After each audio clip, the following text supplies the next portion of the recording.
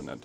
And everywhere, at every place where Ukrainian officials are traveling to the countries of the region that we call the Global South, we deliver the very clear message. We are not here to set you against somebody. We are here to discuss our equal and mutually rewarding partnership, the interests of the rights and the rights of the nations for their freedom, as well as guarantee the safety for the rest of the world. The global food safety, which has been referred to earlier, is one of the key elements in the agenda of our cooperation with our international partners, and we are working productively to support other initiatives of the Global South and associated to different international conferences and other big-scale events which are implemented under the framework of the Crimean platform and the parliamentary dimension. So with that in mind, I would like to emphasize once again that we at the Ministry of International Affairs will pay every possible effort and beyond to improve our diplomatic representation, particularly under the scope of the presidential initiative regarding the African continent to develop our stronger collaboration. And we are grateful to the government as well as the Parliament of Ukraine for amending the national budget, which has increased allocations to the Ministry of International Affairs, which will strengthen our capacity to deliver on our commitments when representing the interests of Ukraine in bilateral and multilateral relationships, seeking improvement cooperations with our partners across the entire world. And last but not least, let me extend our appreciation to all of the delegates who have arrived to Kyiv these days from the distances which are quite remote, both in terms of geography as well as political alignment. And thank you for supporting us in spiritual manner as well in building our resilience to fight for our sovereignty. Let me wish you fruitful discussions, productive communication, and we are quite confident that results of this forum, which will last for 3 days, will serve as foundation for the concept papers to be developed by our governments in close cooperation with you. And we really appreciate your contribution. And with that, please join us to the motto, Glory to Ukraine. Thank you. Thank you, dear Maxim. And to make sure that our discussions are productive, but at the same time they abide by some standards of colloquial language used in literature, we have a special address by Lazul Abdelnah, who is the Nobel Prize for Literature. Could we have your attention to his video presentation, please?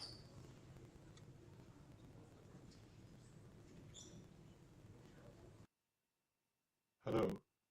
Thank you for inviting me to join you in your Crimea Global event. I'm sorry that it's not possible to be there. I would very much have liked to be there with you. I hope your gathering will be an excellent one and will produce greater understanding and some resolution of the issues that you will be discussing.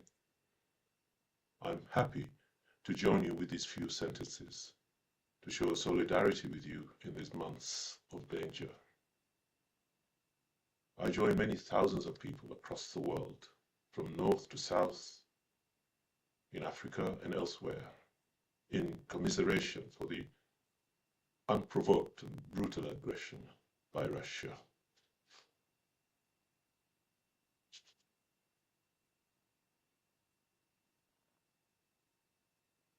And I join many thousands of others in admiration for your people and your armed forces, for your courage and resistance against this imperialist onslaught.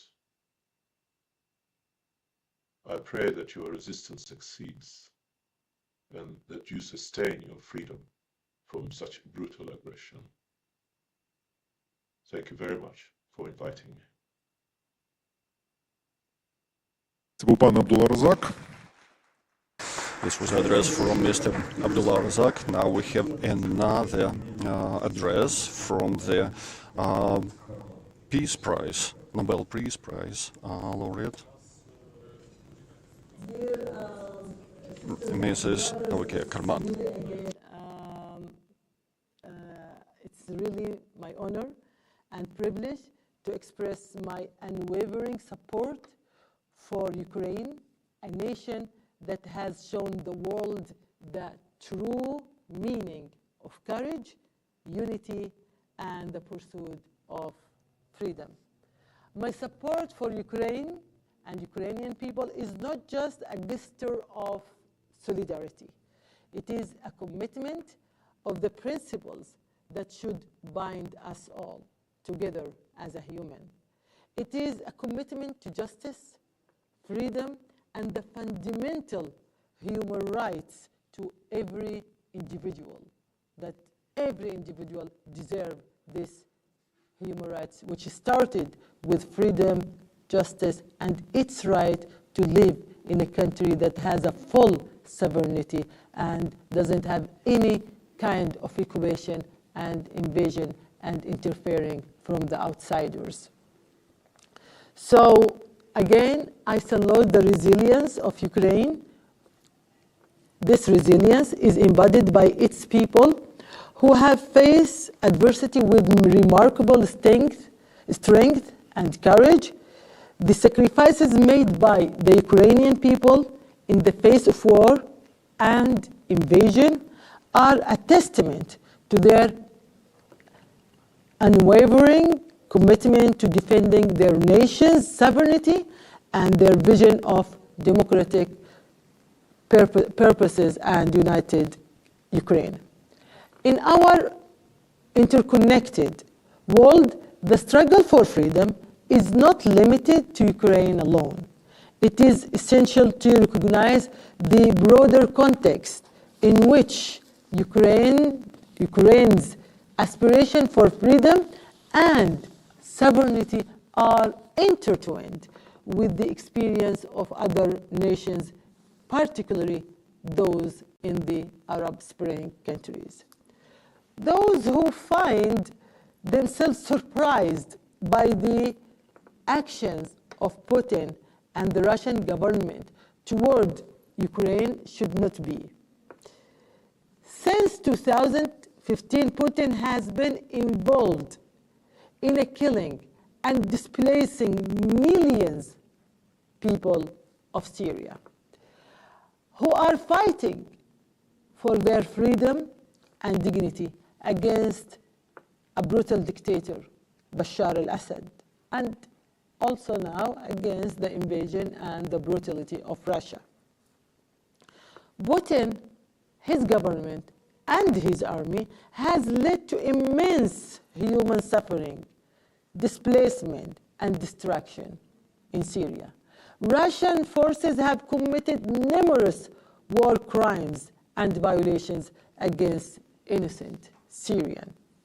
Putin believed that the world's silence regarding his violation in Syria was approval for his crimes there. Later, Putin believed that his invasion of Ukraine would pass without any question, without any problems, without any objection or accountability. And because of that, he waged the war in Ukraine and he invaded Ukraine. So, as Ukrainian people struggle and sacrifice for their freedom and dignity, there is other people in the world also sacrifice and struggle for their freedom and dignity from the Russian oppression, like Syrian people. So we are with you and we share with you the same battle, the same dream, and the same victory. And it's very important when we discuss the war in Ukraine, the freedom for Ukraine, it's very important to struggle to address a very important issue, which is the need to end the impunity for international crimes and gross human rights violation. Putin has has to face justice. Accountability should be there. Those people who committed war crimes should be tried in the International Criminal Court. And Putin is the first criminal that should be there. Dear sisters and brothers, the de-occupation of Crimea and other Ukrainian territories is not only a matter of restoring Ukrainians' territorial integrity, but also a crucial step toward justice and accountability. It is a reminder that violations of international law and human rights abuses should not go unpunished.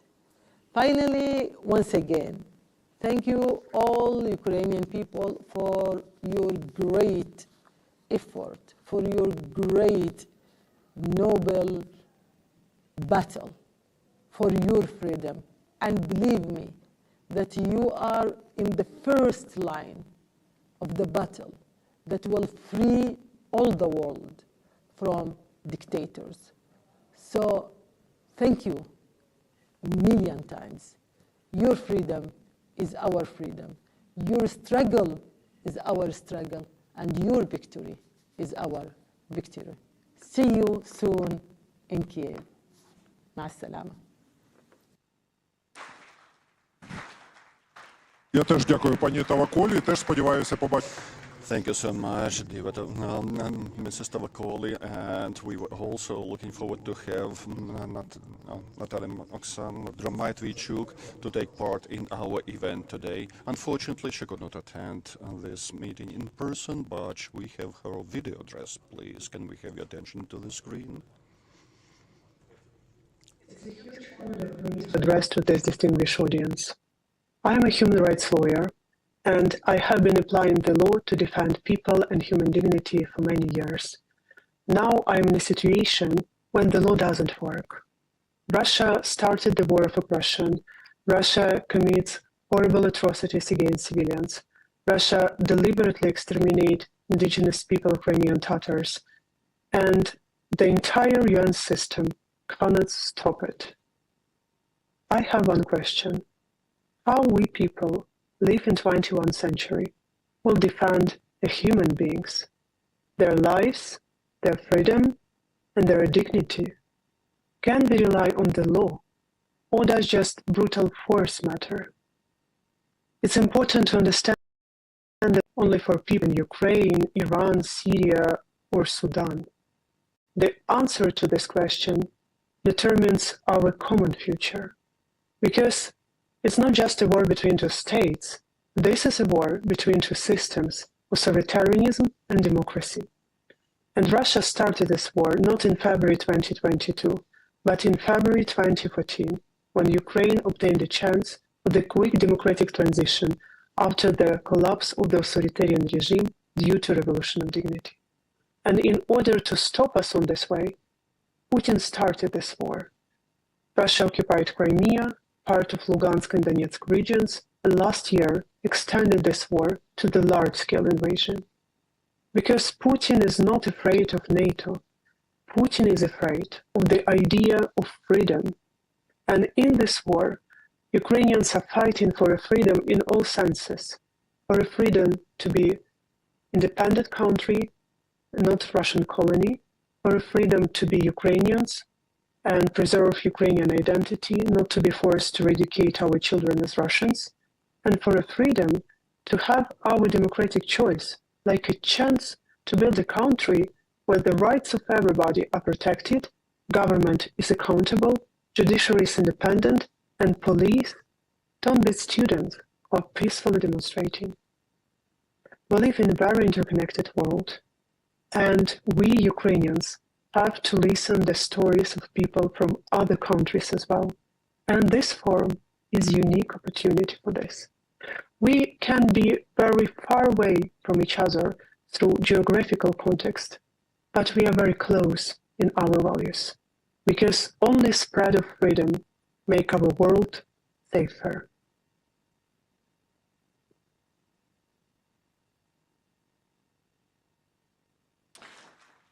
Це було Олександр Матвійчук. This was Alexander Matvichuk, and with that, I have the pleasure of inviting to the stage for a special address the leader of Crimean Tatar people, Mr. Mustafa Jamilov. Dear Mustafa, you're welcome.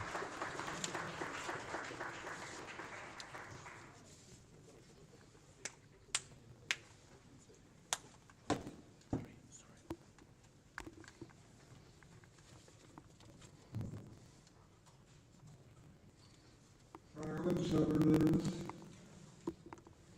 uluslararası Crimea Global konferansın değerli iştirakçıları. Our dear guests, the participants of the International Conference Global Crimea, thank you for finding time and despite the shelling and security concerns in Ukraine, you still arrived to Kyiv for the benefit of taking place in this conference. We also thank you all those who will take part in performance of this conference, but in the online format.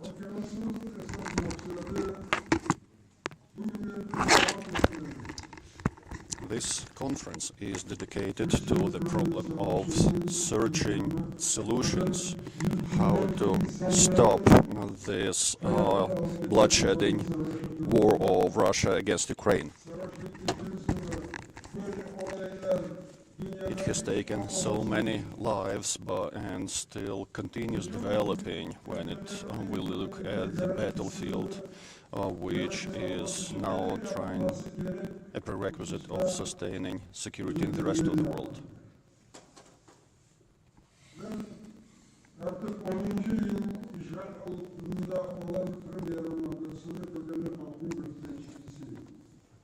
I'm one of the representatives of the indigenous people of Crimea, which is under occupation for 10 years.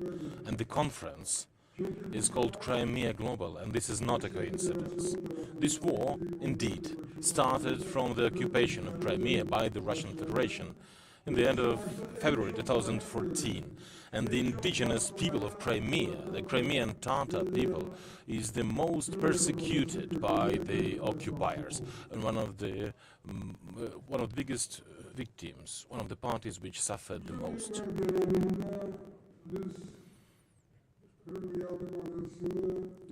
It is because of this reason the organizers asked me to address you with the introductory remark. For many years we've been hoping that we will manage to achieve the liberation of Crimea from the occupation through the peaceful and diplomatic path.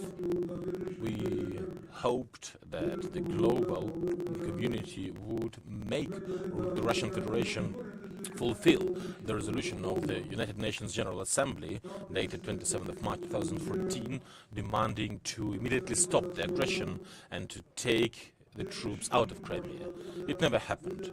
Moreover, 8 years after the occupation of Crimea, Russia has started a full-scale invasion into Ukraine and occupied new territories. Now, over 123,000 square kilometers of our territories are under the occupation. And this equals to the territories of Austria and Belgium multiplied by 2 and combined. The total number of people killed in this war, including the peaceful citizens of Ukrainians, is now in hundreds of thousands. Dozens of thousands, including children, are now disabled. Recently, I ended up with a severe cold to a famous Kyiv hospital, the Feofania Hospital. And I was shocked by a huge number of the Ukrainian warriors who are getting treatment there. Young people without limbs. Many hospitals in Ukraine are now filled with the victims of Russian bombardments.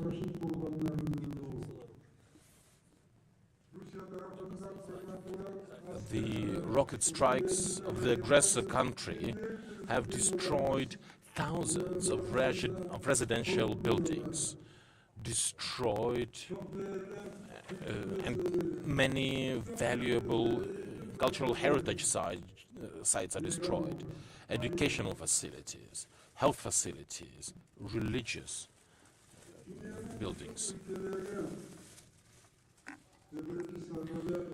Many countries in the world, first and foremost the Western countries, are now well aware that if the aggressor will not be defeated and punished for the crimes committed, instead the opposite, they would get a certain bonus for committing the crimes, the bonus in the form of new territorial acquisitions.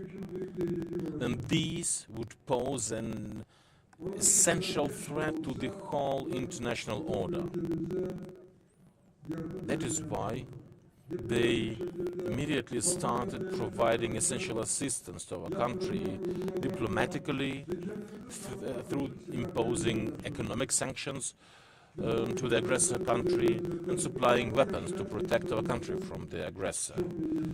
We wholeheartedly appreciate these countries and I pray the Almighty to give the well-being to the peoples of these nations. The number of countries who openly support the aggressor can be counted in the fingers of one hand. Unfortunately, many countries in the world still remain callous to our bloodshed, to the bloodshed on our soil. Some countries do not only not join the sanctions against the aggressor country, but they are trying also to extract some profits out of it. They try to sell their produce to the aggressor state at a higher price and to buy the natural resources cheaper. For example, one many million populated country after the full-scale aggression of February 24, 2022, and the Western sanctions against the aggressor has increased the purchase of Russian crude oil 19 times. Another country, which calls itself the Islamic Republic, in grave violation of all the norms of principle of Islam, is actively selling its strike drones to the aggressor, which Russia uses to destroy the infrastructure in our country and to kill our children.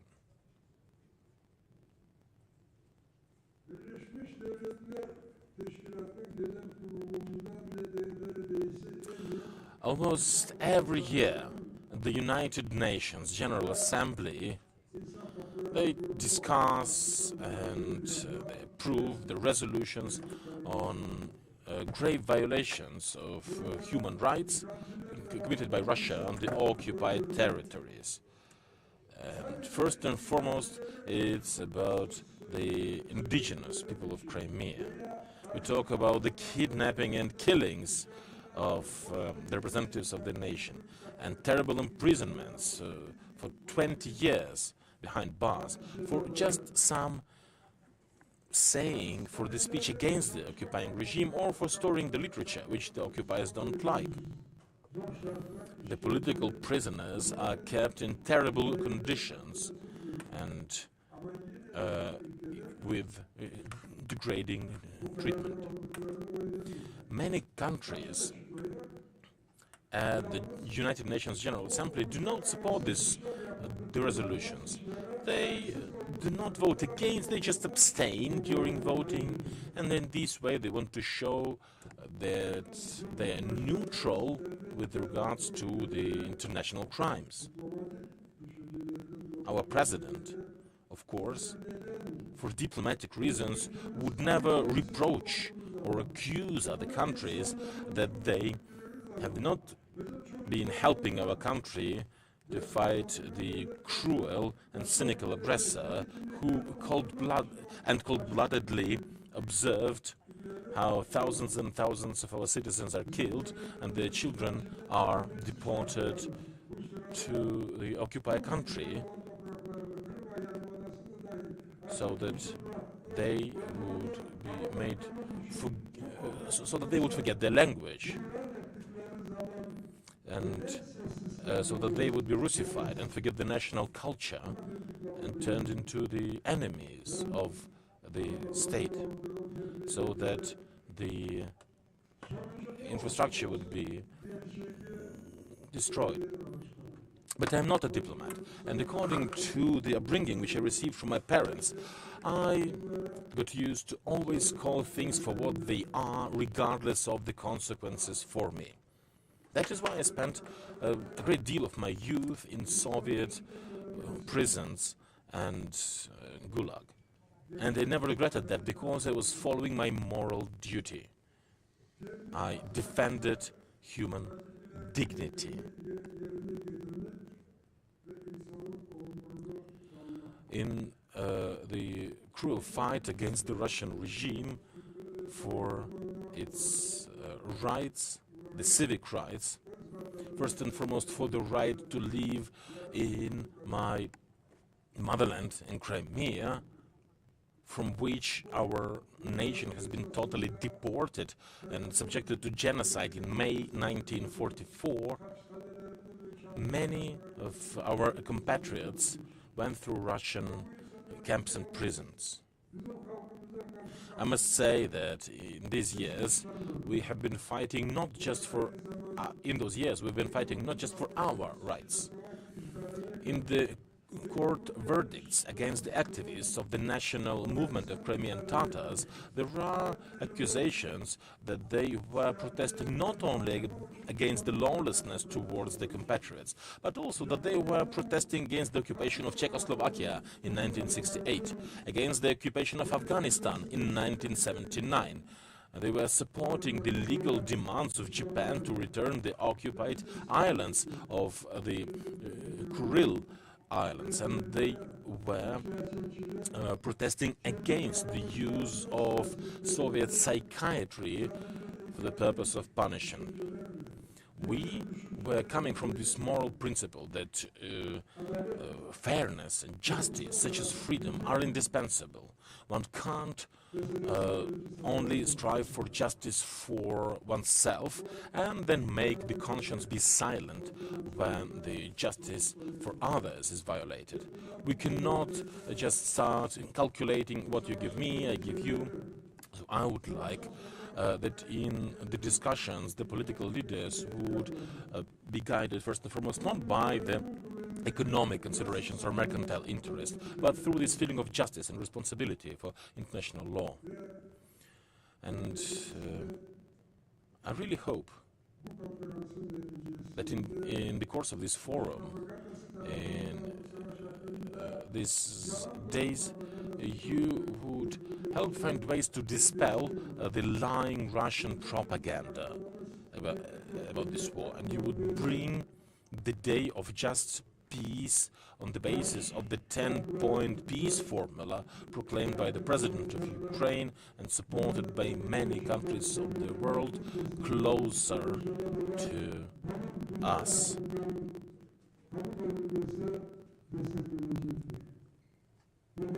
I also hope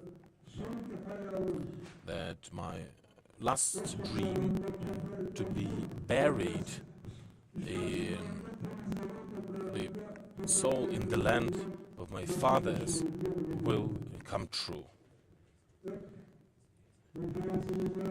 I would like to thank you once again for the participation in the conference.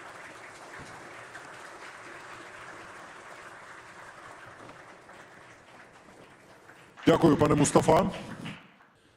Thank you, Mustafa. Now,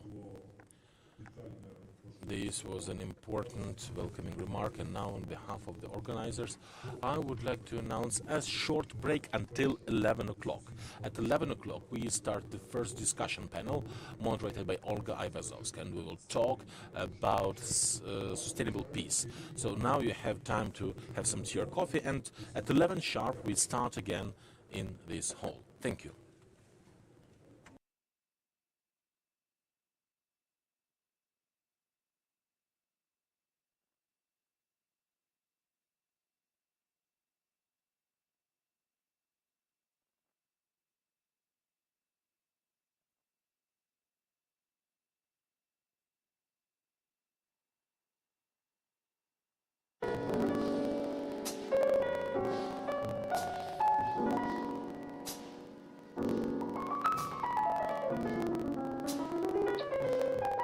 Mr. Mills, hello.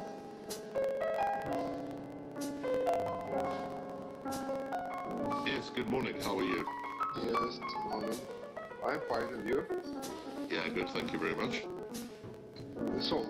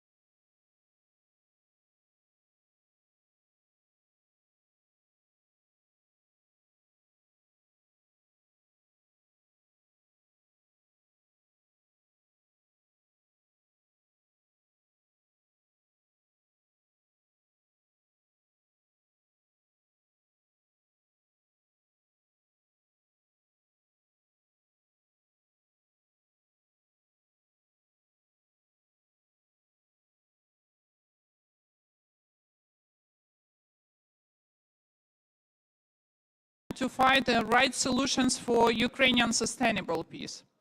My name is Olga Ivazovska. I have an honor to be moderator of this panel. And I believe that a peace plan for Ukraine is important for everyone, because we will speak not just about Ukraine, but about global perspective and expertise of those great experts which will be speaking from this point of view.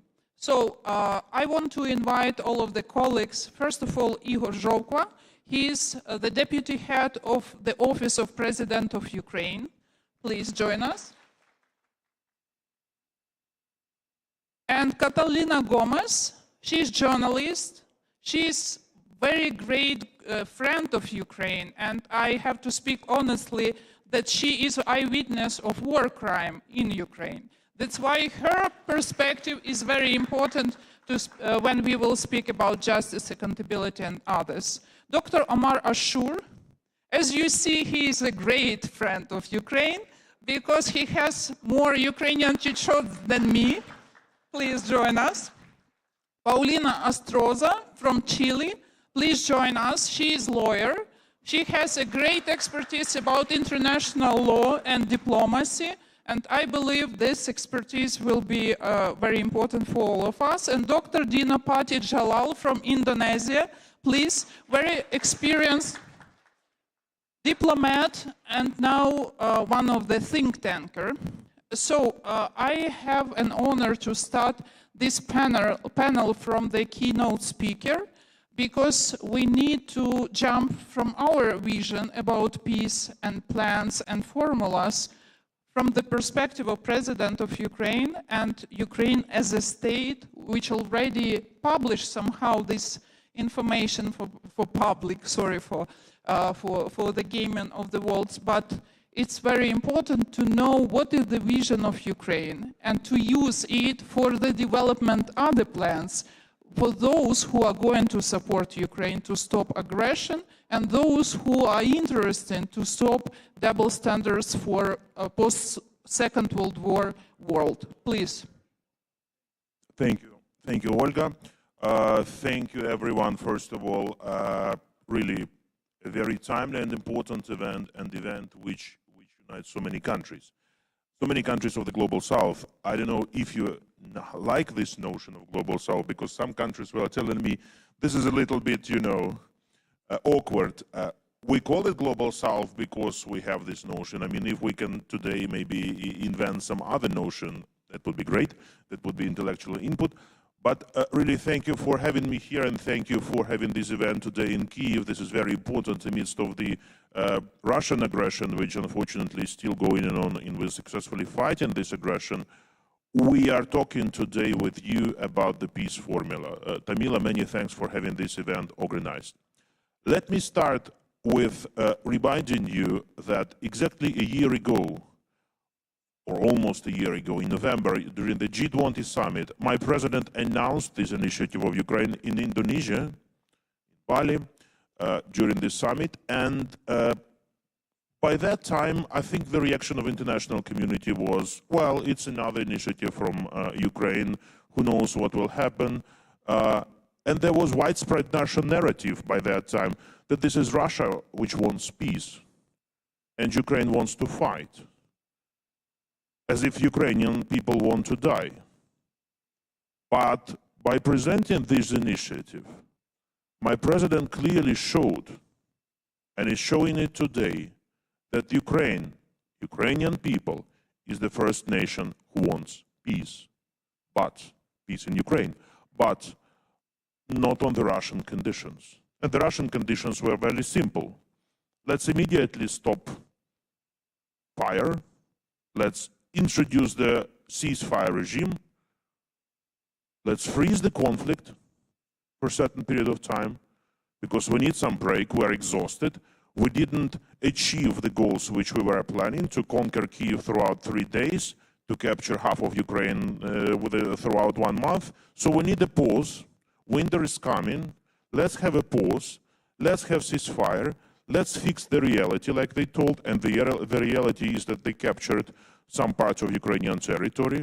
though by that time, by November, we managed to deliberate a significant part of the territory that they captured after 24th of February. But let's make a pause, have some agreement, and then what will happen in 1 year and 1.5 years, they will regroup, they will have another 10 waves of mobilization, and they will renew their aggression. That was their plan. And unfortunately, this narrative was sometimes widely supported also in some countries of Global South, some Latin American countries, in some Asian countries, and some African countries. But when my president appeared with this peace formula, he was absolutely serious, and we started to explain to the nation what it is about. That this peace formula is about one very simple but important thing. If we want to defeat Russia, we are doing this on the battlefield successfully, but we also have to deprive Russia of instruments of aggression in other areas than only on the battlefield. You certainly know these points of peace formula. I will not remind you all 10 of them, but let's take one of the most important of them, including for the countries of Global South. Let's take item number 2, which is about food security. What is happening after Russian aggression in this field? Russia has blocked, from the beginning of open aggression, the Ukrainian ports. 3 major Ukrainian ports, as well as the other ports, but 3 major Ukrainian ports were providing grain to the countries of the Global South, including some countries in Africa, in Asia. They blocked, then they renewed for a year, and we managed to export 32 million tons of grain, and now they again deported themselves from the initiative, and now they thought the ports would also be blocked. We created another alternative routes, and now the Ukrainian grain is coming again. What is this if not the aggression in the global area of food security? When Russia only decides which ports to block, which grain to sell, they are stealing Ukrainian grain on the occupied territories and selling them to the outside market as Russian grain. So we suggested in this item number 2, Russia has to deblock Ukrainian ports once and for all. Russia has to have the free movement of cargo vessels in the Black Sea and in the Azov Sea, and let's unite our efforts together. And you know, I remember when my president was participating in the summit of League of Arab States in Jeddah, and there were 22 leaders listening to him and then reacting to his speech. And each and every leader was telling, yes, we suffer from the consequences of Russian aggression in the food security area. Well, let's take, for instance, item number 1, which is about nuclear safety. It's not only about nuclear weapon, and it's very clear that, I quote in the words of Xi Jinping, which he told to my president, not a single nuclear state can or should or will blackmail or threaten with the use of nuclear weapon to the non-nuclear state, which is Ukraine, by the way. But it's also about the nuclear energy. It's about blocking by Russia the biggest nuclear power plant in Europe, which is Zaporizhzhia nuclear power plant, and the 3rd largest in the world. 6 power units are blocked already by almost a year and a half by Russian soldiers. And Ukrainian operators are working under the big pressure, while their children being kidnapped, their wives being abused, and this is happening in the middle of Europe, and no one can do anything with this. IAEA is sending some missions which are useless, sorry for this, and it is happening. Can you tell me about any other nuclear power plant being operated under the guns of foreign soldiers? So that's why we included in the item number 1, you should deblock, you should make non-military zone the nuclear power plant in Zaporizhzhia. A nuclear state should not blackmail any state, because Russia is not the only nuclear state. Imagine what happens if all the nuclear states will be blackmailing the rest of the world. Or take the item number 8, which is about environmental security. And here, where Russia has also has its instruments of aggression. I'm not only talking about the heavily mined areas of Ukraine. Now, almost half of Ukraine is heavily mined, and we will need more than 30 years to demine the land, the river Dnipro, the Black Sea, and Black Sea is common for many states. It's not only Russia who borders the Black Sea. So I'm giving you the examples of the things which can be done collectively. And that's why for us was very important to attract to this peace formula, not only European and Euro-Atlantic states, and we managed to succeed it practically immediately, but the countries of Global South, the countries coming from Latin America, the countries coming from Africa, the countries coming from Asian region. And a year has passed, we managed to achieve the global unity around this peace formula.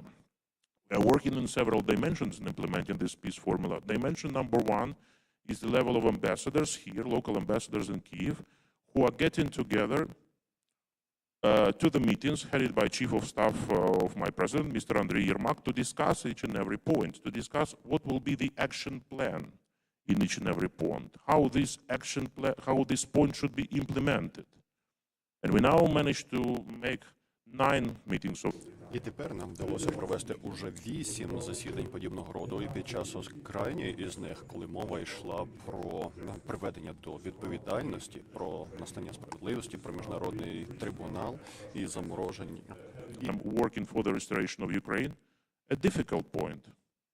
Probably not all the countries of the Global South will agree to work on this point, but during this meeting, there was 76 ambassadors and representatives of the local embassy present.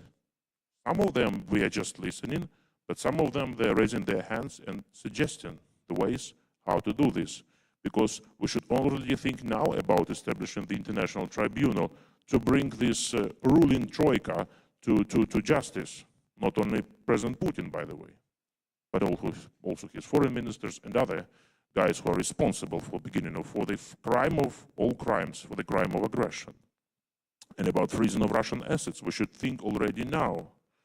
300 billions of Russian money are frozen among the G7 countries, but no one still knows about the mechanism, how to use them in order to restore the economy of Ukraine, in order to repay the damage which Russia made.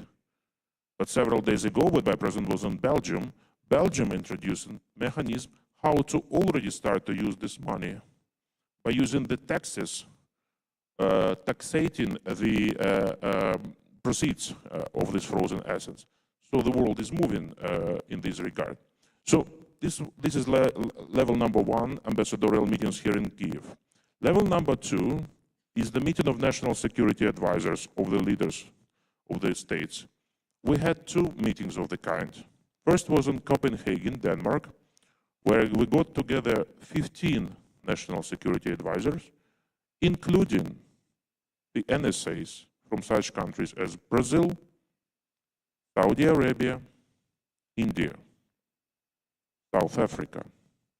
So they were together with their colleagues from the European countries, and the day of this meeting was very exciting, because all of the world was watching that day how Prigozhin made his mutiny in Russia and whether he will manage to achieve Moscow or not.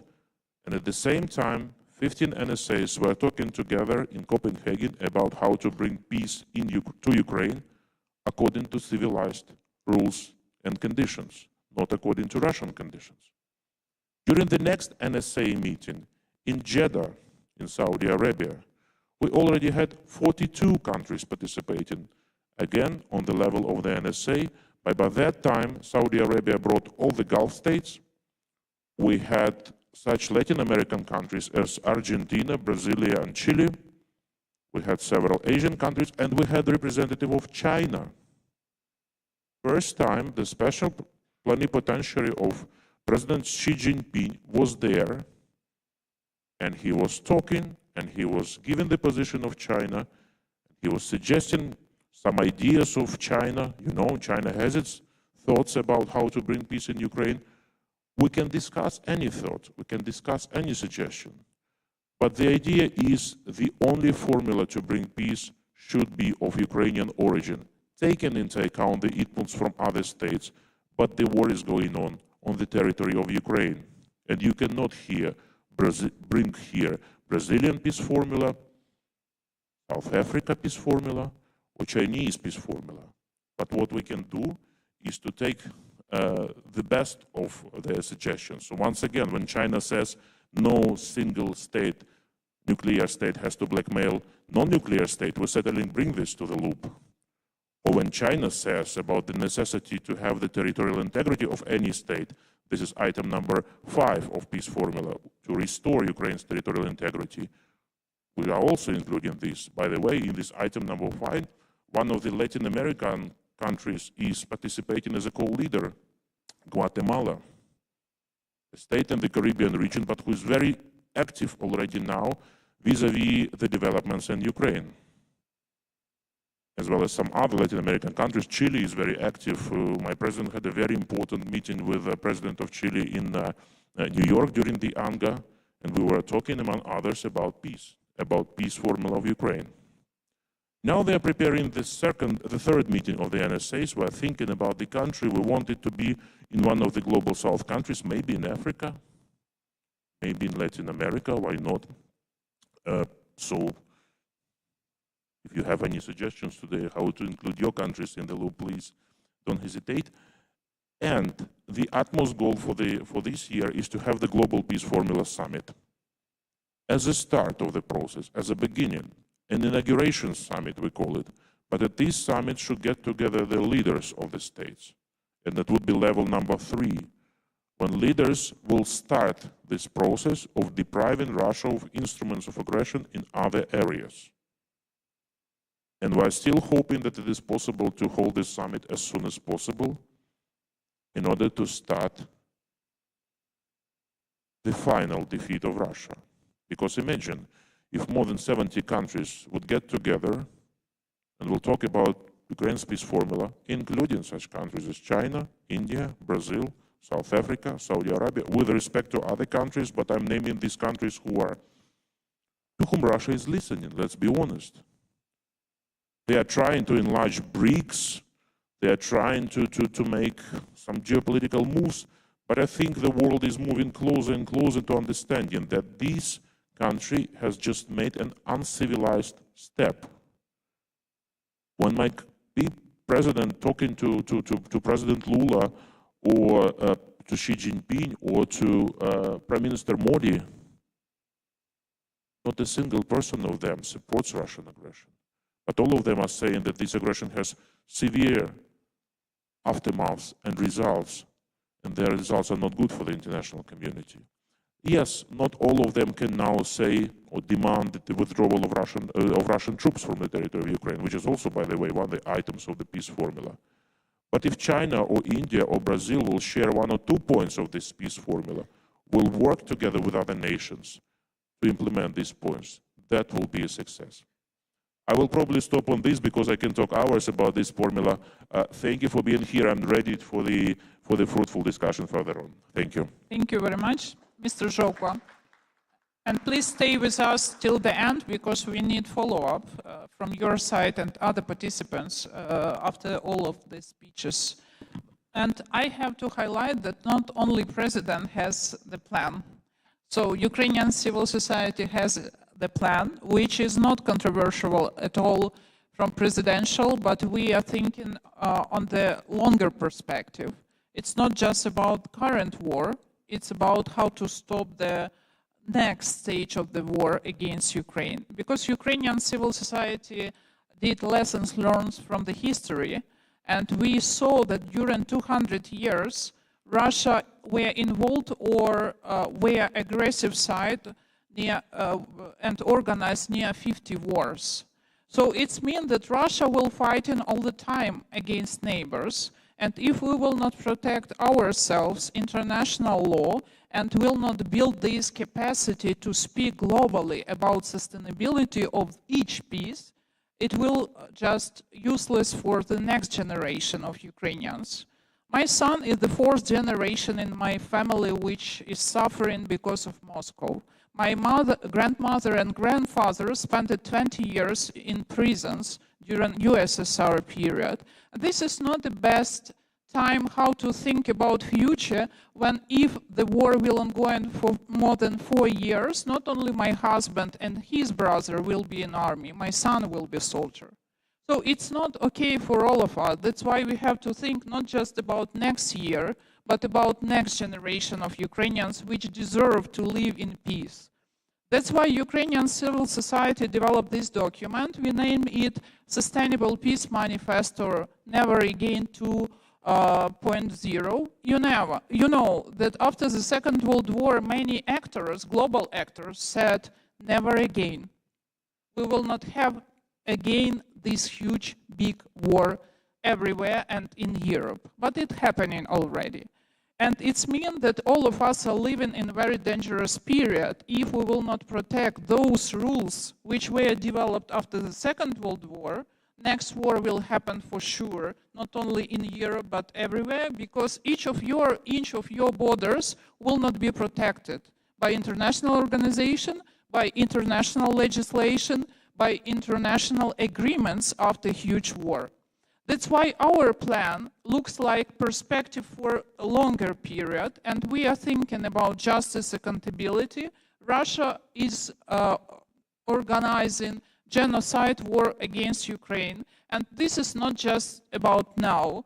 Almost 100 years ago, Ukrainian population lost 10 million of Ukrainians, because 4 million were killed through organized by Moscow famine in Ukraine, and 6 million were not born because of famine in Ukraine.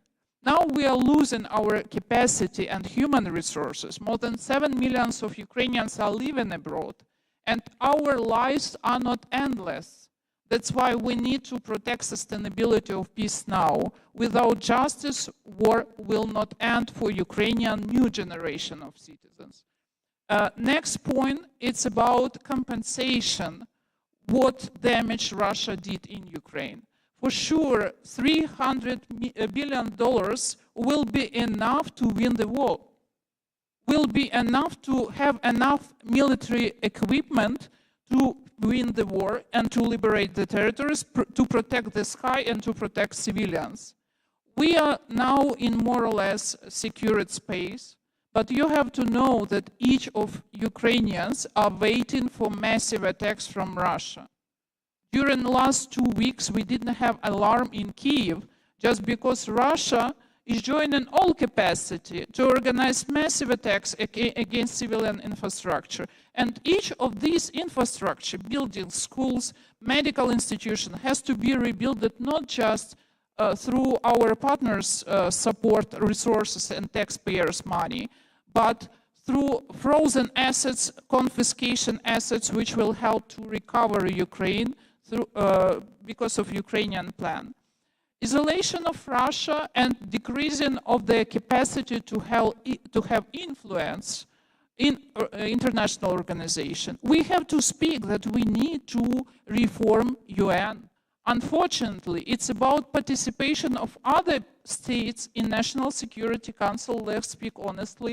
We need to have wider family there, not just few states. And it's about OSCE for our region. Everything just blocked because of Russia violating like rationalism. If you have conflict of interest with this topic, you can't be a part of so-called consensus. That's why it's deadlock for everything. And we have to speak that strategy for exit, or exit strategy for Russia from Ukraine, is a part of our dream. Because Russian influence here is so big that we will be in danger because of Russia's influence on economy, financial resources, landscape, political landscape.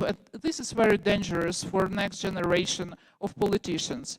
And another block, it's about security guarantees for the longer period. We have to speak that EU and NATO membership, Ukraine to protect not only ourselves, but to build sustainability of the peace in Europe, for sure. And I know that many of those who are living so far from Ukraine, it's not top priority. But if we will build sustainability here, it will help to have case study for others. And there are other things as decolonization of Russian history, as overcoming the past decolonization of Russian influence into diplomacy, not only global diplomacy, but Western diplomacy. And this is a problem for sure, that we need to think for centuries from this point of view if we are speaking about next century without big wars. Unfortunately, Russia repeats the 20th century warfare, but we have to stop here. And thank you for Parliamentary Assembly for, Council of Europe, which admitted a few days ago that Russia did genocide 100 years ago in Ukraine, because this historical truth is very important too. To know who were bad guys, who were good guys, and how to protect the future generation from these tools. And I have a great speakers on my panel here offline. Thank you that you are visiting Ukraine. I hope that yesterday's experience to visit Kievska Oblast help you just to imagine what was happening more than a year ago there. But I hope that you will not see what our distinguished guest, Catalina Gomez, saw this summer. Unfortunately, she is eyewitness of war crime which Russia did in Kramatorsk, Donetsk Oblast. Our colleague, very well-known writer, was killed because of Russian massive attack. And Catalina, as a representative of journalism, which providing and spread truth through the world about crisis, about wars, about aggression, and I'm speaking about different topics like Afghanistan, Iraq, Syria, and so on and so forth. She is speaking about truth for French audience, Spanish-speaking audience, but after the 24th of February last year, she was visiting not once Ukraine, and unfortunately, she has to spread the story which happened with her in Kramatorsk. But my question is very general for you. First of all, how journalism can help us to spread the truth? And the second one, how to help Ukraine to share the truth for those audience which are not so much aware about history of Ukraine or about history of relationship of Ukraine with Russia.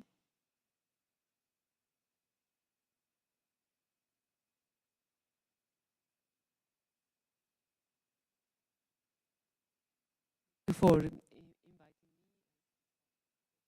here in this scenario. I am in the field covering what is happening, especially in the most difficult places of this country, because what you are seeing today here in Kiev with this beautiful day is not the reality that you see in many other places of Ukraine where people are being target of these Russian attacks, and thousands of soldiers protecting this country in a very difficult front lines. And this is it, basically, you are asking with this, the role of journalism. And I think Ukraine, as in many other countries I have seen in my life, is you have seen so many journalists since the beginning of the full-scale invasion, coming to this country to tell the story, and to report about this invasion from Russia and to report about these war crimes. And as has been amazing this fall, and I think thanks to journalists, we have managed to tell this story not about what politicians, are saying, it's what people are confronting and suffering in the front lines. That the situation is always very difficult. Not just we are confronting the soldiers, but the civilians who are living in these areas, and civilians that are victims of these war crimes, as you saw yesterday when you visit Busha Irpin. But we have seen that if you go to Kherson these days, you could see, even if the city was liberated and retaken almost 1 year ago, you have to see the conditions where these people live under attack all the time. Then what is the job of journalism? The journalists, our job is to go to these places and to talk to people, to understand really which is the real face of these aggressions, call it Russian aggressions or other kind of aggressions in other countries. And I really feel honored to be able to be witness of the, not just the bravery, as we have said before, about the Ukrainians defending the country, but something that we journalists has been really talking about during these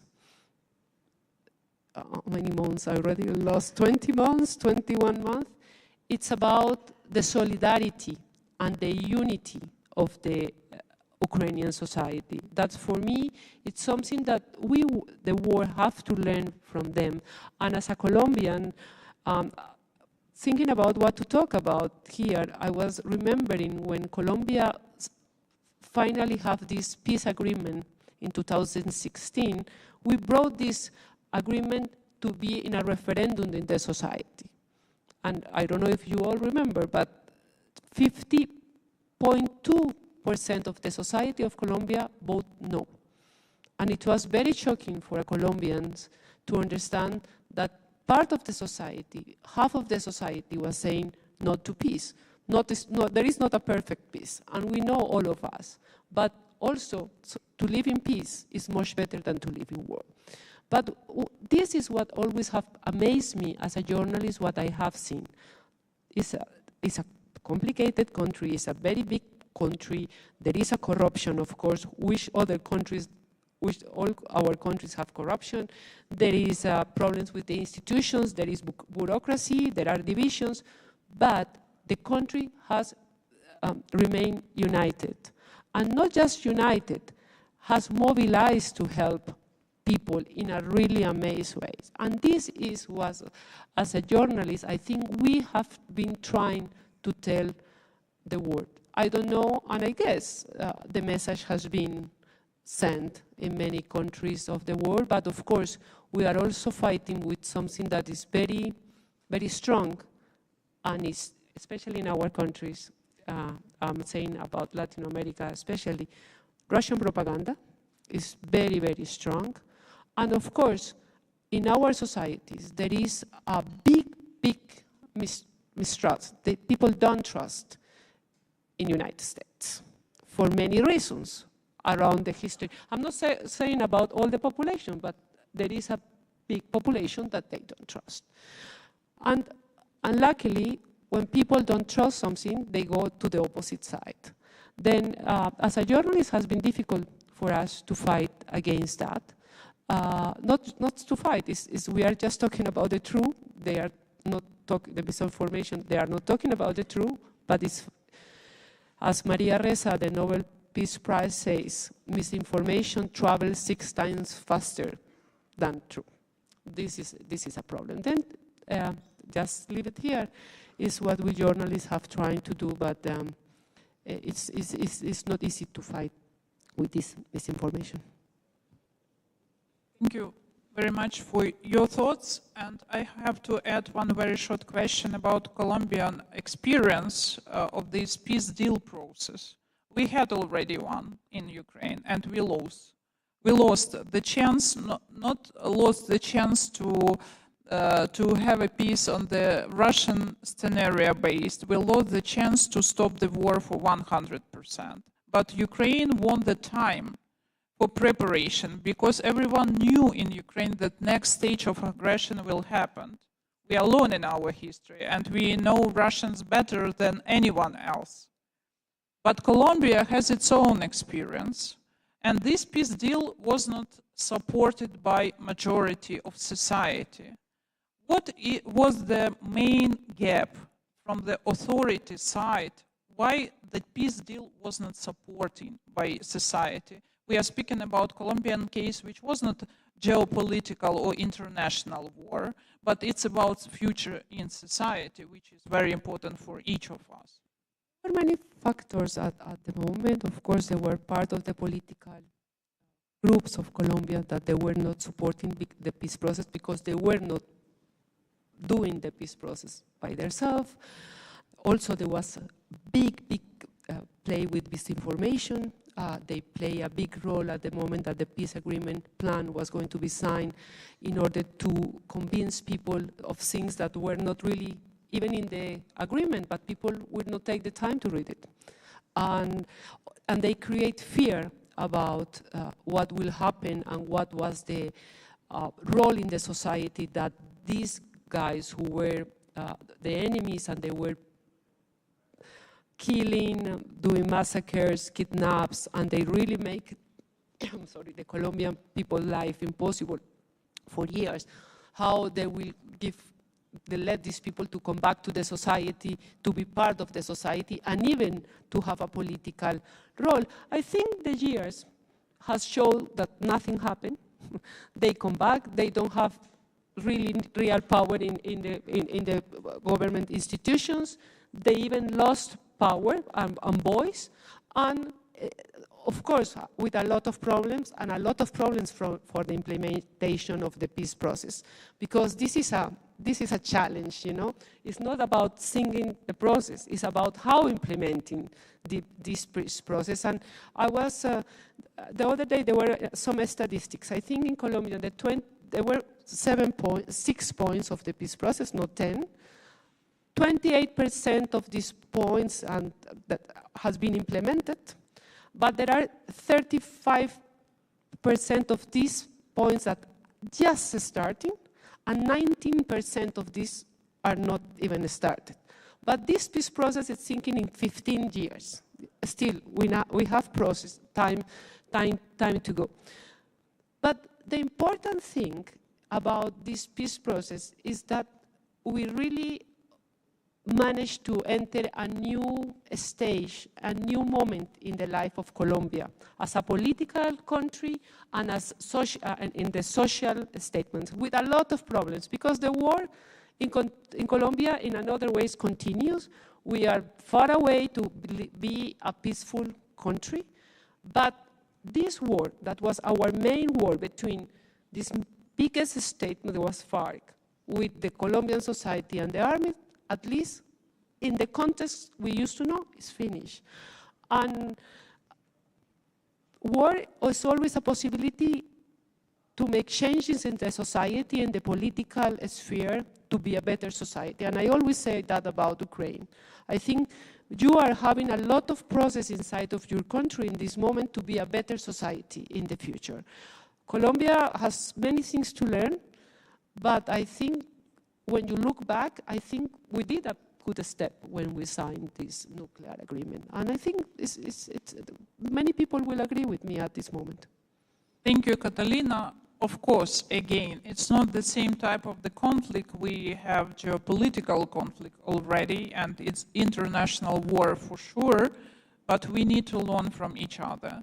I had very interesting study visit to Northern Ireland history, and what I learned from them, that first of all, we need trust, talk, truth, and time.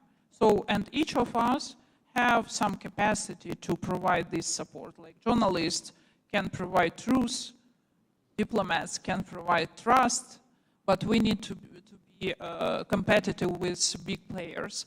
And I want to give a floor to our distinguished guest, Dr. Omar Ashur. He's professor of security and military studies at the Doha Institute of Graduate Studies, the director of strategic studies unit at the Arab Center for Research and Policy. And I want to highlight that you have an experience to be a senior consultant on security sector reform, counter-terrorism, and de-radicalization issues for United Nations. And Omar, for sure, have some thoughts about some parallels, how Russia is fighting in Ukraine, how Russia is using warfare, because he did many researches about ISIS, and as I heard from him some days ago, that there are many parallels. That's why the floor is yours. Please help us to understand how to stop Russia, how to give right announcement about their warfare activity, and first of all about society in Russia, which is supporting war against Ukraine for sure. how to be with them in a far, far future.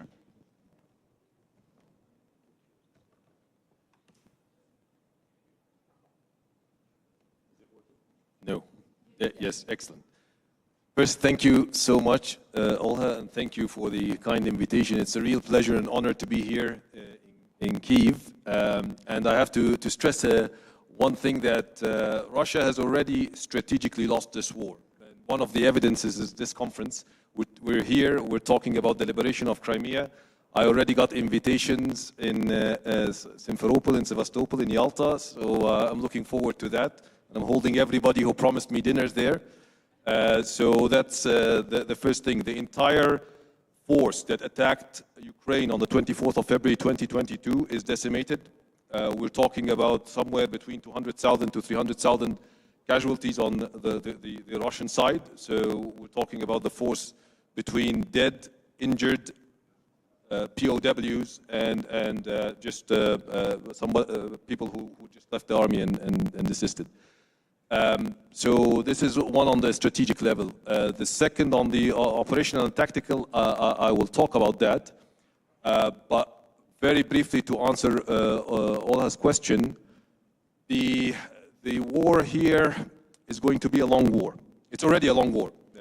Started 20th of February 2014, so it's already a long war. We're entering almost the period of 10 years. But any war in terms of victory has some conditions. And the conditions has to do, one, with will and intent. Ukraine has it in terms of the will and in terms of the intent. And I have been saying this in the 25th of February 2022 in the first interview I got about this war with the BBC. Some people were estimating that in 72 hours, some senior officials were estimating in 72 hours Kyiv will fall. But there were a few analysts and officials who were saying, who were looking at what happened in Ukraine, whether with the people or with the political leadership or with the military specifically, between 2014 and 2022. And that transformation was very important to understand that Ukraine this time will resist and eventually will be victorious. So you need the will and the intent, and this is there. I don't have to stress it more in terms of bravery, in terms of moral force, in terms of unit cohesion on the military level, but also on the societal resilience level. You need the capability and the capacity. The capability and the capacity has been amazing in many ways. In terms of, you don't realize what you've done. You know, as military experts from outside, we kind of realize what you've done. And it's sort of a miracle to generate more than 12 brigades out of mobilized civilians while war fighting a very strong enemy. You're not fighting the armies like in the Middle East, the Syrian army or the Egyptian army. You're fighting the Russian army, a nuclear power with the second, allegedly the second, between quotations, strongest army in the world before the war, and now you made it the second strongest army in Ukraine after the war. So a major capacity in terms of generating force, generating new brigades out of mobilized civilians, and making these civilians, via training and equipping, conduct a very complex combined arms offensive maneuver against a very well-trenched enemy. And I was speaking with some of the soldiers yesterday from the 47th Brigade and from other brigades, and what they have done is miraculous by military terms. And continuing to do this, continuing to getting proper capabilities, and that has to do with strengthening your friendships and your allies, whether in the West or in the so-called Global South, between quotations. Strengthening these will ensure the sustainability of such military capability, but also capacity. And capacity, as I support totally the peace plan of Ukraine civil society and the government, because in terms of capacity, you need the two N words, NATO and nukes. So joining NATO will ensure a security guarantee, because allies are defended, partners are supported, allies are defended, as we say. In terms of the nuclear armament, shall we say, that's an issue to be discussed, but at one point Ukraine had them and they turned them over in the Budapest 1994 security assurances in terms of for the security assurances, or in exchange for security assurances, and this did not go well. The third issue in terms of capacity and capability is the conventional capacity, and that has been quite building up. Ukraine probably will end up with being the largest army in Eastern Europe, if not in Europe, and one of the most experienced ones. So in that sense, NATO needs it as well as Ukraine needs NATO, but NATO probably needs it a lot as well. The third issue that I need to say that has to do with the Russian internal. So we know that sometimes wars, as opposed to what people say, not usually ends in talks. We have statistics that shows the last 63 interstate war between 1946 and 2005, only 16% ended with peace agreements. And out of these 16%, about 1/3 have collapsed. So you sign the peace agreement and collapse. You have experience with that in Minsk 1 and Minsk 2. Ola was a witness to some of this, a first-hand witness.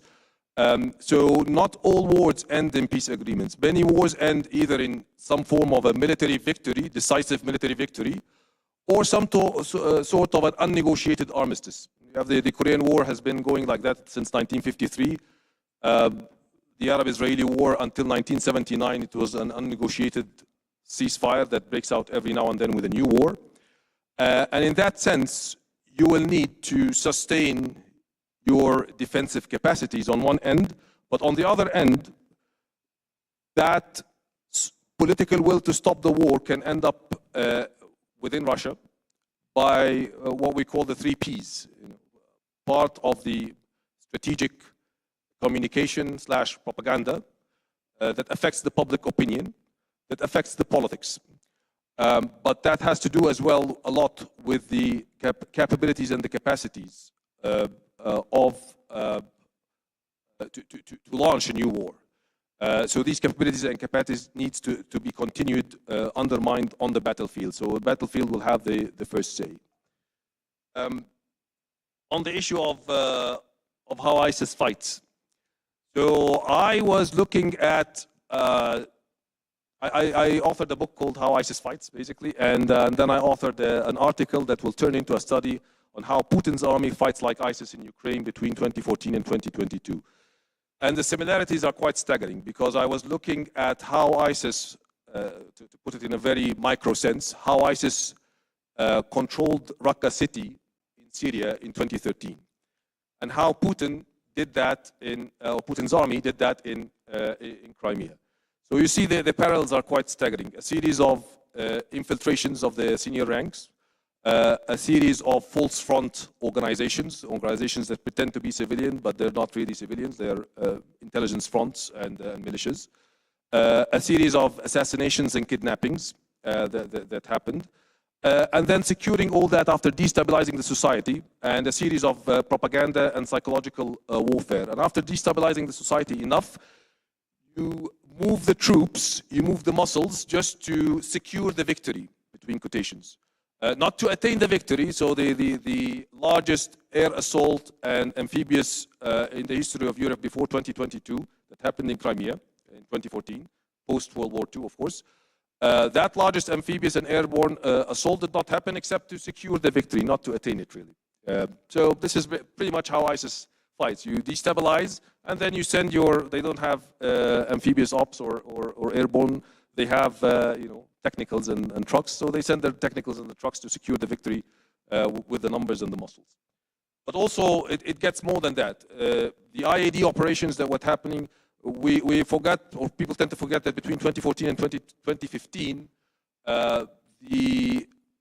the Russian-led forces in the Donbass used more than 600 times improvised explosive devices in terms of vehicle-borne ones, so car bombs, in terms of remote-controlled ones, so RISIDs. And this is also later on in 2022 used these IEDs to cover the retrograds, so left over 18,000 of them in Kyiv Oblast, according to the Ukrainian government.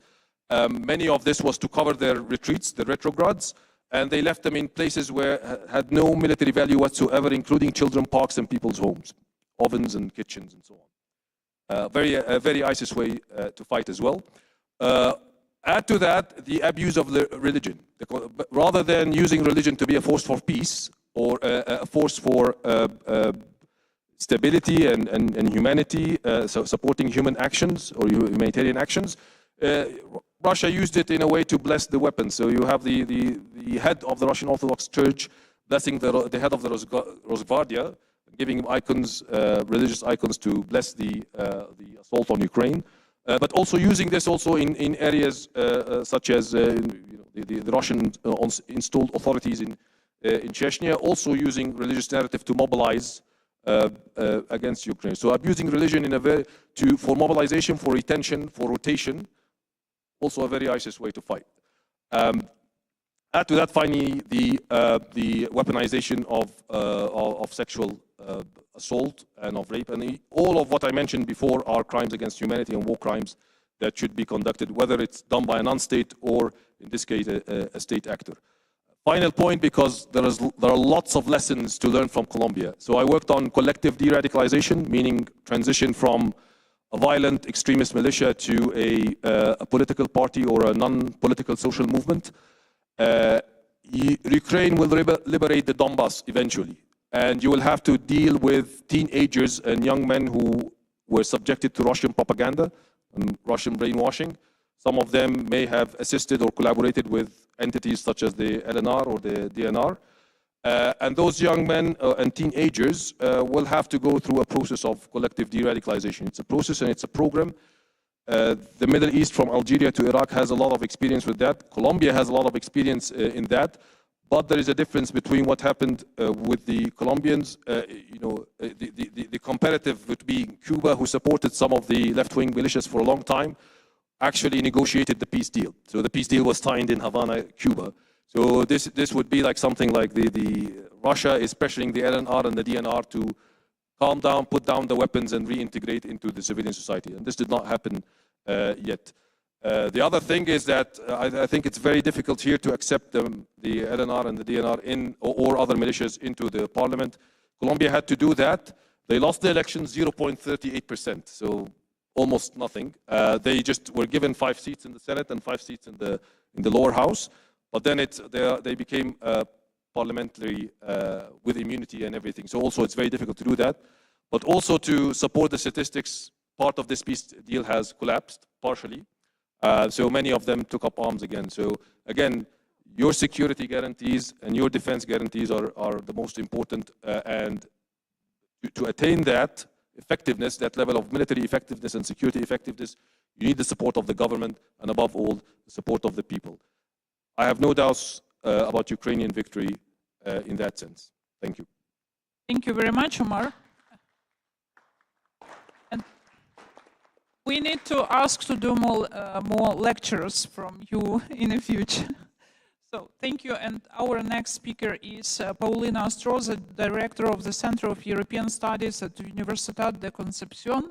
And she wanted to speak about a vision of Ukraine and a Russian war in Ukraine from the perspective of Latin America. Please, floor is yours. Thank you. Thank you very much.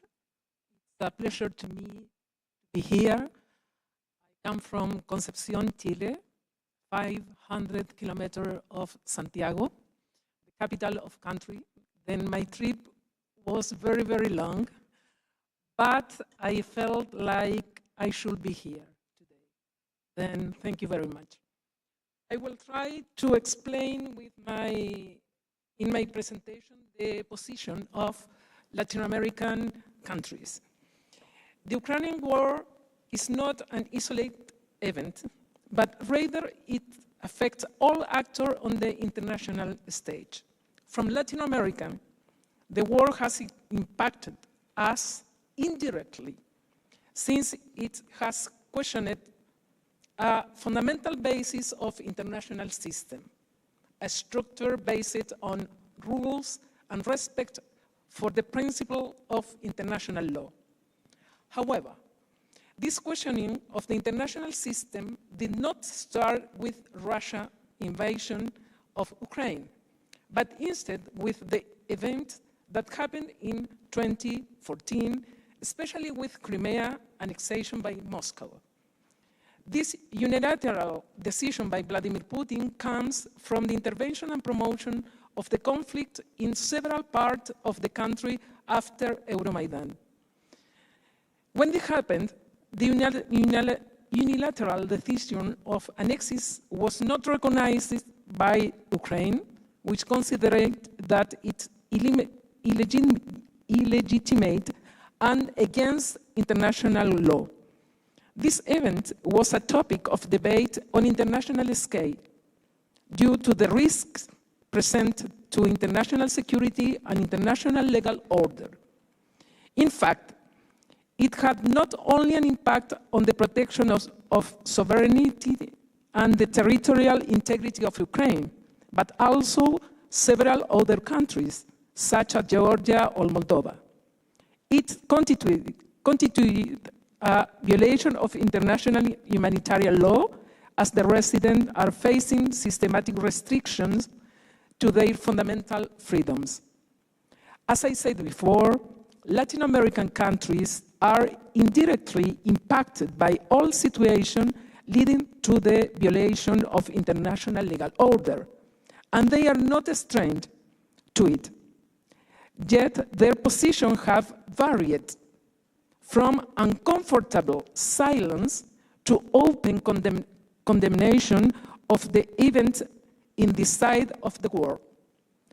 As an example, Chile positioned itself against the referendum about the political status of Crimea in 2014 by declaring that the referendum was celebrating the violation of the Ukrainian constitution.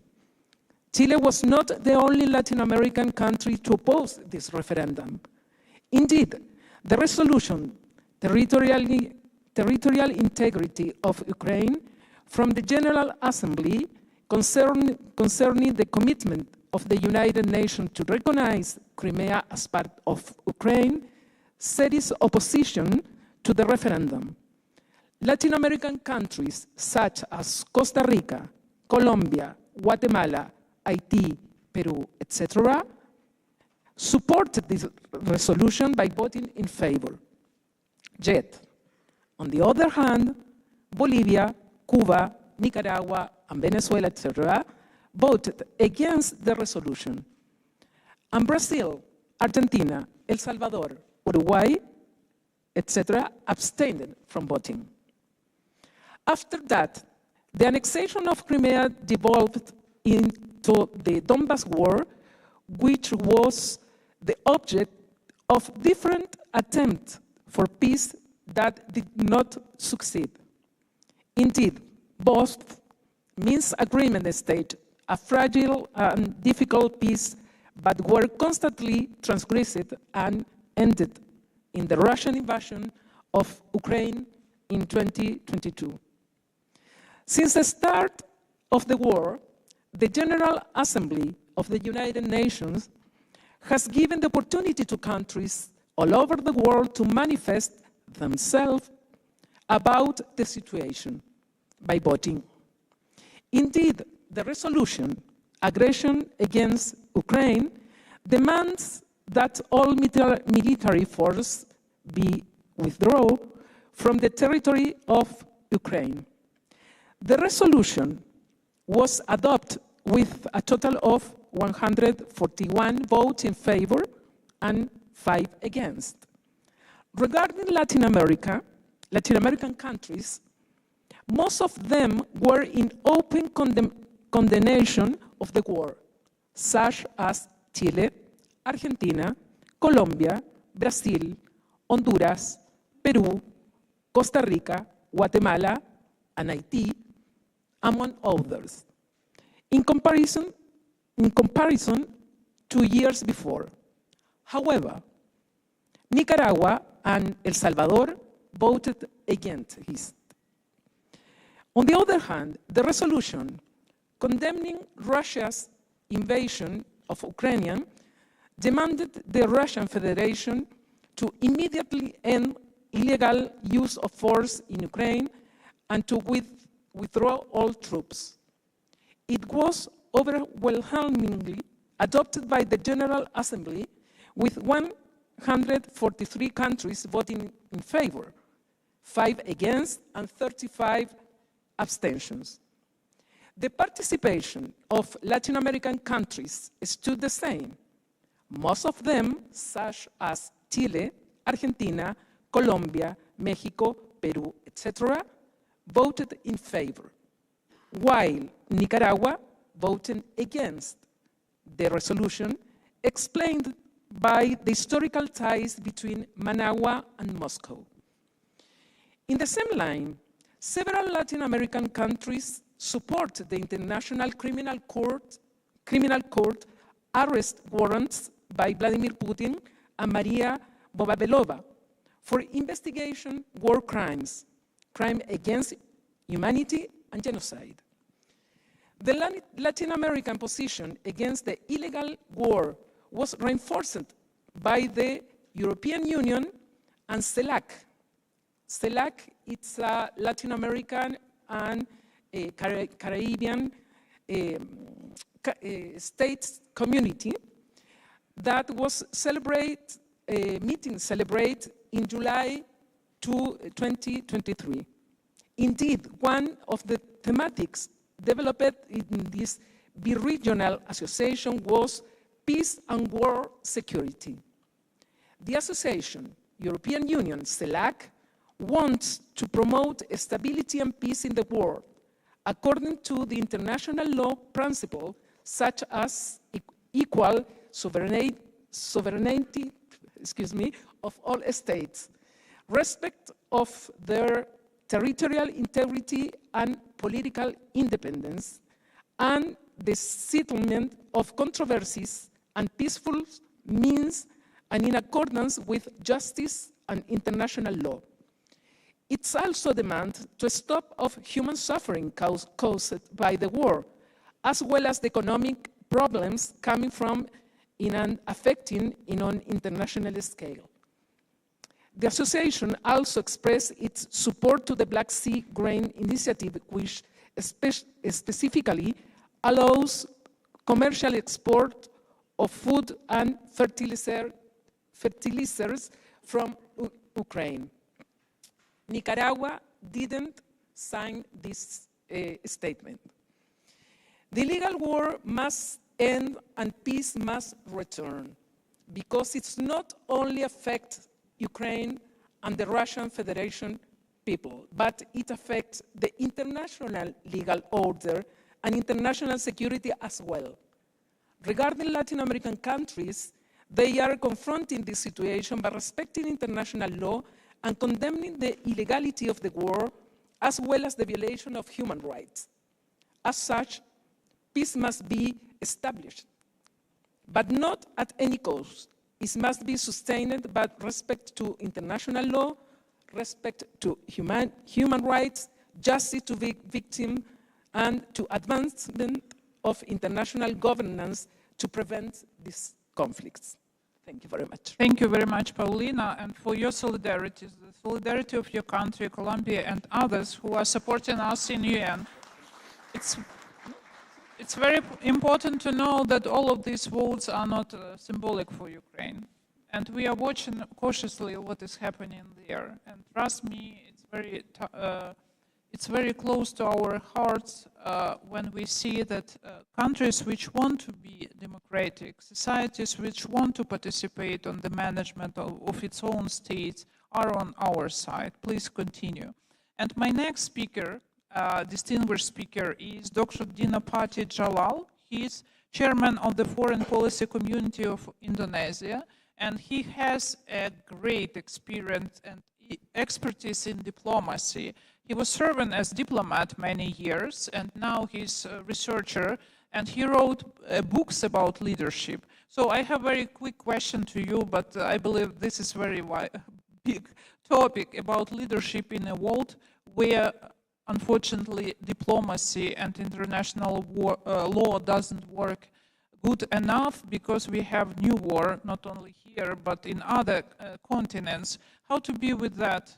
How to form a right formula through different tools like military, diplomacy, negotiation, and so on for having sustainable peace? Thank you, and I'm very pleased to be here in Kyiv, my first time ever.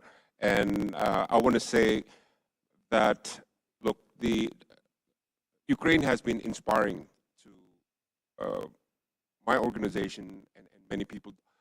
I've told university students in Indonesia and think tanks that how Ukraine fights to preserve its independence, to protect its sovereignty, and to keep its national unity and territorial integrity is something to be learned by all diplomats, by all government officials. So I hope you know that we are all inspired by you, and I hope you serve as a lesson that the will to be free is a much powerful force than the will to conquer.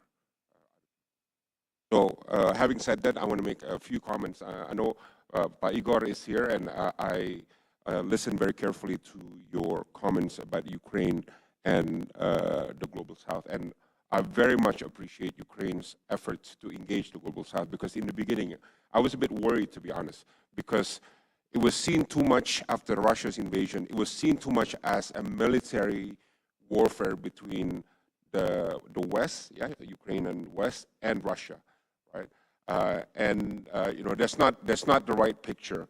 And I'm glad now he's trying to engage Global South, and I'll tell you why Global South is important. It's important because first, when we talk about Global South, we're talking about non-Western countries who are developing world, right? And the majority of the world is that, right? And it is important because if you want to have a moral high ground and diplomatic global support for Ukraine, the voice of the Global South is very important. And also, many countries in the Global South do have conflicts, right? That are similar to what you have in Ukraine. So many of them would see the war in Ukraine from the prism of conflicts that they are experiencing in the Global South. And also, in the Global South, there are many powerhouses now, regional powers, that are not like 20 or 30 years ago. These powerhouses, regional powers, middle powers, want a say about the new world order. They don't want to be told about what the new world order is. They want to have a say, a seat on the table, and a voice about it, right? So this is why I commend Ukraine's efforts to engage the Global South. And as much as Ukraine says, look, please support us, I think the message from the Global South is, no, welcome to the club, right?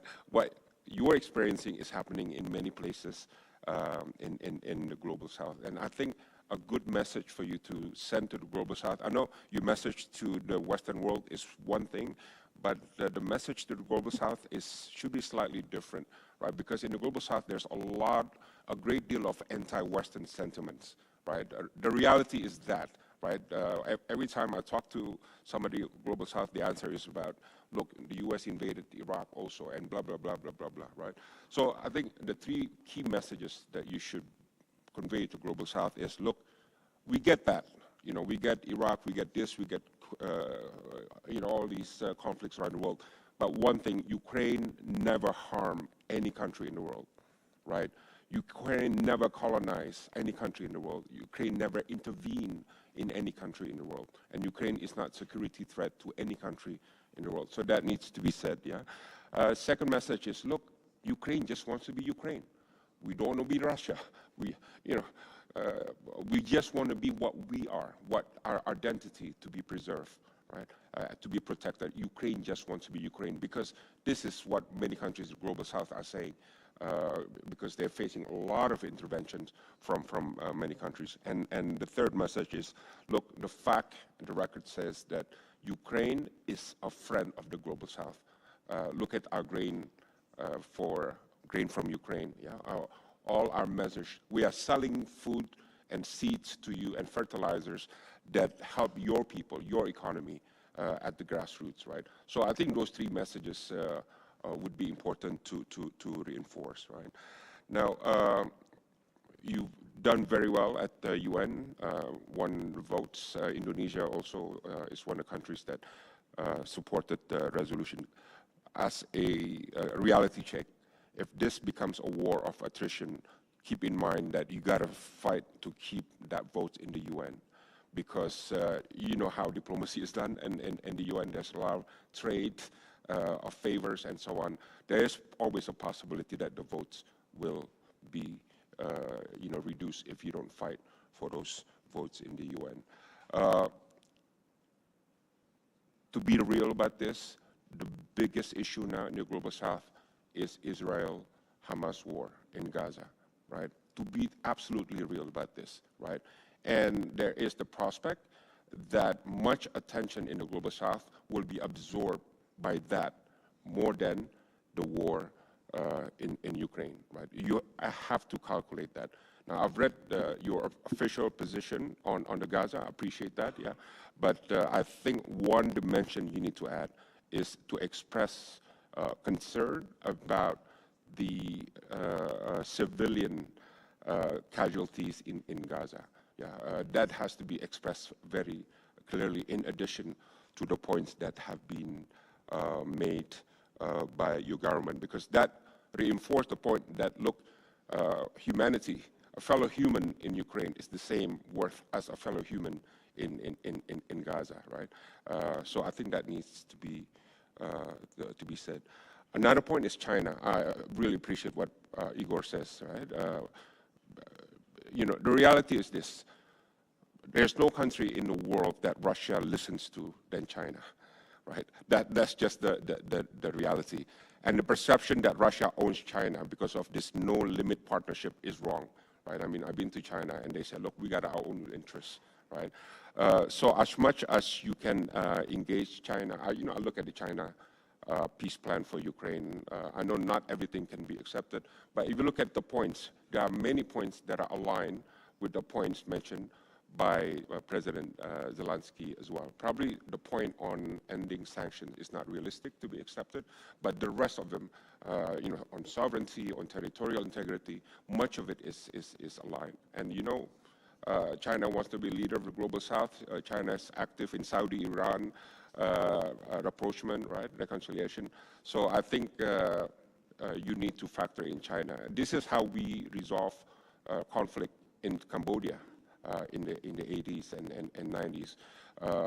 We got interests of the United States, interests of China, interests of Vietnam in the Cambodian conflict, one of the bloodiest conflicts in Asia.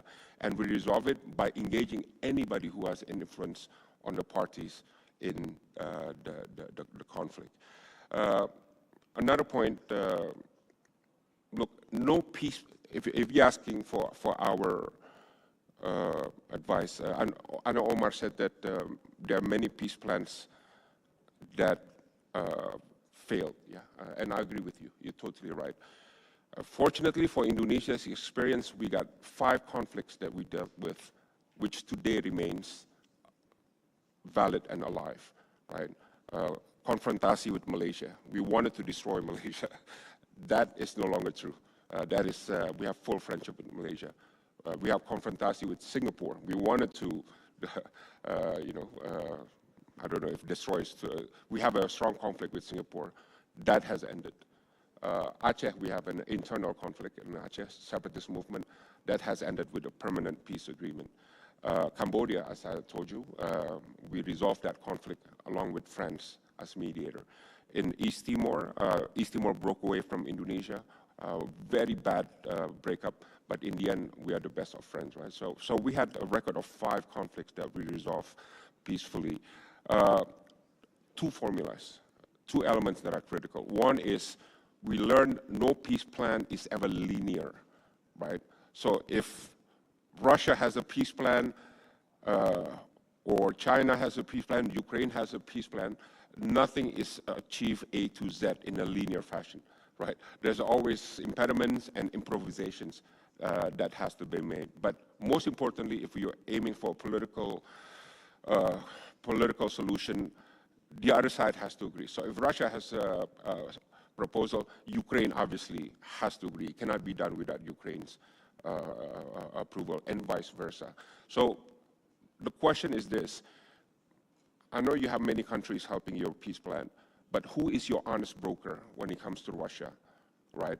When we dealt with East Timor, the honest broker was the UN Secretary General, right? When we dealt with Aceh, the honest broker was CMI, a group from Finland.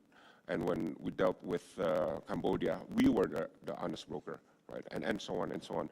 So who is the honest broker when it comes to your impending political solution to reach a compromise with Russia? Because I say this because if I look at your peace plan and what Russia is willing to accept, it's so diametrically apart, right, on the question of territory and everything, right?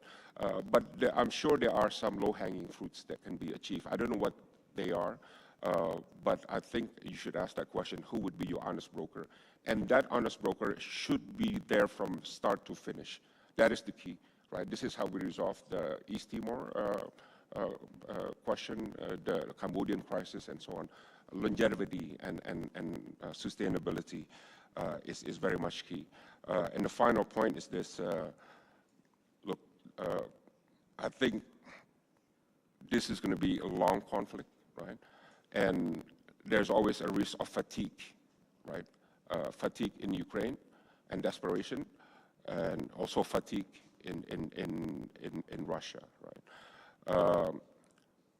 Every conflict has a turning point, has a saturation point, and that's what we experience. And I don't know when that will be for you. Yeah. I think for you to understand when is that turning point to be reached with a combination of political, military, economic, and diplomatic measures. I think that's when I hope the turning point and the bright light for peace in Ukraine and Russia's withdrawal from all your territories will be achieved. But definitely persistence, improvisation, and pragmatism is the key for you to reach that end. And how you will reach those points, I guess that's for you to judge and to achieve. You know, I'll stop there. Thank you very much. Okay, thank you very much for your thoughts, but I have to highlight that there is nothing in between to survive and to die. And this is about compromises with Russia now, unfortunately.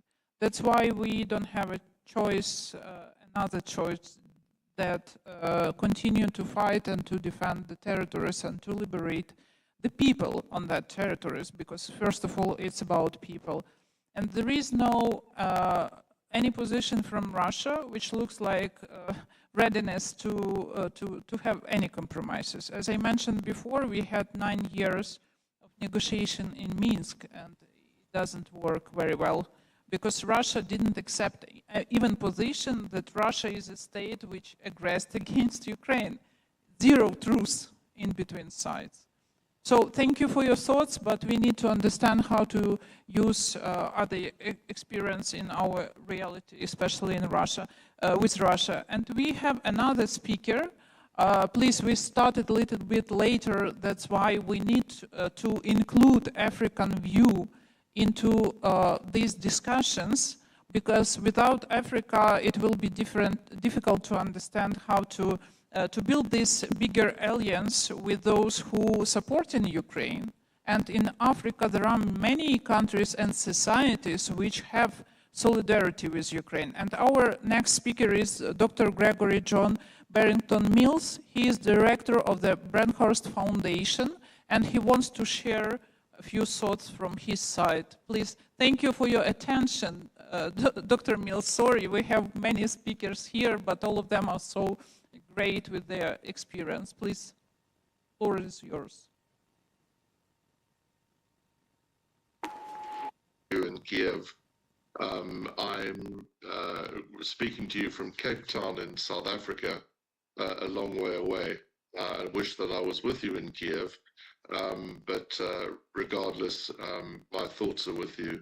And I'm going to try and share my screen to present some slides to you. I'm aware that I have 2 minutes in which to present a whole batch of slides, so I'm going to be brief and pick up on some of the points in the slides, and you can happily share the presentation among yourselves. So let me do this.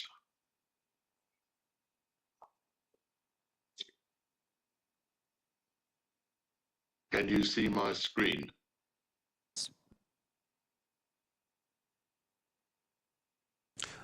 Yes, confirmed. Confirmed. We can see your screen. No. Please try again because we saw your slides already.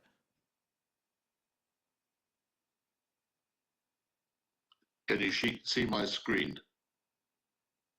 Not now, but Can before. you see my screen? Can you hear me? Sorry, we saw your slides already, but not now. Can you see my screen? Sorry, but I don't know what's happening. Dr. Mills doesn't. Hello, can you hear me?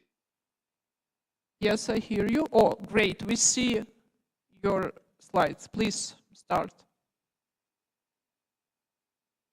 Can you hear me? Yes. You can hear me. Okay, can you see my screen? Yes. Which I'm sharing. Okay, right. Let me do that. Well, thank you very much. I'm going to try and advance this now. Yeah.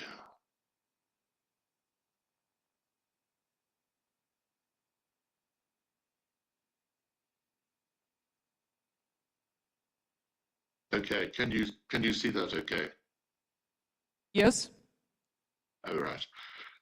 So I briefly want to focus on what the African position is on the war in Ukraine, and then present some thoughts on how Ukraine can attempt to get Africa more behind its position. This is based on my perspectives are based on 8 trips to Ukraine since the war broke out. I have visited Odessa and Kherson and Kharkiv, and not the usual spots. So I have a fairly broad view of some of the aspects of the situation post the 24th of February last year. The first point I would make about African views is that they are many. The views since the 24th of February have focused on everything from this being a war which belies a Western double standard, a war of concern around democracy and international sovereignty and a rules-based international order. Some have preferred to stay out of it. Some have taken a so-called non-aligned position, which in fact has been more pro-Russian than it's been pro-Ukrainian. There's concerns about food and fertilizer. Some view it as an anti-colonial struggle. Some are shaped by perceptions of Russian assistance during the national liberation struggles of Africa. Some hinge their support on perceptions of Western credibility. There are many influences on the African position as the sum total of all of this, and they are complex. But I'm going to try and disaggregate this as best as possible.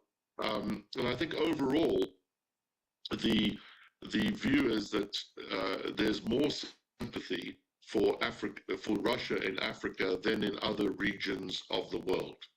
That has probably come down in terms of relative sympathy over the last 18 months, given the cost of the war. And I think the first, myth I would seek to dispel in this presentation is that African countries are pro-Russian. In fact, more African countries are pro-Ukrainian than pro-Russian. If you look at the regular voting on UN resolutions since the 27th of February last year, most African countries vote with Ukraine. Of course, there are changes over time, but that support base has remained more or less consistent. And this, I believe, is because Africa is more susceptible to food shocks than other regions. It's in part because most Africans favor democracy over any other system of international, of internal governance. So more than 70% of Africans who are routinely polled favor democracy as their preferred system of governance, even though more than 90% of Africans live under various forms of authoritarianism. And in fact, it may be because most Africans live under forms of authoritarianism that they favor democratic forms of governance. And in fact, very early on in the conflict, preliminary research polls that were conducted showed that, yes, in some cases, Mali and in other countries of the Sahel, there was support for Russia. In countries like South Africa, which has been, I think, outspoken in its neutrality, if such an oxymoron is possible, there was a great deal of support for Ukraine. Since those early polls taken in March last year, at the Brenthurst Foundation, we have conducted polls in several African countries, most recently in November last year in South Africa, and we've done a subsequent poll now, which we're waiting for the results for, which showed that 75% of South Africans believed that Russia's invasion of Ukraine must be condemned. So in spite of the government taking a neutral position, which relates to ideological reasoning with Russia, relates to South Africa's position in the BRICS, and so on, most South Africans are in fact behind Ukraine. And even in the ruling party, the African National Congress, most of those surveyed are in fact behind Ukraine. And 80% of South Africans believe that we should support any country which has been invaded by its neighbor. This support base is also true in other places like Tanzania, where we have conducted polling about the same figures as South Africa, and even in Zimbabwe, which has got many internal difficulties of its own, and where Russia played a disproportionate role, or the Soviet Union, let me correct myself, played a disproportionate role in the liberation struggle. The support for Ukraine remains high. And very few Zimbabweans comparatively, just over a third, believe that the decision to abstain on voting in the UN in condemning Russia's position was the right decision. So the African position has really been that this is no political monolith. Most African countries have condemned the Russian invasion. Of course, there's a variety of different drivers. Wagner's a driver, particularly in the Sahel and in the Central African Republic and in Sudan. The supply of weapons by Moscow, the largest arms seller to Africa, is part of this.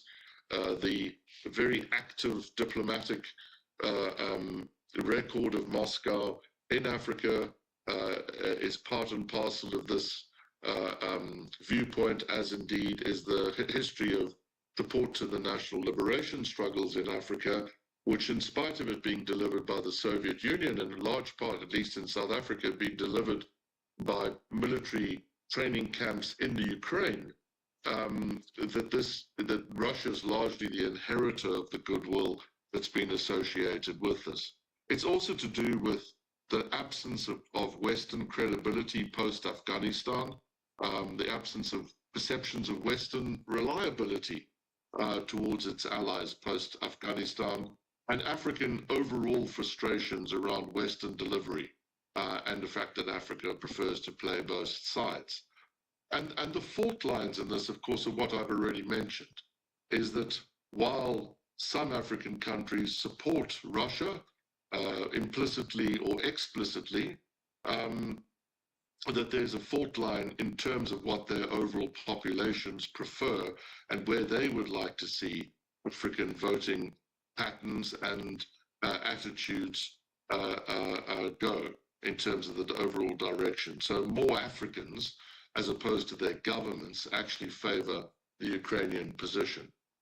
Of course, this relates to the tendencies overall and the divisions in the geopolitical environment, where most of the world's population either abstains or wants to stay out of the struggle, but yet most of the economic the countries representing the global economy, in fact, are on the side of Ukraine. I do think this is made more complex for Africa by what's happened post-COVID in terms of the collapse of several African economies and the tensions which emanate by a combination of that and the growing African demographic storm, where the population of Africa is going to double over the next decade. And it's complicated too by the role of China as a major player in the African continent and the unwillingness of Africa to pick a side in the Chinese debate, which of course reflects back on the Russian-Ukrainian impasse. And of course, this is too exacerbated by issues about food, fuel, and fertilizer as well. But if we look overall, and I'm not going to go into this in any great detail, in terms of where Africa sits right now in developmental and security terms, it's in a very fragile position. Most of the fragile countries of the world are in fact in the African continent. Most of the world's poor are now located in the African continent, and many countries are not coping, as I've already indicated, from the demographic strains which emanate from this rapid rise in population numbers, coupled with climatic change, and also coupled with extremely weak conditions of governance. And it's this picture which is really playing into the African, I think, abstinence overall, but also its attempts to play something of a neutral role. And this graph probably explains Africa more than any other. And this is a share of African global per capita, African per capita income as a share of global per capita income over the last 60 years. The top line is South Africa, the most sophisticated economy in sub-Saharan Africa, and we have halved our share, and as in fact as sub-Saharan Africa, relative to global wealth. And this illustrates the difficult position that Africa finds itself in. And in fact, if you just take my own country as an indicator, most South Africans now feel that the economy is going in the wrong direction, which plays back in domestic political circumstances and puts the government in a very weak position. So for Africa, prolonging the war is not in our financial or social interest. In many ways, it represents part of a perfect storm of demography, of weakening governance, of a post-COVID strain and stress on many African economies. And of course, it's another issue for many Africans to have to manage and to try and avoid picking sides on. I would just focus on this slide on the last point. Our history of making peace demands that there are three conditions, fundamental prerequisites for peace, as it were, if it's going to be, if war is going to be resolved through mediation or negotiation. The first of these is it demands that there is a consistent, uniform external pressure on all the parties to sue for peace. In other words, you have to have, particularly in the region, but also internationally, the international community forcing the parties to the negotiating table. You don't clearly have that in Ukraine right now, and the picture of international, the absence of international support for a peace movement is part or reflects that to a very great extent.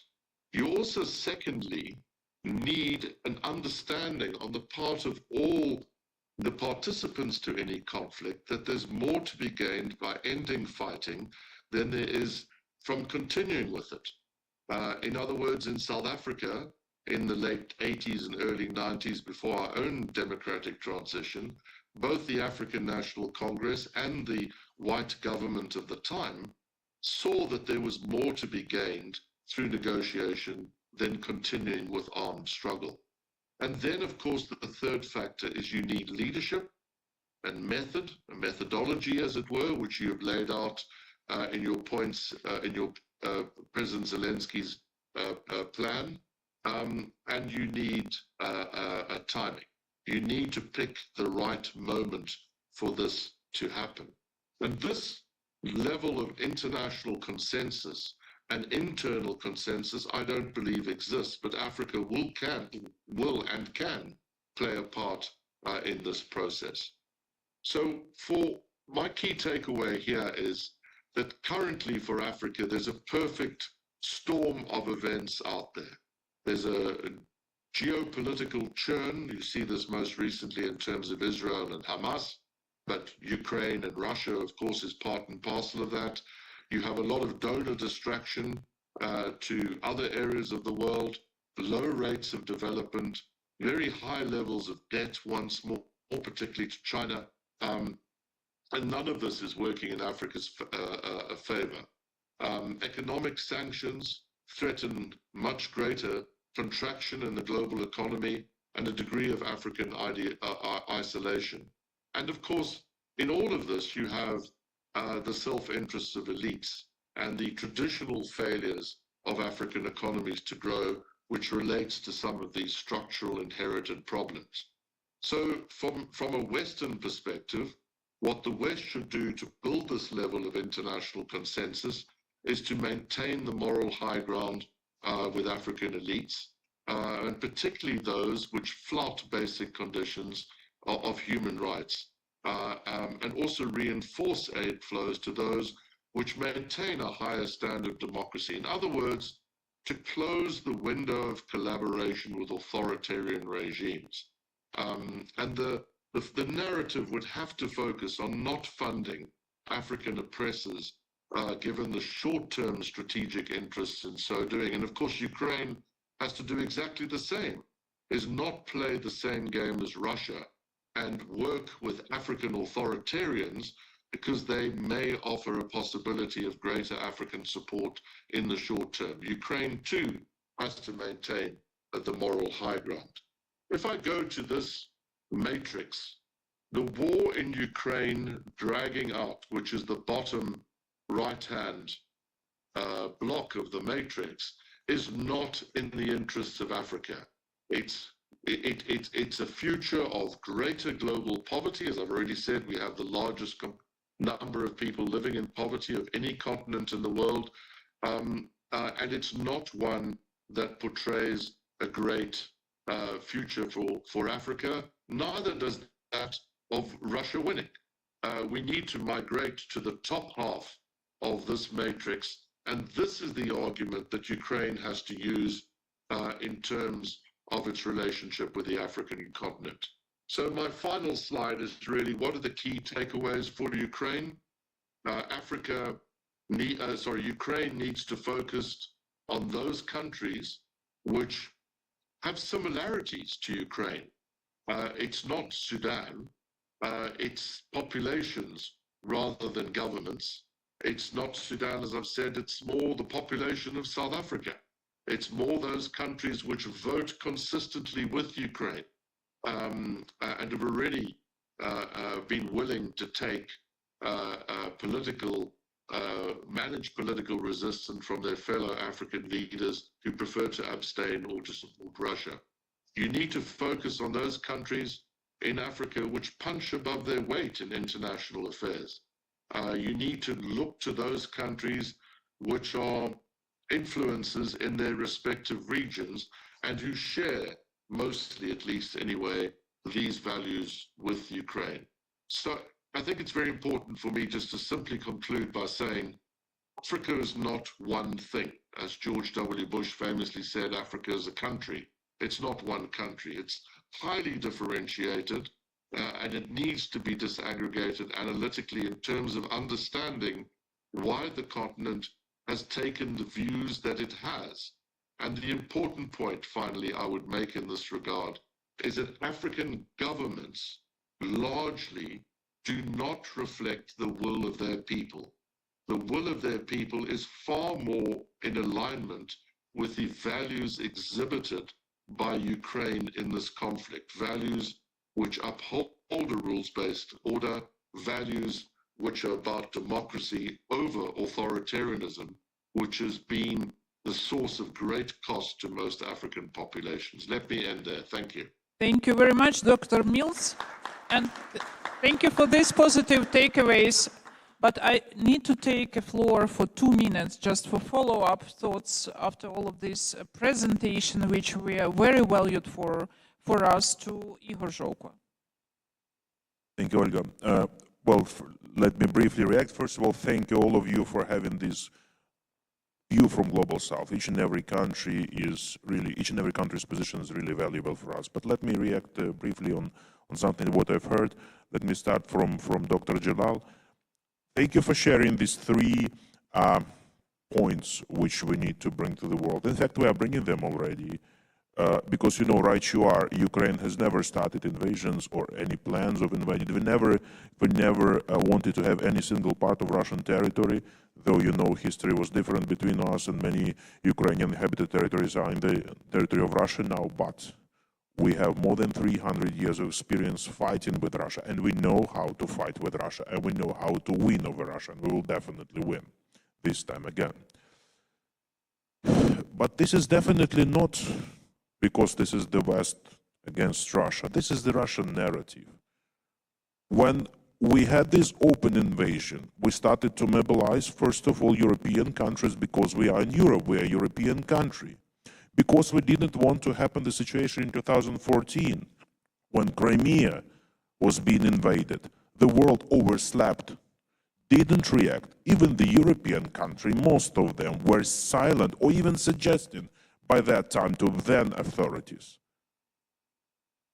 Be quiet, don't provoke, don't react. And we had Crimea annexed, and then it started in Donbass, and then it ended up with this open aggression. So in 2022, we mobilized the European countries first, the Euro-Atlantic partners, and then we made this global outreach immediately. Because this 10-point peace formula was presented in Indonesia, but before that, during the UNGA session, first 5 principles were presented by my president. And we started to mobilize it, and we started to break this Russian narrative. You know what I heard once from my fellow colleague in one of the Latin America countries? Russia started this open against Ukraine because by that time, in 2022, Ukraine was on the brink of membership to NATO. Ukraine was almost there. And I said, look, my friend, this is bullshit. This is nonsense. We are now much closer to NATO than we were in 2022, because now we have the words invitation to membership in the Vilnius Declaration when the conditions are met. We didn't have that. We didn't have even map. Now we don't need map. The same about the EU. We were not dreaming of the candidate status. We now have the candidate status, and we will be opening the accession negotiations with the EU. On NATO, the same was happening with Finland and Sweden, who were not dreaming of, of thinking of joining NATO. Now one of them is already there, and the second one is almost. So this is a huge miscalculation when this dictator made, but he made it, and we use this, and we will be uniting the community around us. So this is really important to have each and every your country hearing us and acting to support us. You are talking about brokership. I will call this another word, mediator. We do not need now mediators. Sorry for that. We don't need a country being an honest broker between the aggressor and country who is fighting this aggression. No anymore. You know, we had these so-called Minsk agreements where you mentioned today. Not invented by this president, but we inherited them. You know how many rounds we had with Russia altogether, according to Minsk agreements and Normandy process? 185 rounds. of negotiations with Russia in several dimensions. Just to remind you, the wall was already there. What do we have now? We will not need another Minsk arrangements. Sorry for this. Never. So no brokers, no mediators, but rather each and every country should decide whether it's on the side of civilization or on the side of aggression, brutality, killing, etc. Very simple. You mentioned the events in Israel and the position of Ukraine and to pay more attention to civilian victims in Gaza. We are paying attention to each and every victim because we are having this experience. We are having good relations with Israel. My president just had a very good meeting with Prime Minister Netanyahu in New York, as well as we have very good relations with the countries of the Gulf region and the Middle East, Saudi Arabia, Qatar. But when children are being killed or beheaded, women are being raped, civilians are being killed, whether it is in Bucha or in southern Israel, we will call this terrorism. And I don't want Omar to write, to be in series of his books, because he wrote a book how ISIS fights. Now he needs to write a book, I don't know, how Putin or Wagner fights. Then tomorrow how Hamas fights. We will be reacting for this whenever it is happening. We have our position on this. So that's why my president was very open. Yes, this, let's call it terrorism a terrorism. And any country has the right to defend itself. And in this case, it's Israel. Again, it was not, if I'm not mistaken, Israel who was starting these events on the 7th. That is why, look, from now on, the voice of Ukraine will be heard worldwide. We will never come to terms as usual with Russia. We do understand that Russia will be always aggressive. And even after our victory, we will have to be cautious. By we, I mean all of us. Not only our partners in Europe or Eastern Europe, because our immediate neighbors like Poland, like Slovakia, like Hungary, Hungary, it's probably a separate case because of the Prime Minister, but they do understand that had Ukraine not stopped its aggression, Russian aggression here in this country, in Kyiv, it would further spread to the neighboring countries and then who knows where. And you in your country should also understand this. Because Russia was always and definitely will be always aggressive. I do not believe in this theories of dismantling or whatever. So that is why you just have one choice, to be on the side of civilizational countries. But if we are talking today about security in Europe or global security, we cannot forget about the position of Ukraine. You cannot take about security in any part of the world without taking into account the position of Ukraine. That is why we started with the peace formula. And once again, many thanks for all your countries which are supporting us in this peace formula. South Africa is a wonderful example how the position of country changes. I will just stop with the last example. We had the leader of 5 African leaders here, headed by President Ramaphosa. They were here in Kyiv. Yes, then they came to Moscow. But then, during the St. Petersburg Economic Forum, President Ramaphosa was suggested by Putin, okay, we will give you 1 million tons of grain free of charge. Said, no, Putin, I don't need your gifts. I need to resume the Grain from Ukraine initiative, because this initiative feeds the people. Ukraine is a global player. Ukraine feels the responsibility of a global food supplier, and we need this working. This is the change of the position of one of the biggest leaders of the African continent, because he was here, he saw it in his own eyes, he was in Bucha, he talked to my president, he talked to people of Ukraine, and now he has absolutely responsible position. So we would like to have this responsible position in each and every country of the Global South. And only together, only combining our efforts, we will win against this aggressor. Thank you. Thank you, colleagues, all of you. Thank you for your attention. I know it wasn't easy. I have to do announcement that next session will happen here after the lunchtime, and my colleague from ICUV, Hanna Hopko, former head of the Committee of Verkhovna Rada Foreign Affairs Committee, will lead in the process, will moderate, hope in a tougher manner than me, but I believe that each of exchange of information from the speaker was very useful for all of us, because the plan will build in through discussions. Yes, nobody has ideal idea how to build the truth, trust, and talks, but we need to listen each other. And I believe this platform is one of the best for having it, but with a good food, it's better to exchange further development of ideas. So let's go to have lunch, and please back to this venue.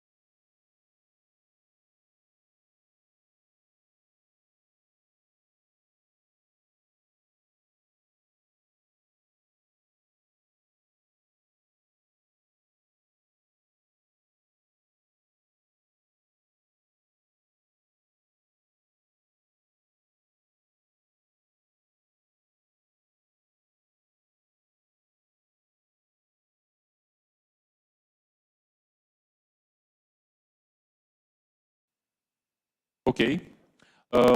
Для So, our dear participants, please be informed of some side activities in the lunch venue. As you can see next to the coffee table, we have additional collateral activities to our main event. First of all, you can use the virtual reality goggles to see the story of some of the Crimean expats about the neighborhood that they were forced to live during the occupation. The Project Ukraine has contributed to setting up this storyline, and also will be exposed to some additional facts about Crimea and its current life. Also, you can see the stand of Crimean resistance with some of the key facts of Crimean resistance movement. Also, we try to symbolize some of the actions performed by Ukrainian citizens, which are attended to sometimes at risk to their own life, particularly in the occupied territories. Placing the yellow ribbon, which is the symbol of Crimean resistance, might have you subjected to the Russian oppression and imprisonment. As you can see, there is a collection of yellow ribbons which you are invited to put on the stand, thus expressing your solidarity with the Crimean people and Ukrainians living in Crimea as well as in other temporarily occupied territories of Ukraine. So please, during the breaks, in the network meetings, or in any other occasion, please find a minute to take one of those yellow ribbons and to put it on the stand, thus expressing your solidarity. And with that, I believe we can start our panel. Thank you so much for filling in this pause. I think we could start our panel discussion. Global food security, feeding the world from under the Russian missiles and amidst the ecocide. I think it's really important discussion today how Russian genocide against Ukraine affected the food supply around the world and how to overcome its consequences together. And I'm really thankful to the Crimean platform for, together with all partners, including the International Center for Ukrainian Victory, to bring our panelists from the whole world today to Kyiv to discuss the solutions. Because I think it's important to share your expertise, facts, but also to strategize. And I do believe that during this session, we will also, after the discussion, we will come up with new ideas and actually what should we expect to do more from our global partners. So, since we started a little bit late and we have honorable speakers traveling here from almost all continents, so let's start immediately from the short video, which will, like introductory video, to understand deeper the situation, what's happening in Ukraine and how the farmer industry and farmers are coping with the aggression from Russian side. Ну що, друзі, запускаємо відео. With that, let us see if the video is playable. Despite the full-scale invasion, Ukraine is among the top 10 exporters of wheat, barley, corn, rapeseed and soybeans in the world. And in terms of sunflower and oil production, Ukraine was number one before the full-scale invasion of Russia and occupation of the southern regions of Ukraine. Ukraine exported more than 90% of agricultural products by sea, because the key importers are the countries of North Africa, the Middle East and East Asia. Now exports have become not only difficult and limited, but also extremely dangerous due to Russia's shelling of Ukrainian ports. The Russian invasion also caused the purposeful destruction of Ukrainian agricultural infrastructure. The Russians are purposefully destroying Ukrainian farms, stealing machinery, shelling businesses, mining fields and killing leaders of the Ukrainian agricultural sector. Greenhouses, warehouses and the product themselves undergoes significant destruction. Total loss of grains and oilseeds is estimated at 485,000 tons as of October 8, 2023. In just 9 days of war and shelling of Ukrainian ports in July 2023, Russia destroyed 180,000 tons Ukrainian grain, 26 port infrastructure facilities, and 5 civilian ships. In addition, enterprises in the occupied territories, which occupy 18% of the area of Ukraine, are currently suspended. According to the latest estimates, more than 6 million tons of grain crops were stolen by the Russians from the occupied Ukrainian territories in 2022 alone. These are the Kherson and Zaporizhia regions, which are the basis of Ukraine's agriculture and are currently partially occupied. On June 6, 2023, the Russians blew up the Kakhovska hydropower plant and caused a large-scale man-made ecological disaster, the consequences of which are already affecting the entire planet, especially catastrophic for the southern regions of Ukraine. Kakhov Reservoir was the main supplier of water for one of the largest irrigation systems in Europe. 1.5 million hectares of irrigated land have been lost. Fish plague has been recorded. Grease and oil stains can reach the Mediterranean, and dolphins are already dying in mass in the Black Sea. Russian occupiers have committed the biggest ecocide not only during this war, but in decades. Arable fields are filled with shells and mines. Today, Ukraine is the most mined country in the world. More than 40% of the territory of Ukraine is mined. As a result of Russia's hostilities in Ukraine, 5.5 million tons of pollutants were released into the air. 188,000 square kilometers of soils are at risk of damage and pollution. 470,000 hectares are mined. Hundreds of destroyed agricultural enterprises, polluted rivers and seas. 3 million hectares of forest are covered by the war. War is Russia's contribution to climate change. The Russian war is destroying our planet, and its consequences are more catastrophic than the 2 world wars combined. Ukraine is cut off from the global export arena, due to which importers of the global south are forced to pay more for food. In the future, the closure of the grain corridor, which Russia wants, will lead to an increase in world prices by 10–15%. Russia makes a weaponization of food and weaponization of hunger. If Russia is not stopped, then over time everyone will feel the consequences of this war. Agriculture is one of the main branches of the economy of Ukraine, and it is able to restore its abilities. These are Kyiv, Chernihiv, Sumy, Kharkiv, and Mykolaiv regions. After liberation by the armed forces of Ukraine, these territories returned to life.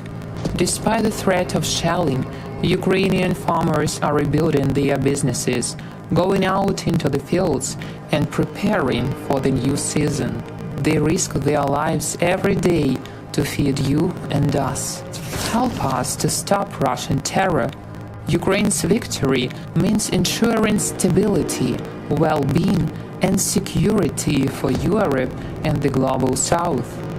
Demilitarization of the Black Sea is the real solution for freedom of navigation and secure freedom of export to feed the world.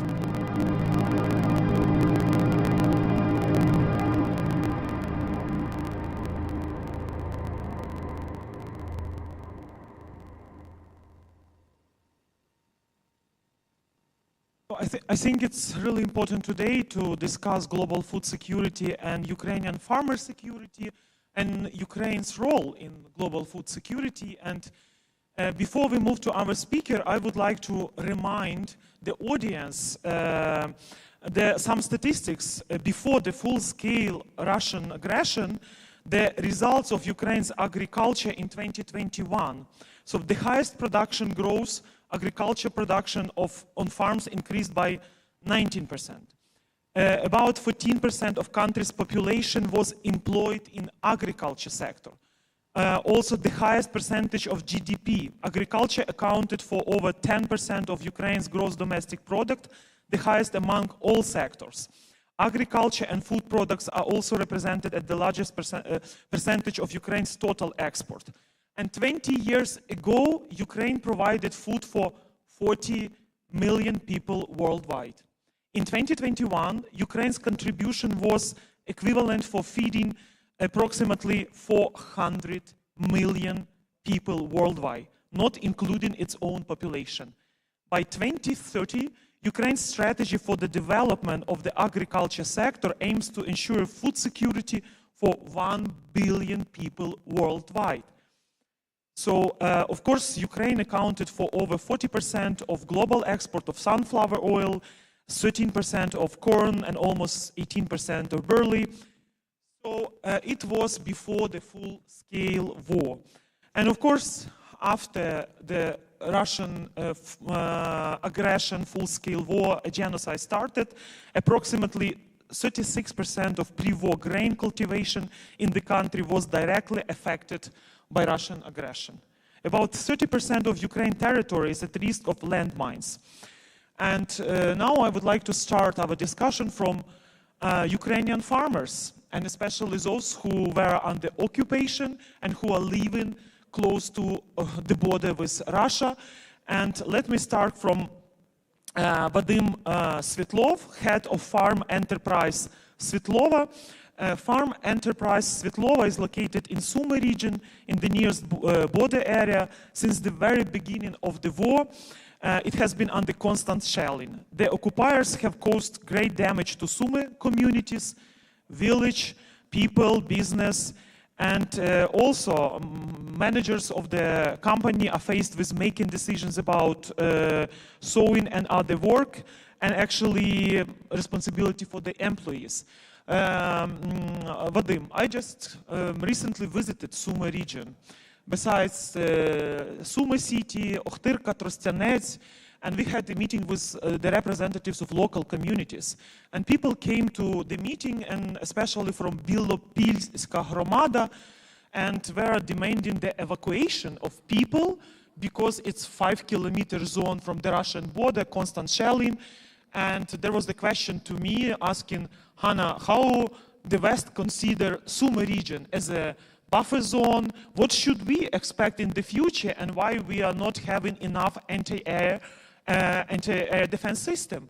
Because for people, especially local, not farmers, but local people living in villages in that hromada, it's very hard, taking into account their age, to leave their homes even to like 50 kilometers from that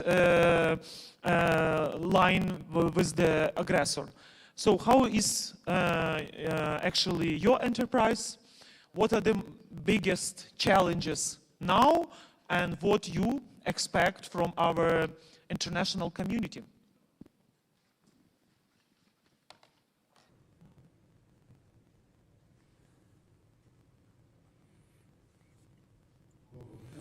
Greetings. Thank you for the question. Let me introduce again. I'm Vadim. I'm a farmer from Sumy. And our enterprise is indeed within the 5-kilometer zone from the border with the aggressor. It's difficult to work. We indeed are being shelled, and the lands are contaminated with explosive objects and ordnance. Some of the areas we lost due to mines, but still, regardless, we work, we show productivity, we show good harvest, but we have some serious challenges. We need help. And first of all, of course, it's the matter of security. We really need more protection and more air defense, because rockets are flying above our heads. We see them almost daily. Sometimes they hit nearby areas or warehouses. We see the drones that fly above our heads.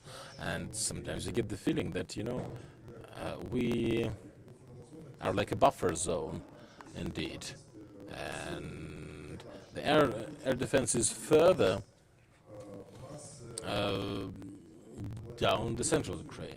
But we work to ensure great result. We work effectively. But of course, with the new challenges, now we feel the deficit of manpower because many people moved to Western Ukraine when the war started. Some came back. Some decided to be in the Western Ukraine. Some are recruited to the army. Some people are afraid. They understand that, well, we're not fully protected.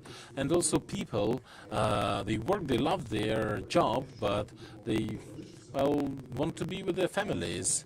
And some say that, yeah, we probably won't stay, we want to move out and we want to be with the families. And like we even had the issue before the war. People in rural areas have been thinking to move to towns, especially younger people who are capable of working with modern equipment, with modern technologies.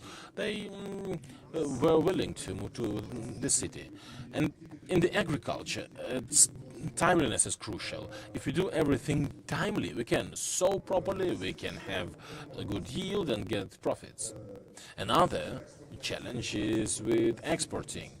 The prices are, I mean, for some of the cultures, the price went down 2 times, and some are not even breaking profits. It makes no sense to sow them this year. So we are constantly looking out to see new things. We used to have the standard mix. We had the wheat, the barley, soy and sunflower. After the war started, we switched to the millet and the buckwheat. Buckwheat was providing good price last year, but then probably it was oversowing of buckwheat this year, and the price went down. So we see some of the cultures, they went down. Well, technical cultures like soy and sunflower, they still show profits, but this year soy goes down, sunflower also is coming down in price, but still more or less. But this year I probably would not sow wheat, corn or barley because the logistics is very expensive. To transport a ton of wheat to a port or to the west of Ukraine, it costs like $160 per ton, and then $80 is for the transportation. So you see 70% is the profit you would get, but the production cost is 110. So it doesn't break even, it doesn't break profit. When we need a proper funding also, we want to buy new equipment, we don't want to pay salaries in time because we are in the risk zone, so the banks are reluctant to give us loans. And the different foundations are also not really willing to fund us. But we are working effectively. We're working, we're staying, we show good results. So this is how it is. Thank you. May God bless you because you really work in these difficult conditions of shelling. Suffering from the negative consequences of the war, 44% of producers report a catastrophic increase in the cost of production. More than 150,000 of farmer workers in the food system were directly affected by the war or forced to migrate.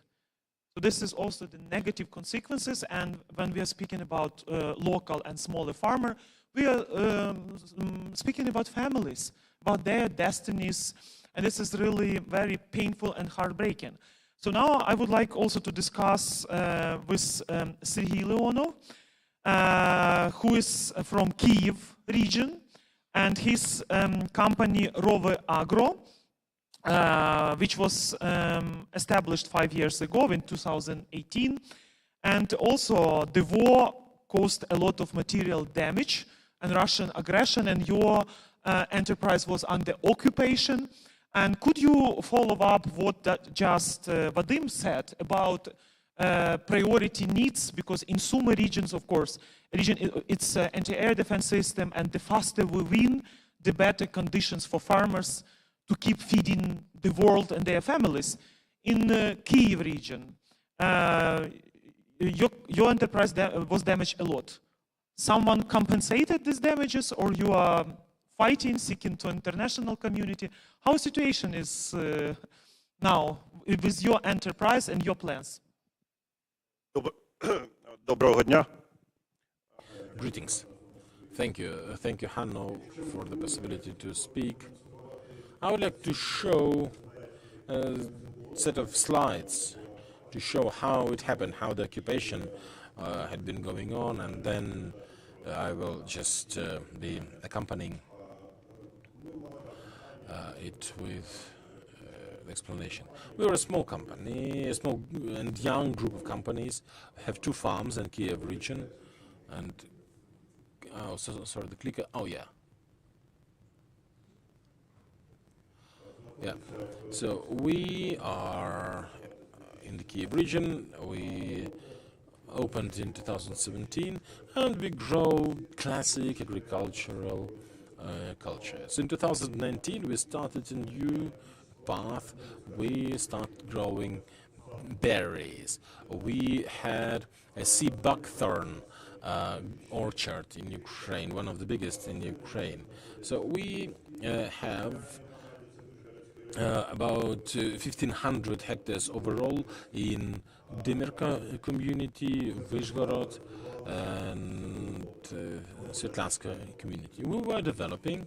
It was going fine until February the 24th, because the farm in Dymer Ryan essentially was occupied within the first day. So in Kiev, in other cities, we, for example, had time to buy petrol or food. In Dymer, people, well, didn't even have a chance. We were lucky to have some leftover fuel and rye, which helped people survive the occupation, so we could put fuel into the cars and take people out of occupation, and they had food. But the most important thing I want to say that during the occupation, none of our employees was hurt, which is the most important, because human lives matter the most. Well, the equipment wasn't so lucky. We had lots of equipment, and the Russian troops, or orcs as we call them, they were just destroying everything. They were exploding, they were drowning, they have blown up one of our warehouses, or they were just shooting at the equipment to destroy it. This was our office, for example, and I really like this picture, this one. They thought they were going to parade in Kiev. So they actually had the parade medals, but they forgot them in our office. They left them because with the assistance of the Ukrainian army, they went following the path of the Russian warship, if you know the proverb. And still, back in 2022, we had this kind of motto: who doesn't sow is a Muscovite. So we wanted to continue the sowing campaign. And many other farms have seen that even after the occupation, there are issues with broken logistics. For example, we had to take a 50-kilometer detour to reach our fields because the bridges were blown up and 70% of our equipment was destroyed. And the biggest issue which we saw and which other farmers are now seeing, it's a huge problem for Ukraine and for the whole Europe. Because in Ukraine we now have the largest mined area of territory in the world. For us, the most difficult, the most scary thing was to make the first step on the field. It was scary, as if the child is making the first step, but we saw that we need it. Even though we saw there are many unexploded ordnances in the field, it still was necessary. Besides, it was 2022, a lot of territories were deoccupied, and unfortunately the state was unable to do all the demining, so we had to do something by our own. So thanks to our team, we managed to mow 100% of our fields, but later on we faced with a number of other challenges, just like the other farmers are asking what's next. Yes, we've managed to recover some of the agricultural equipment, but then we understood we'll have a very significant challenge with the logistics and with the stockpiling and warehousing of the goods. The grain corridor is no longer operational, and as the other counterpart has already mentioned, we don't know where to sell our products. Besides, the price for the product is below the amount, of course, that we are spending on its production, on the growing. So unless we'll get help with the grain corridor, unless there will be any compensations for the farmers, then it will be very complicated situation in the next year, as we'll be reducing the amount of the mown fields. Yes, we do need support. We do need the assistance in 2022, while understanding that most of the southern regions are under occupation. We started growing melons, watermelons in the Kiev region in order to replace the losses of the Kherson region.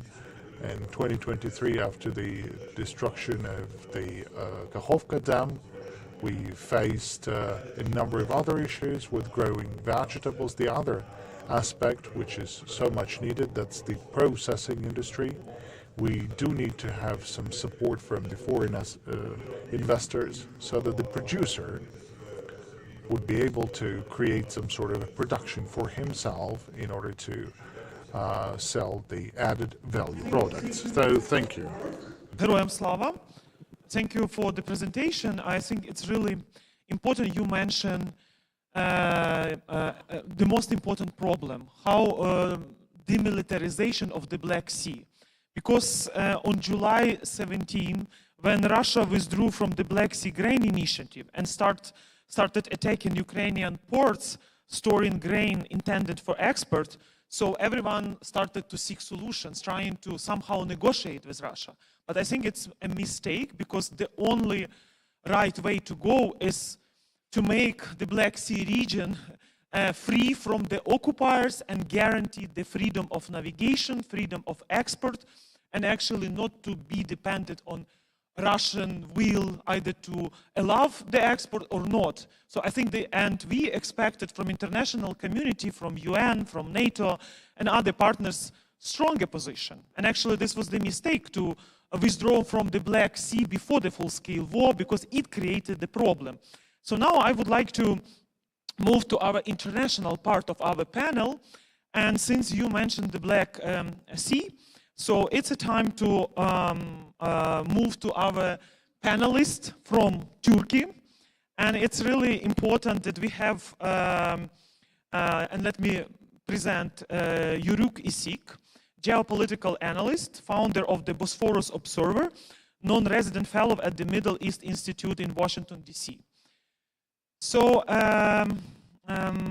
coming back to the Ukraine's role of as a global food supplier, and mentioning that global consumption is increasing due to the population growth, also overall economic situation in countries. From 2013 to 2017, the world experienced an overproduction for 5 consecutive years. The world harvest records were updated, and this rate outstripped consumption. But the last few years showed that farmers are not keeping up with the growing needs of the world. And we have a special presentation with all these statistics. So there is much less harvest in the world.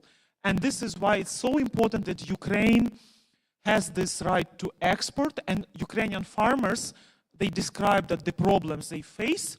So they are, instead of thinking how to overpay for logistics, and they need to think how to be more innovative, creative in their enterprises. So since you represent international organization, but Turkey, so we here also expected from Turkey more powerful position using all leverages that Turkey has on Russia, especially in the Black Sea. What would you recommend to international community to do to guarantee the demilitarization of the Black Sea and international convoys, UN, NATO, Turkey will help Ukrainian farmers to export and not to allow Russia constantly to attack ports and terminals and actually to destroy grains, because it's already, according to the statistics, it's a million of tons that we, instead of delivering to more than 45 countries worldwide, we are facing all these problems.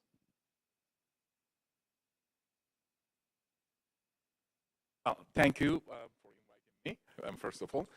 It's great to be in Kiev, and you made a great introduction, and you mentioned the most fundamental problem here, which is the freedom of navigation in the Black Sea. But before we come to that, I will reply immediately to your question, like about UN helping to keep in the freedom of navigation or NATO helping. At the end, there's a say, if you want it to be done right, do it yourself. At the end, Ukraine really did it by itself. By the time the world move, gather, plan, etc., I will mention at the very end of my time, but the new Ukraine naval corridor is Ukraine's plan. It's implemented by Ukraine, and it's working. At the end of the day, like many other phases in this war, Ukraine solved its own problem. But before we come to that, I want to mention also what's happening in the grain field, which is massive plundering of the Ukrainian agricultural commodities. And agricultural commodities, unfortunately, is not the exception in the plundering. Russia is also stealing coal from the occupied territories, and it's going all around the world. Many people are not thinking about when it comes to energy, but coal is a very important part of the current world energy market. And China, a friend of Russia, and is building thermal coal power plants all the way from Pakistan to the African coast. And some of that coal comes from the occupied territories. And unfortunately, even to Turkey, it comes from that. But I'm here as an international person, and there is actually a great Turkish diplomat here. So if there is an official position of Turkey, they will be reply. But yes, we all need to do collectively, all as the partners of Ukraine. And at this point, I'm proud actually, because Turkey, well before any other European partner, since the 2014 invasion, while many other European partners were trying to find solutions how Ukraine can hand some of its territories to Russia, Turkey has been on the record from its president that territorial integrity, any violation of territorial integrity of Ukraine is absolutely unacceptable to Turkey. But let's focus on more exciting how Russia is organizing this plundering, because I'm, as the open sources person, I've been on the record with some other international friends documenting this international plundering, which is, in a way, one more time, Russia is repeating to know what's historically knows, and that goes all the way back to 1930s. It's the Stalin's expropriations of the Ukrainian farms under the collective farm system. This is not the first time, actually, Russia organized or industrial scale level of plundering of Ukraine's assets. It's happening, unfortunately, for the second time. Nor, I like to also remind people, to audience here, that Ukraine is not the first country that Russia is showing against its neighbors, nor in the Black Sea. Russia already invaded Georgia. Russia is already invades parts of Moldova. And because we all decided to overlook that fact, because we were all very happy to continue the trade with Russia, Russia dare to show its aggression to Ukraine. It just didn't read the ground realities very well and hit the wall here. But Russia, as in the move at the beginning little video clip we saw, in conservative terms, moved billions, millions of tons of metric tons of grain, wheat, lots of wheat, but all other, soy, corn, etc., from the plundered at some point in gunpoint, some through the, some collaborators, unfortunately, some abandoned farms, some from the international companies' warehouses, grain to the world markets. And to do that, it used a mixture of Russian private companies and Russian companies. They are actually subsidiaries, amazingly, directly, openly. This is not like an amazing find, that because it's on the internet, I will show you the page, and Russian subsidiaries of Russian federal state enterprises. Of course, Russia is a country that, there isn't really a successful Russian private company that is not really part of the Russian system. Like the private companies involved in this plundering are part of the Kremlin's machine also. At this point, we can even talk about going into the, I always divert from the main topic, but, it's in this case, we are watching even maybe, yes, here there is the Russian Federation is the aggressor, but even in the Russian Federation, I think the system is a little bit hijacked by the bandits and organized criminals who are running Kremlin. At this point, since 2014, under the wrap, all kind of stories we hear through Russia Today and Sputnik, etc., that Russia is rebuilding its empire, these are historic territories, etc. These are all stories created to cover the reality of the small group of people who are running in the Kremlin and oligarchs and Vladimir Putin, who are stealing, plundering in an organized fashion Ukraine's national assets. This country has been under a major organized theft in the last 10 years. It's not only agricultural commodities or natural resources. This country's factories are stolen. This country's refineries are stolen. It's in such a level that in the most colorful example recently, where Ukraine successfully hit in the port of Sevastopol, the Russian base, the dry dock where the Russian submarine was getting repaired, that dry dock actually belongs, it's a Ukrainian national asset. It's stolen from the Ukraine. We are facing an amazing crime. There is an amazing crime story here. But how can I start some of the slides? I have slides also, I think. Okay, somebody more clever than me did it. So actually my slides, I think this wasn't the beginning, but... на початок. Okay. So do I...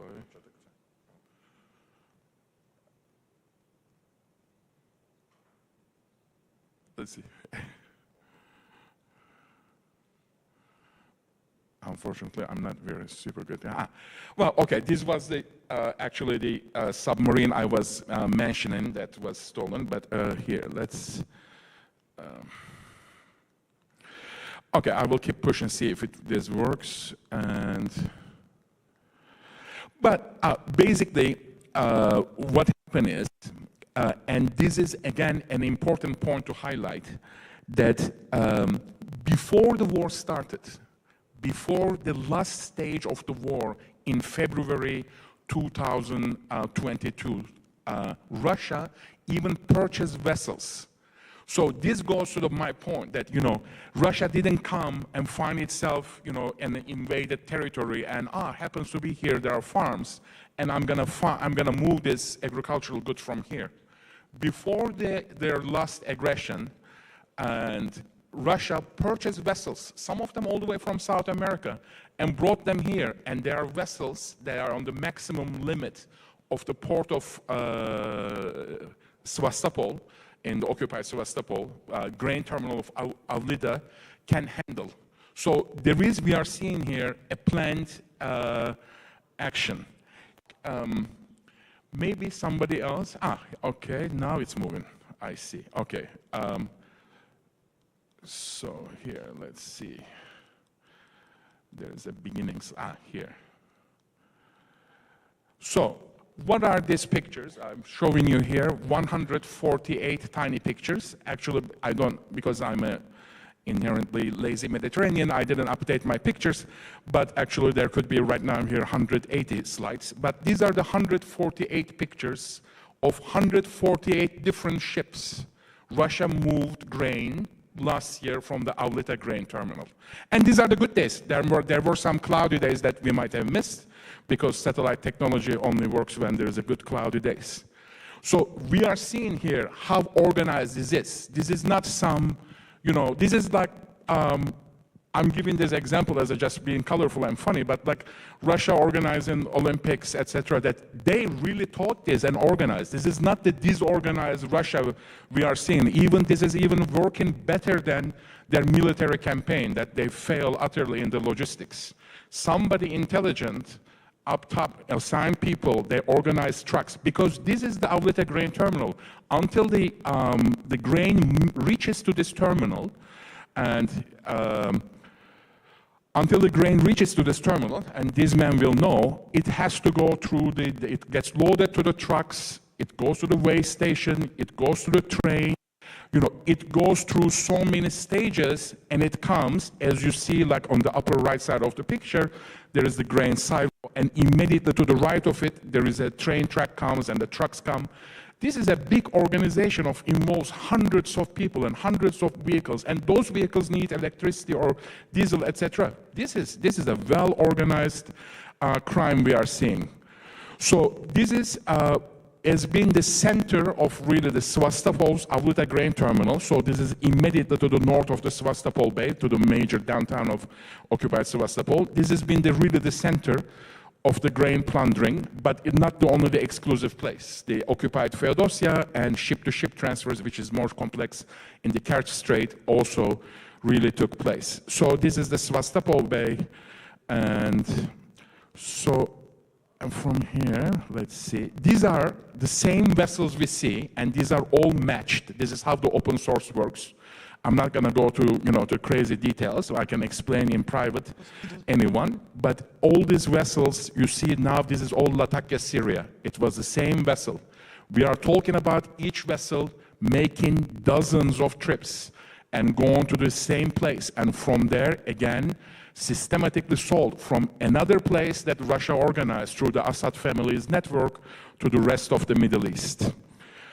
So, for example, this... Summarize, okay, yes. And here, for example, the same vessel gets loaded. It's passing from Istanbul. We can see this is the Bosphorus. It looks like a Turkish tourism picture. And it's, you can see by looking at the ship, it's loaded, it goes, and here it is. This is the Bandar Khomeini in Iran on the top of the Persian Gulf, and it's getting sold there, and the ship is right here. You can see it, it's getting unloaded in Iran. Why this is important? Besides itself, it's a crime, and it's a war crime under the Geneva Convention to steal this food. Besides itself is a crime as a theft. This is the way, a kind of tragic and really crazy-making way, that Russia is paying for the Shahid drones that hits back to Ukraine. The money even comes from the stolen assets. So this needs to be stopped. This needs to be stopped. It's not very, very easy because international treaties and boarding ships on the high waters, it's a complex operation. Only the world needs to get its act together and really work. And this was what I was mentioning. This is from the webpage of the Crane Marine Contractor Company that is a Russian federal, it's a subsidiary of the federal Russian asset. And ironically, to make our lives easier, they don't even hide it. You see, like the sailor is wearing a Crane Marine Contractor t-shirt. I have several more things like this. So they want to make our life easy. We can expose the operation. But, okay, so Hanna was warned that she's going to be a tougher moderator. We were warned in the morning session. But I will say this, that as a final thought, there is, we cannot be go into a nice lullaby position that Ukraine won. Yes, actually the first night when President Zelensky issue the Instagram video that they are not going anywhere, that was the moment they won the war.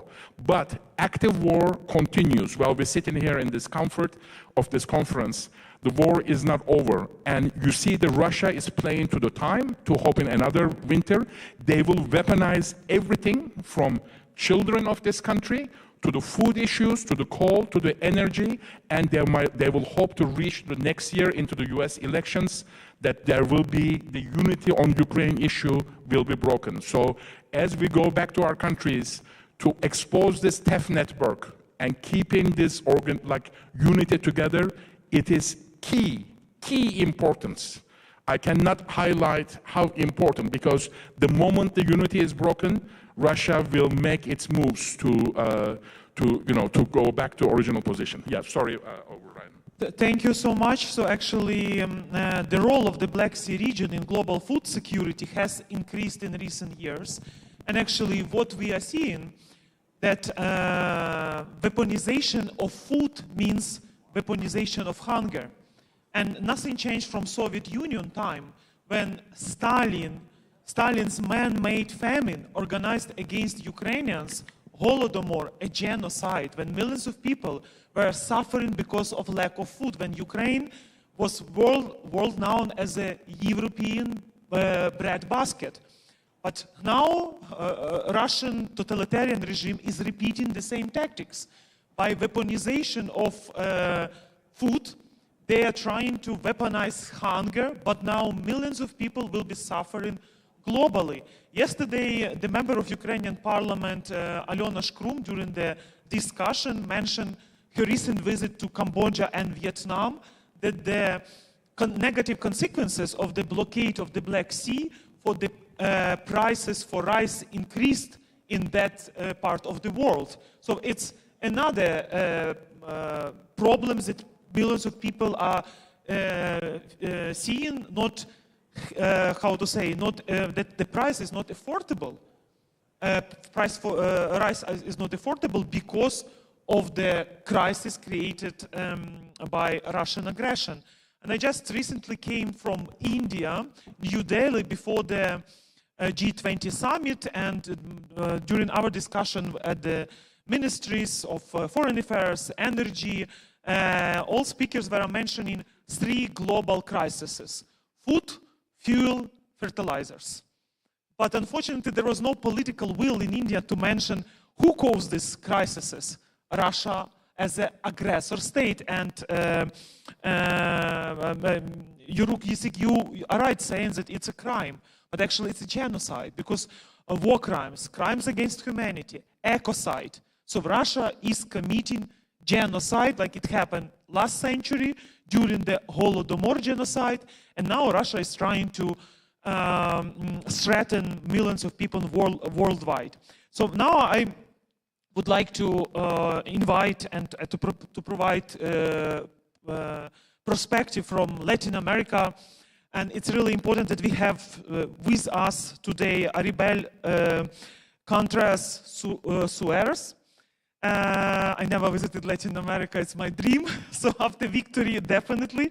So thanks for coming to Kyiv. I think it's important and it's worth today to have this discussion.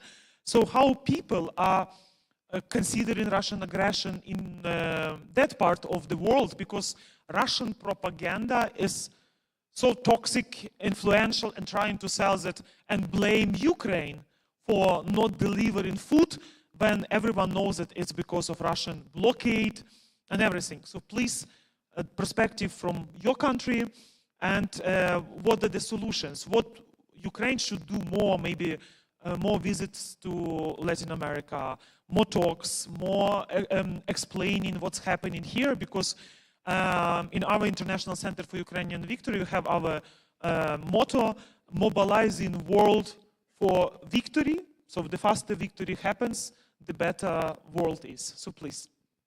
Thank you, Hannah. Before I start, I would like to ask 2 big favors. If I could get the gadget for my presentation, and if the technical team can be providing me my presentation. Thank you so much. Also, I don't know if it's possible to turn the air conditioner off because we are freezing on this side. of the ballroom. Okay, in my personal perspective, I would like to share some important information. Some of these are not a surprise for you, but obviously I would like to ask you, imagine that I am going to be giving a geoeconomic chess point of view, because obviously talking about food security in terms of the war in Ukraine has a direct impact in geoeconomics. So what's the current global state of food security? For the last years, United Nations has highlighted about how the world is behaving in terms of food security. And unfortunately, the Global South has been in danger. Food security is a topic in the global agenda, but it's until now that we should be talking about food insecurity due to this war. I would like to highlight that Ukraine is the top 5th world largest wheat exporter after Russia, US, Canada, and France. So if this war would be happening in another country, the consequences would be totally different. But it's because it's geographically happening in Ukraine is that we need, it's a must to highlight why it will be having more and more economic consequences. Hannah had mentioned at the beginning very clearly about the importance of Ukraine in terms of grains. This is a clear information. Top 1 in sunflower seed production, top 6 in terms of corn and barley production, top 7 in rapeseed, and top 9 in wheat and soybeans. In terms of the bread basket, Ukraine plus Russia provided a quarter of the global consumption. So Ukraine is a team player in the grain architecture. And if we consider that previous to the war, the main trading partners of Ukraine were China, Germany, Poland, obviously Russia, Turkey, Belarus, Italy, we can identify how important is also to do a follow-up of how is China moving in this geopolitical chess. Why it's important to do a follow-up to India through this neutral position. It's not just because of politics, it's also about how important are these main actors for Ukraine. So understanding this, it is going to be giving a really clear overview about also how are the main importers of Ukrainian goods moving their pieces and their games through this world chess. So, for example, in terms of the main importers, we should highlight Europe, but also Asia and the Middle East regions. So this is not just about talking about the grains. This is not just talking about food security for Ukrainians. This is about putting into the global attention about how what is currently happening in Ukraine, is impacting the whole world in terms of food security. Hannah highlighted the 3 Fs, the fertilizers, the fuels, and the food crisis. So today we are in this panel just focusing on 1 F, but also in the future they will be discussing the other crisis. We cannot forget how the wheat prices have been behaving for the last years. The prices have been, having a very variable behavior.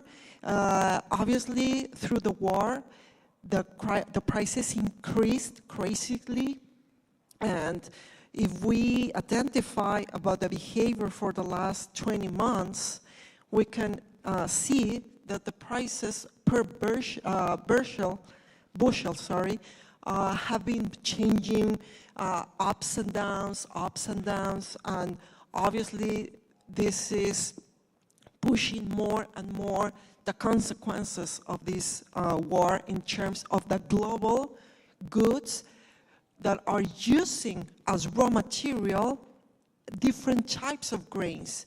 Because this is not just about the grains, but it's also about the disruption in the supply chains of different types of food.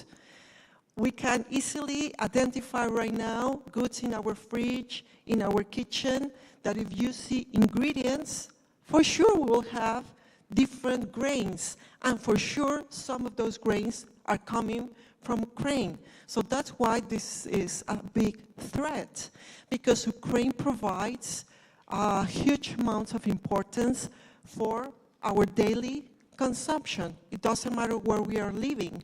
In terms of inflation, obviously, we are suffering a global crisis in terms of inflation because the prices have been increased for the last 19 or 20 months, and this will keep happening until something happens that we can see a stop in this war.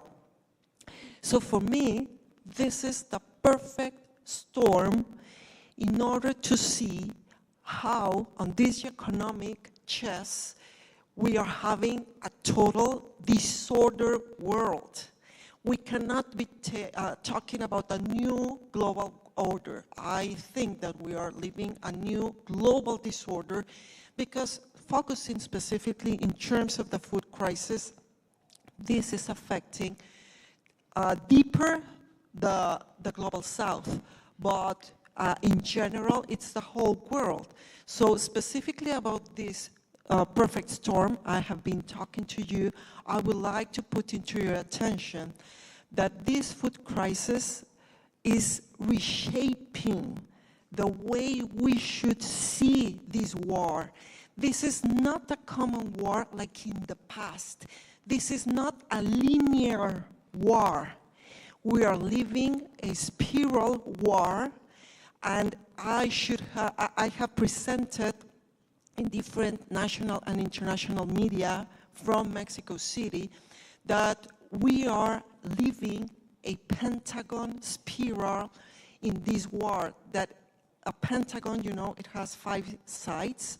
So I would like to share to you, in order to be closing my remarks, is we have to consider that this war is happening in a spiral with new actors, new threats, new crises, new elements, and of course, new consequences. We have to put this in the attention of all the governments. This is not just Aribel's point of view. This is something that we have to be, you know, putting our attention. Warner Group, what is going on with the prices, the Black Sea, grains. Unfortunately, Russia has been trying to do a trap into different countries that need the grains in order to survive. And what I propose today is what I have mentioned to you, the Pentagon spiral model, but also I encourage the Ukrainian government to keep doing a strong grain diplomacy in order to make governments to have clear that every time they receive Russian grains as a present is a way to stop the peace. And if really governments want to encourage peace in Ukraine, they need to keep encouraging and moving forward in this grain machine in order to move forward of still importing Ukrainian grains, because that's the only way Ukrainian could make and put it to the attention of the global society, the international community, that they cannot move into Russia's trap, but it's important to have in mind, in terms of grain diplomacy, that Ukraine is the biggest player, not just for grains, but also for world peace. In case you are interested of a global discussion of how geoeconomics work in terms of this war, I highly recommend you this book of Nicholas Mulder, The Economic Weapon. And thank you very much for your kind attention, and this is my social media. Thank you, Hannah. Thank you for this presentation, and especially ending with the slides on sanctions, because actually we were a promise. In case of Russian full-scale invasion, the West will impose hellish sanctions that Russian economy will collapse. But after the full-scale war and actually genocide, unfortunately, Western sanctions didn't reach the effect of stopping Russian aggressive and constant bombing. So Russia continues to use food as a weapon, and actually it destroys our port infrastructure and grain storage facilities with missile attacks. More than 300,000 million tons of grain, 105 port infrastructure facilities were damaged or partially destroyed after Russia withdrew from the Black Sea Grain Initiative this July. Can you imagine the number? If I'm thinking, when I'm thinking about this number of destroyed grain, how many people could receive it? So it's about millions of people suffering because of hunger, because we haven't received in time proper anti-air defense systems to protect critical energy infrastructure. And if we are talking about sanctions, so we are discussing about sanctions on military industry, banking sector, individuals, and oil, because the price cap is still $60 per barrel. No one reconsider this. So actually, this is also a hypocrisy to help to say that we are with Ukraine, but the sanctions not at the level when we could prevent Russia from new terroristic attacks. And all the components that Russia is using now to produce more rockets, kamikaze drones, these components are from Western countries. 90% from the US and Switzerland, Germany, and others. So I think we have to be very openly telling our partners that we need not comfortable for Western economies sanctions, but real hellish sanctions for Russian economy not to be able to produce more weapons in next 2 years. So thanks for raising this. And also we recently started a campaign, Make Russia Pay. The International Center for Ukrainian Victory launched this campaign a month ago, and we already communicated with G7 ambassadors here in Ukraine, and we will be traveling to all key capitals, London, Canada, then Brussels, Berlin, promoting this idea of confiscation of Russian sovereign assets. Because when we are hearing about fatigue of the war from people who are not fighting, not sitting in trenches, but no political will to confiscate Russian assets, so it's really very worrying. But now I would like to move to Philippines, to Monsi Serrano, who is received 2 international People's Empowerment for the Advancement of Communities and Environment Awards, given by Universal Peace Federation for the Philippine Business and News and Stop Corruption Philippines. So also Monsi Alfonso Serrano is also a Henry Ford awardee for journalism in 2021. So I think also Russia weaponized information and also trying to change the reality. So what is the situation in Philippines? As a also journalist, what would you say, how you evaluate from the beginning of full-scale aggression till now? What else could be done actually to convince people that tougher economic sanctions, especially through people to convince world leaders, including UN, because from the resolution in March 2022, which demand unconditional withdrawal of Russian troops from the whole territory of Ukraine, nothing really happened. We've seen even position of the UN somehow trying to push Ukraine for deal with Russia on the Black Sea grain initiative. We heard about this debates on withdrawal of sanctions from Rossельhozbank, chaired by the son of Patrushev and others. In Philippines, what people are thinking there about Russian weaponization of food as weaponization of hunger, and what else could be done from our side?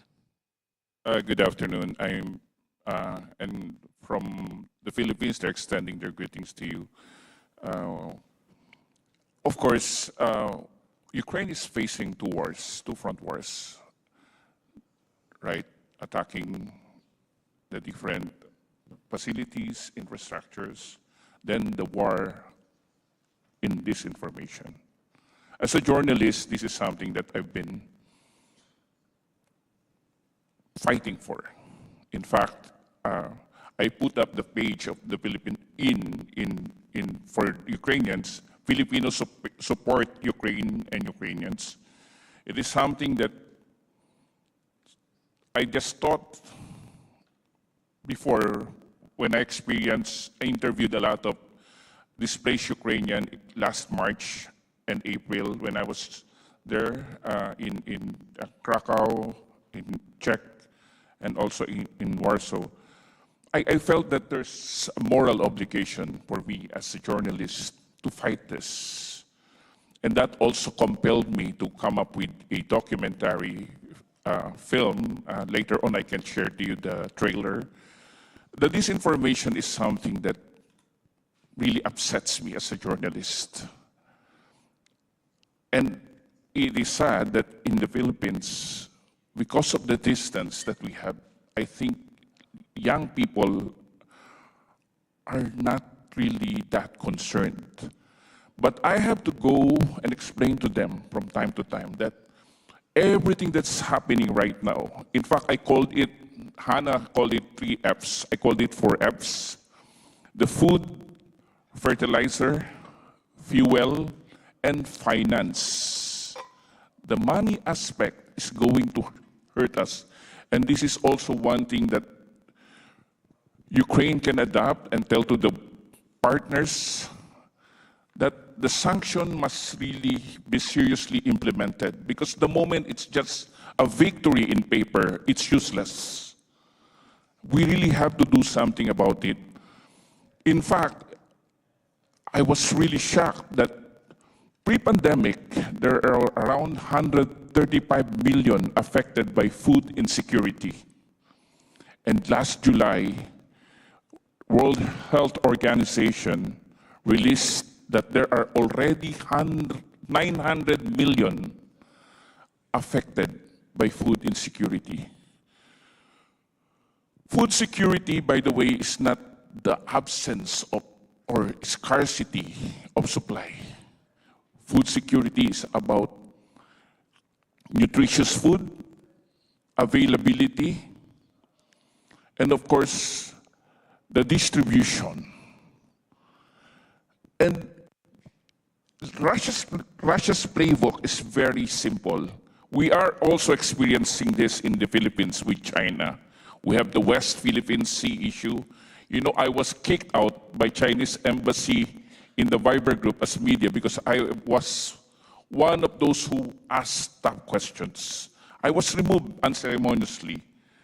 Anybody or anyone who knows the playbook will be kicked out. So let us continue to sustain awareness. Let us continue to fight when we see already some narratives which you can already smell more or less. You have to stop it. In fact, I was surprised about the technology that was presented yesterday, that Ukraine was able to develop that.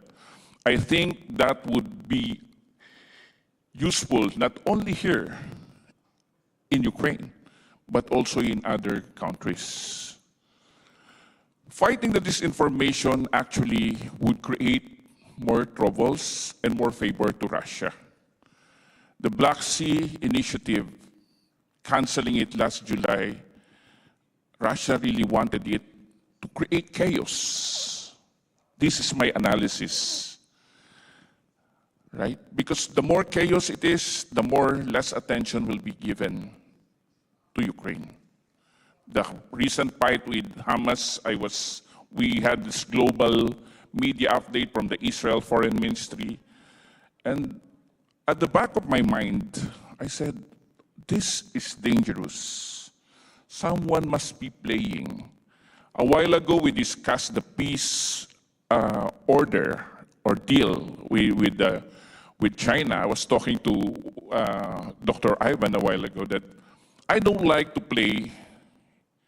I hope Ukraine will not play the China's way of peace process or peace deal. Why? Because China is the best friend of Russia.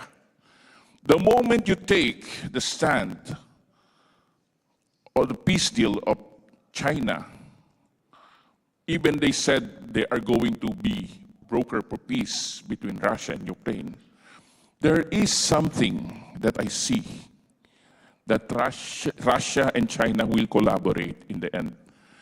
The way I see it, my malicious thought is this. Russia would like to dominate the West, and China wants to dominate the East. And how can they do that? By depriving people to eat. There will be famine, there will be starvation. And always remember, the moment, it's Maslow's hierarchy of human need, the basic, once you satisfy the basic food, everybody's okay. So they know how to target. This is something that also an opportunity in my mind for Ukraine to explore the ASEAN market. You know, we are also in the same, the bread in the Philippines, I know one of the oldest bakery in the Philippines is complaining when Russia invaded Ukraine. They said that, what will happen to the bread? And in less than 3 months, the bread shrink, it became smaller, and the price went higher. How are we going to address this? To my mind, this can be addressed by coming up, not by surrendering, our rights to the Russian or to the aggressor, but to pressure the global community that the sanctions be implemented. It should not be a paper victory. It should not be something that we'll just be happy that, hey, there was a sanction. No, it is something that is measurable, something that is manageable, and something that we can monitor. If we don't do that, we will fail. Thank you for this speech, and actually I fully agree that what lessons should we learn after almost 10 years of Russian ongoing aggression against Ukraine? I do remember 2014 when Russia invaded Ukraine and with the attempt of illegal annexation of Crimea. And after 8 years of peaceful settlement, of attempts to solve Russian aggression through the diplomatic or political diplomatic ways, this approach failed.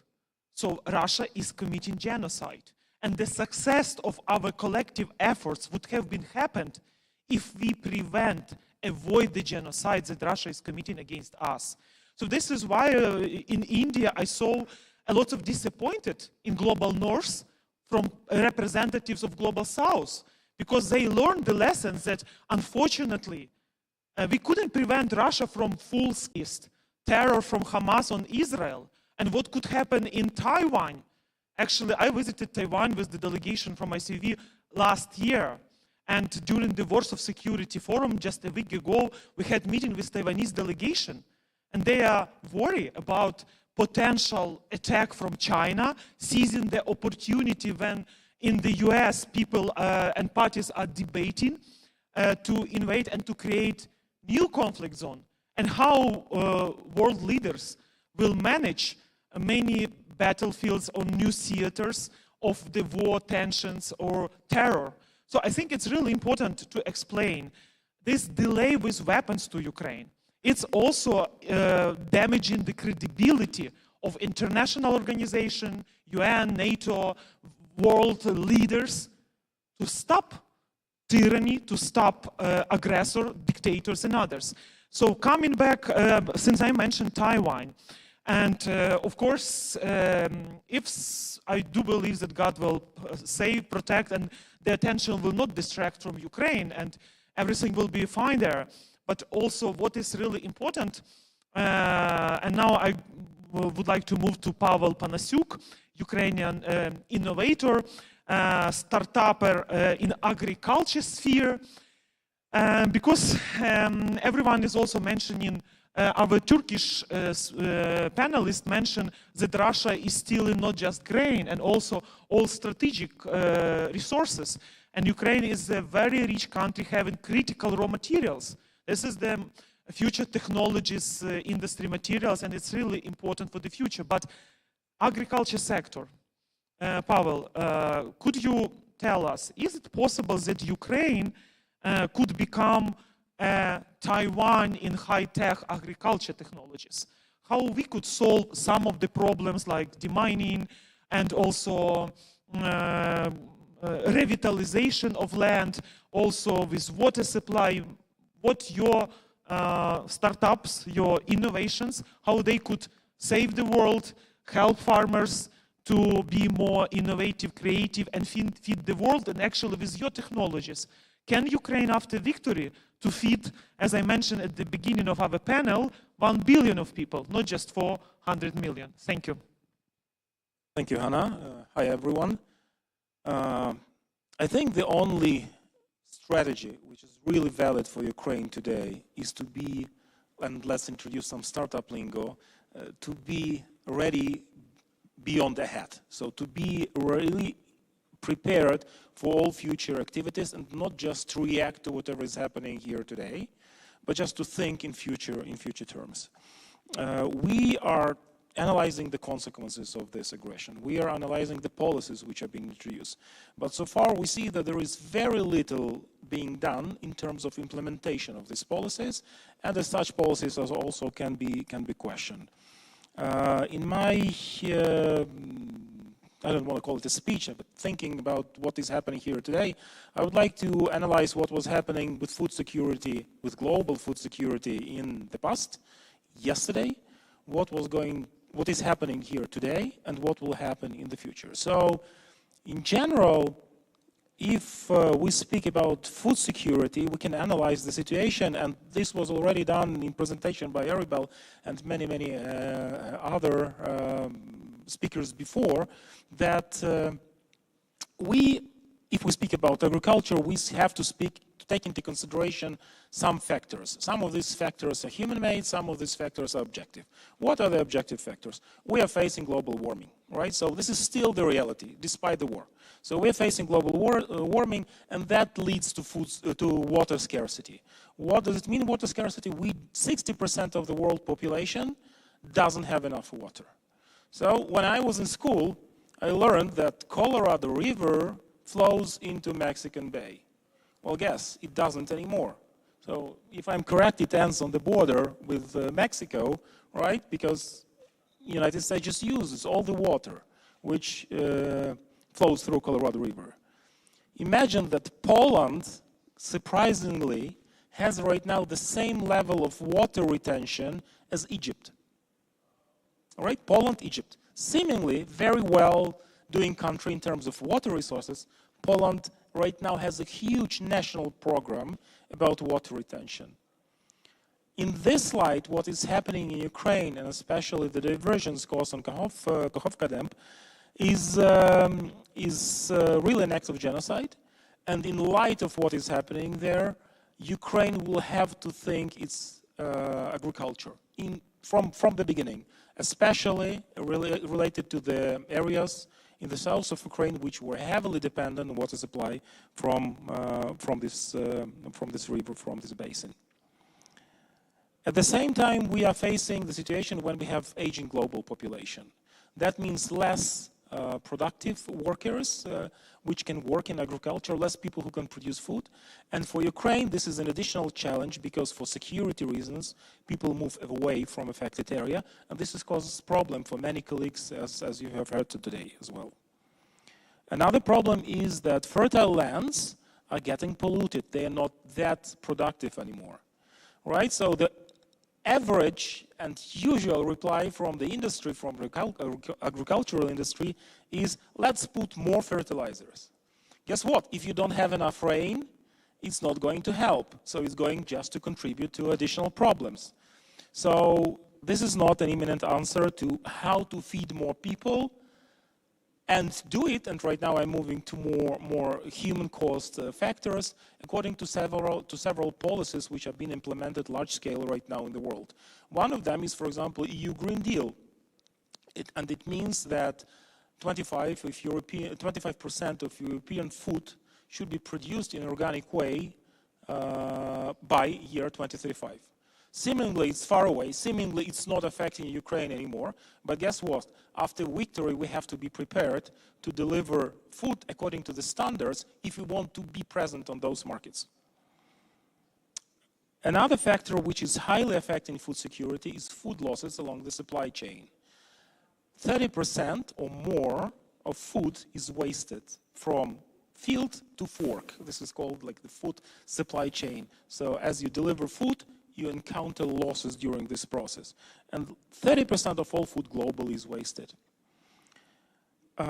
So that all leads to a situation that even before the invasion of Ukraine, even before 2014, the situation was so much strained that global food security was an everyday issue for politicians.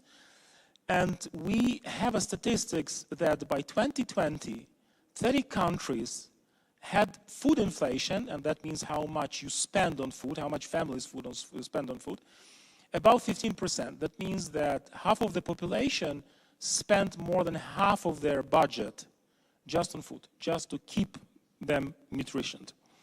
So this is a huge challenge, and right now let's move to what is happening today. So how Ukraine is going to react and what is going to happen in Ukraine. And we have already heard the answer to this question. We are going to weaponize the agriculture. Not we. Agriculture is going to be weaponized, one way or another. Either, like it's first time I heard today that farmers do not dream about tractors and agricultural equipment, but about air defense missiles and system how to protect their workers, okay? So this is the reality we live in. Another factor which was widely discussed here today is that very weak reaction from international community created a window of opportunity for Russian Federation to weaponize supply chain. So they threatened grain corridors, and in reaction, Western powers and certain European countries had to also engage their military to protect the supply chain. And this is going to happen more and more often, I believe.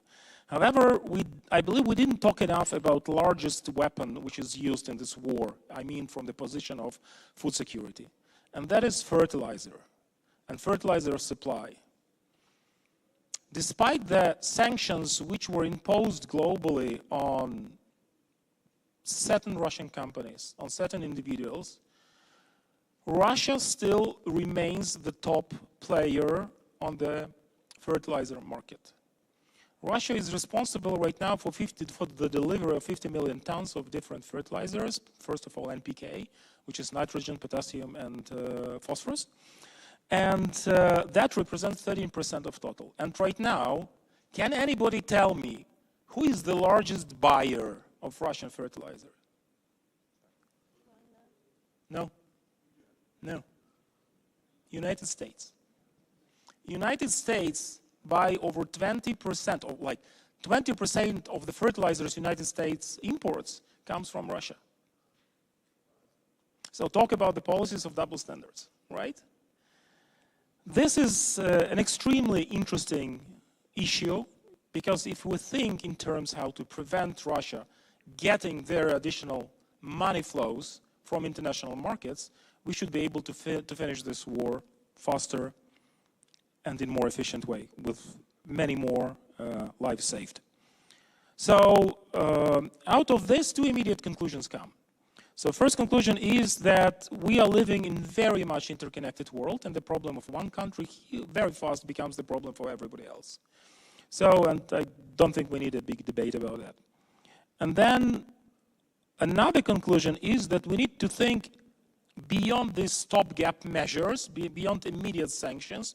We need to think more in a structural approach where we address this existing system, where we think what can be done to analyze root causes and eliminate this process, these causes in the future. From our point of view, this is the only way, and I thank you for bringing the chess on the table, because this is the example which I always use. Checker player, or the player who plays checkers, never beats the player who plays chess, right? So this is about strategic approach. We need to play long. And in our understanding, playing long is reinventing the Ukrainian agriculture, cutting its ties to Russia, and bringing Ukrainian technological innovation to the market. And to give you some examples, I will speak about the companies we are developing right now and we are trying to promote. Yeah, just very briefly. So one of them is dynamic air cooling, and this is the cooling technology which uses no freons. It requires half of the electricity and is able to greatest contribute to food security in terms of how food is transported and stored. Then we have a company which is dedicated to water supply, and that company deals with cleaning all types of water and turning it into potable water. And then finally we brought a company which is able to produce organic fertilizer right from the materials which are developed on site locally. So there is no need to import fertilizer from abroad. Farmer can be totally independent and produce their own fertilizer as they need it. So, and we believe that these solutions, this is something what we can deliver, bring to the market, and this is the strategy, this is the way to go for Ukraine. And probably final words. As sad as it may be, we don't believe that this is the last conflict, the last strategy. We are right now seeing two very active wars in Ukraine and in Israel. And unfortunately, these are not going to be last wars in 21st century. So instead of fighting the consequences of these wars, we should try to think about how to prevent wars, because this is a much more effective strategy. And by investing into war prevention, we are able to save significant amounts of money and resources from rebuilding what was wasted during these wars. And from Ukraine's perspective, of course, every crisis will cause or may cause a destruction. And therefore, it's vitally important that Ukraine builds what is required most, and that is sustainable solidarity. These are sustainable alliances through technology, through economical connections, through politics, through military support, which are able to sustain all types of crises we are going to face in the future. Thank you. Thank you so much. And actually, the document we also produced, the Sustainable Peace Manifesto, where we mention actually how to reach sustainable peace. So responsibility for the war is important. Also reparations, and also important that Ukraine becomes in the future member of the NATO and the EU, and punishment, because I think after World War II, the Nazi regime and the society went through economic punishment. So what never happened with Russia.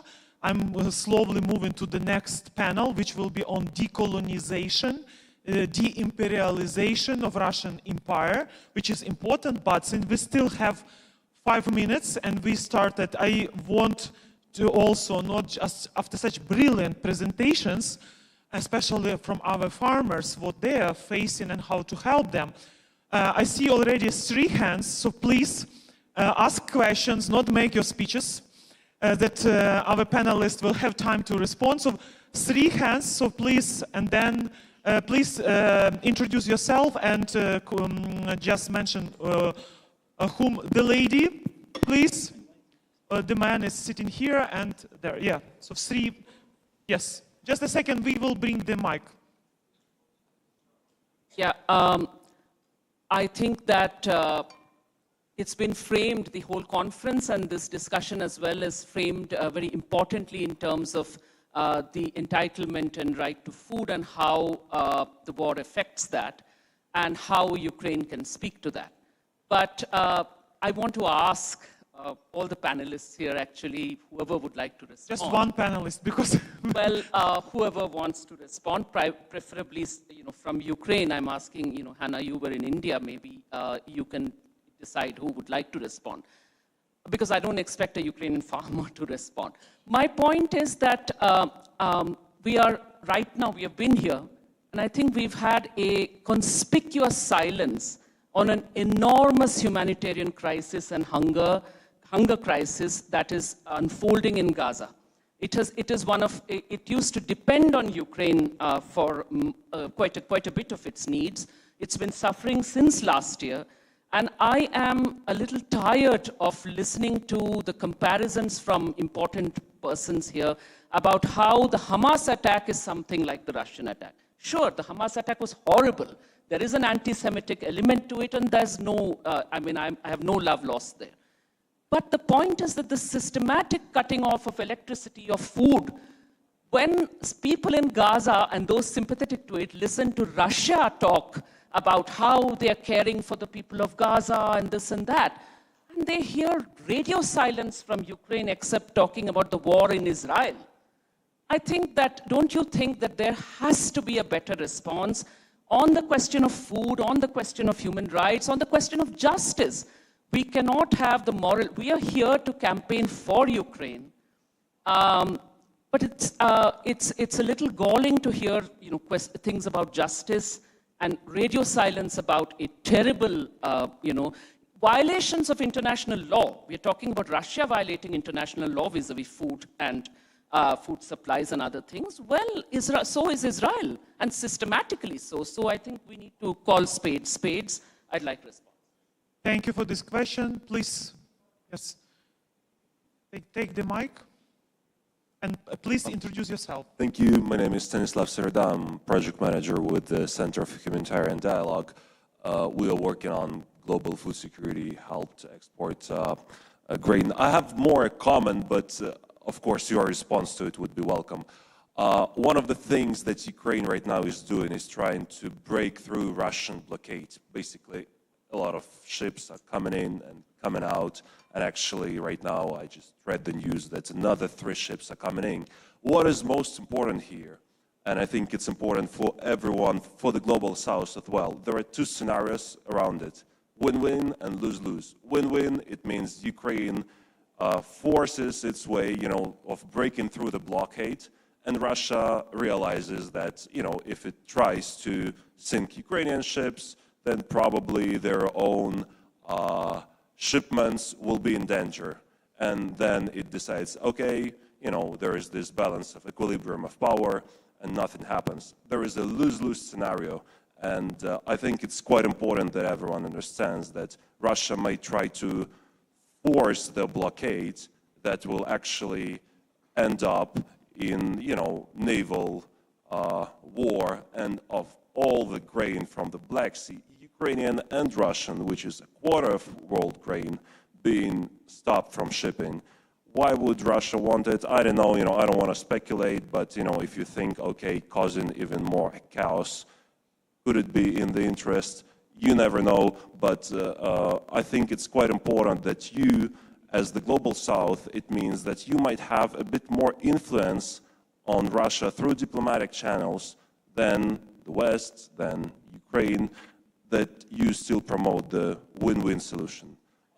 But your comments are welcome on it. Sorry for taking too long. Yes, and please, here on the first. Like other speakers, I would make statements, but just a quick question. My name is Alex Bobrovnikov. I'm a non-fiction writer and an investigative author.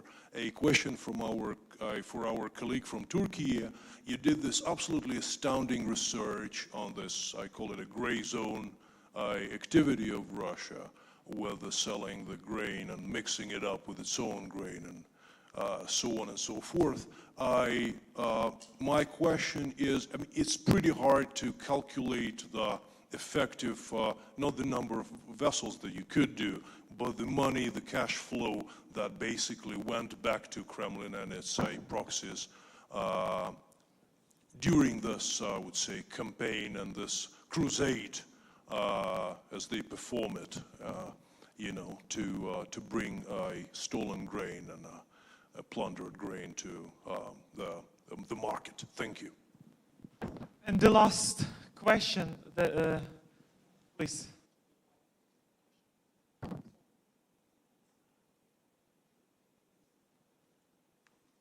Thank you.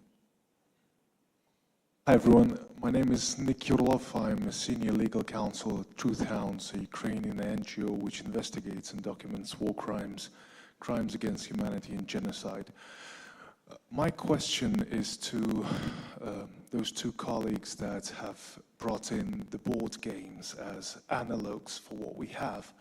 So both chess and checkers are considered to be zero-sum games, but in fact there is a possibility for both players to agree to a draw if the situation allows, or if there's a stalemate.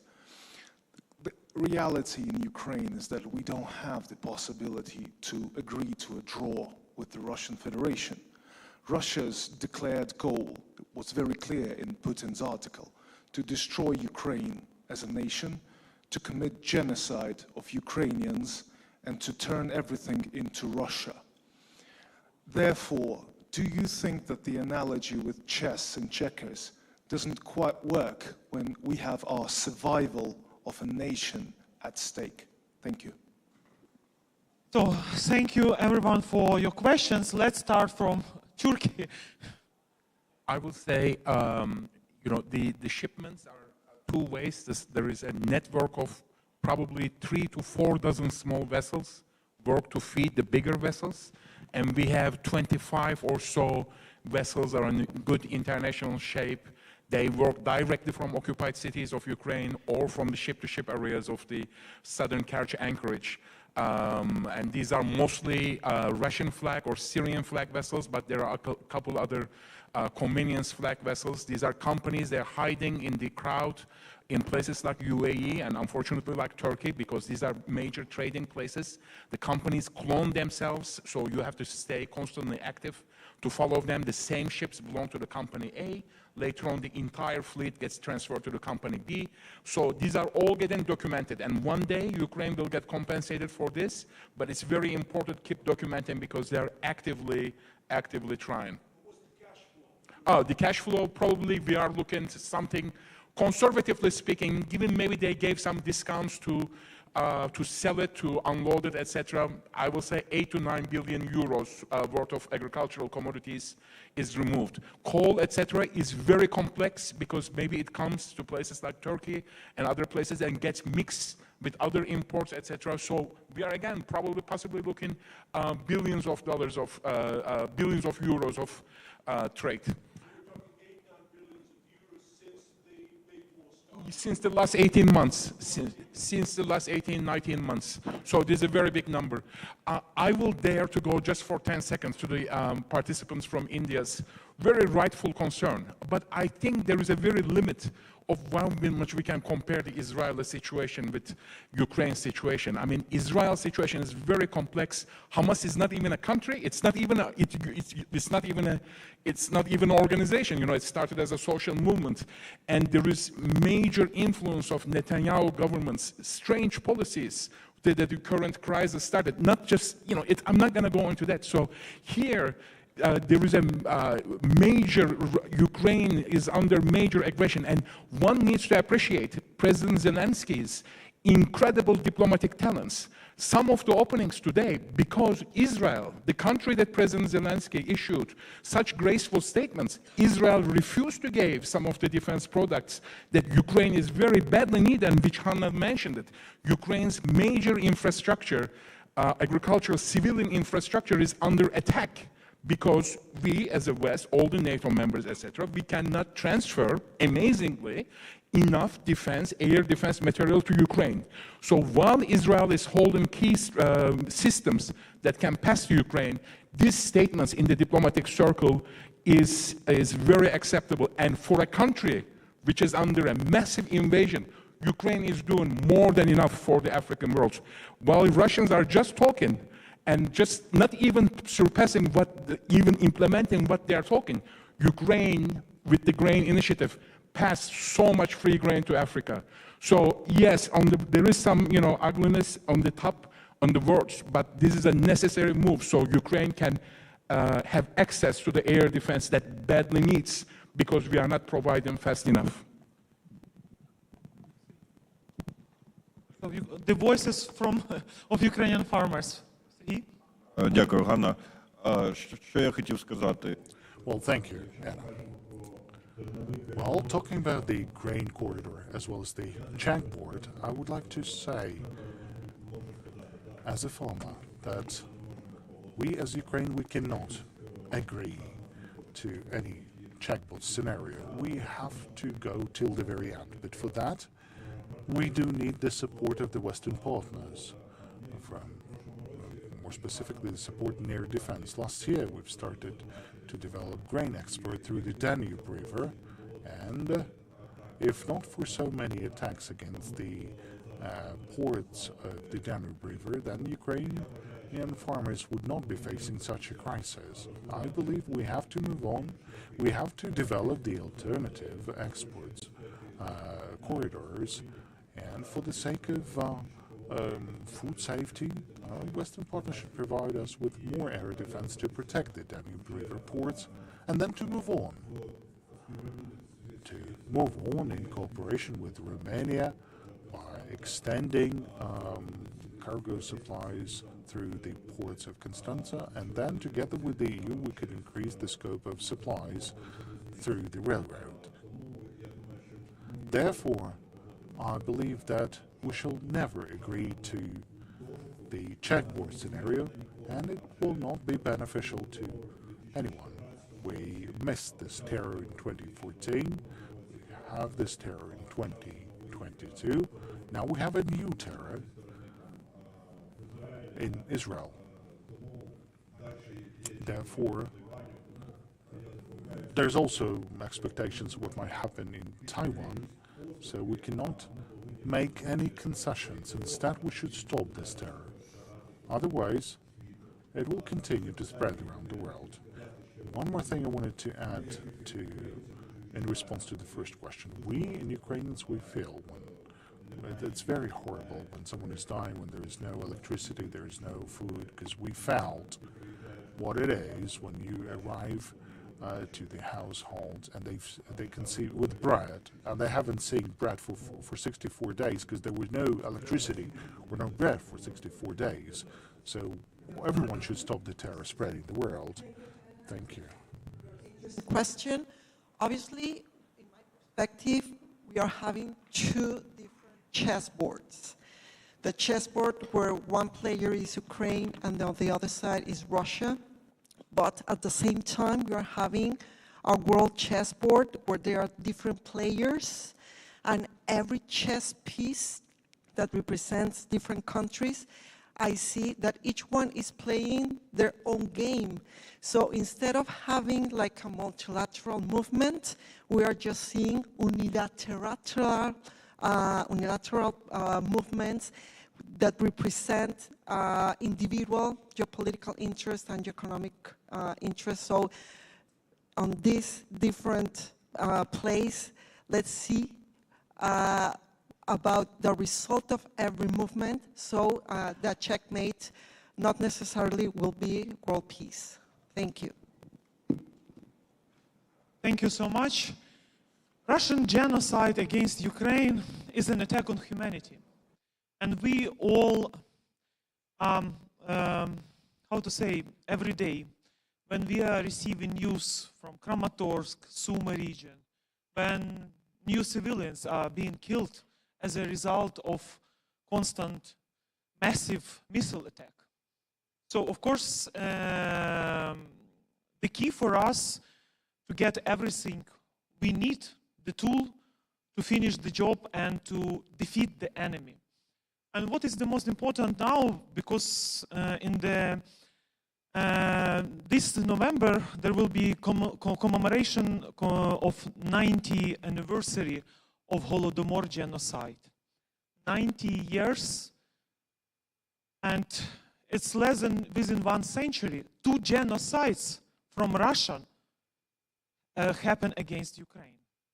So I think it's really important the world is brave as Ukrainian armed forces to tell the truth and to recognize Russia as a state sponsor of terrorism. Even with this, we are facing a lot of problems. There is a lack of political will.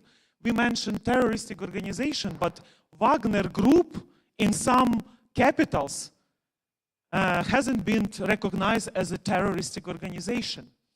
So I think we are thankful to the European Parliament's Bundestag for recognition the Holodomor as a genocide, and recently this week Parliamentary Assembly of Council of Europe also.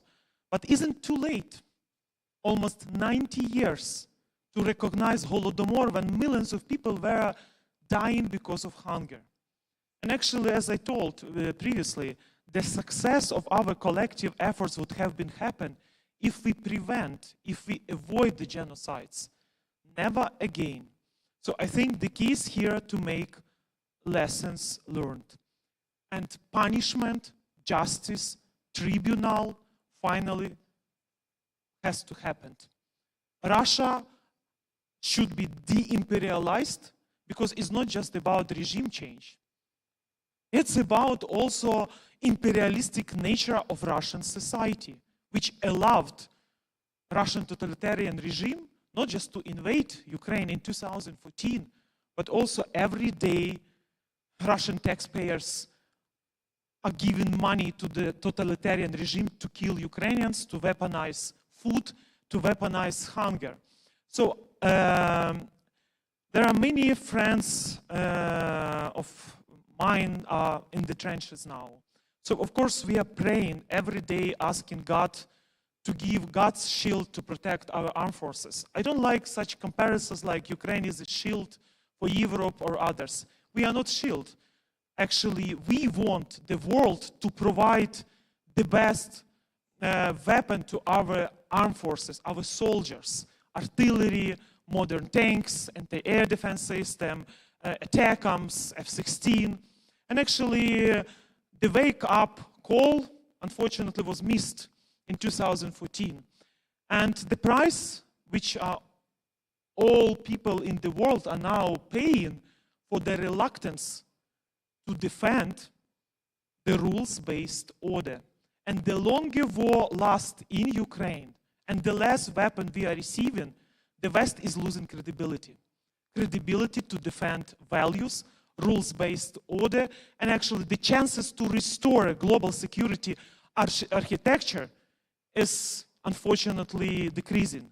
So my call is give Ukraine everything we need to finish the job, to defeat the enemy, and then please, it's my call to G7 countries, to UN and others. Tribunal is important. And I don't understand some hesitations or reluctance to do this. Confiscation of Russian assets, also important step. Demilitarization of the Black Sea and true defense of the Black Sea area and freedom of navigation, also important. Someone who really thinks that they could sacrifice Ukraine to appease the aggressor, we will receive the World War III, the global war which will cost millions, I don't want to say billions of people. So this is why it's finally time to answer on the question, what is the end game of the world if Ukraine runs out of soldiers? So I think it's very important to finally have this victory strategy for Ukraine as a common strategy for democracy, as a common strategy for humanity, as a common strategy for the world, because defeating the enemy of Ukraine is the best deterrent strategy. And I do believe that we will succeed, but the faster we get everything we need, this sense of urgency, I'm saying it from my friends, from Ukrainian soldiers, which are, when we are sitting and speaking here, they are protecting, defending us. So I don't want us in Kyiv to be like in bubble, discussing, and what is really important, actually, and I do believe that next Rammstein will produce more political bravery decision on the weapons needed for Ukraine to restore territorial integrity and sovereignty, to restore justice, and to defeat the enemy. Thank you, my brilliant speakers, panelists, for your contribution. So especially with the analysis, expertise, and solutions, and also special applause to farmers and your families that you stayed in Ukraine, you believe in Ukraine, and thank you to our innovators and startups how to become in the future, because this is the marathon. And our colleagues from Mexico, Philippines, Turkey, and the whole sitting here in this room. So we believe that the world is not divided by global north, global south. We are all belonging to the humanity, and actually we all obliged to defend our values as a human beings, what we believe. So God save Ukraine. Thank you everyone who is here today with us. And let me also mention that, and would like to remind you that in parallel with the next session on decolonialism, there will be a side event about impact of war and violence on women and society. It starts at 4 p.m. at Maidan Hall. It's second floor of the hotel. For those willing to attend the side event, please use an elevator and go to the Maidan Hall at the second floor. Simultaneous interpretation into English, Spanish, Ukrainian will be provided. I think it's really important to participate in this panel. And also there will be very impressive speakers. So thank you. Thank you for everything.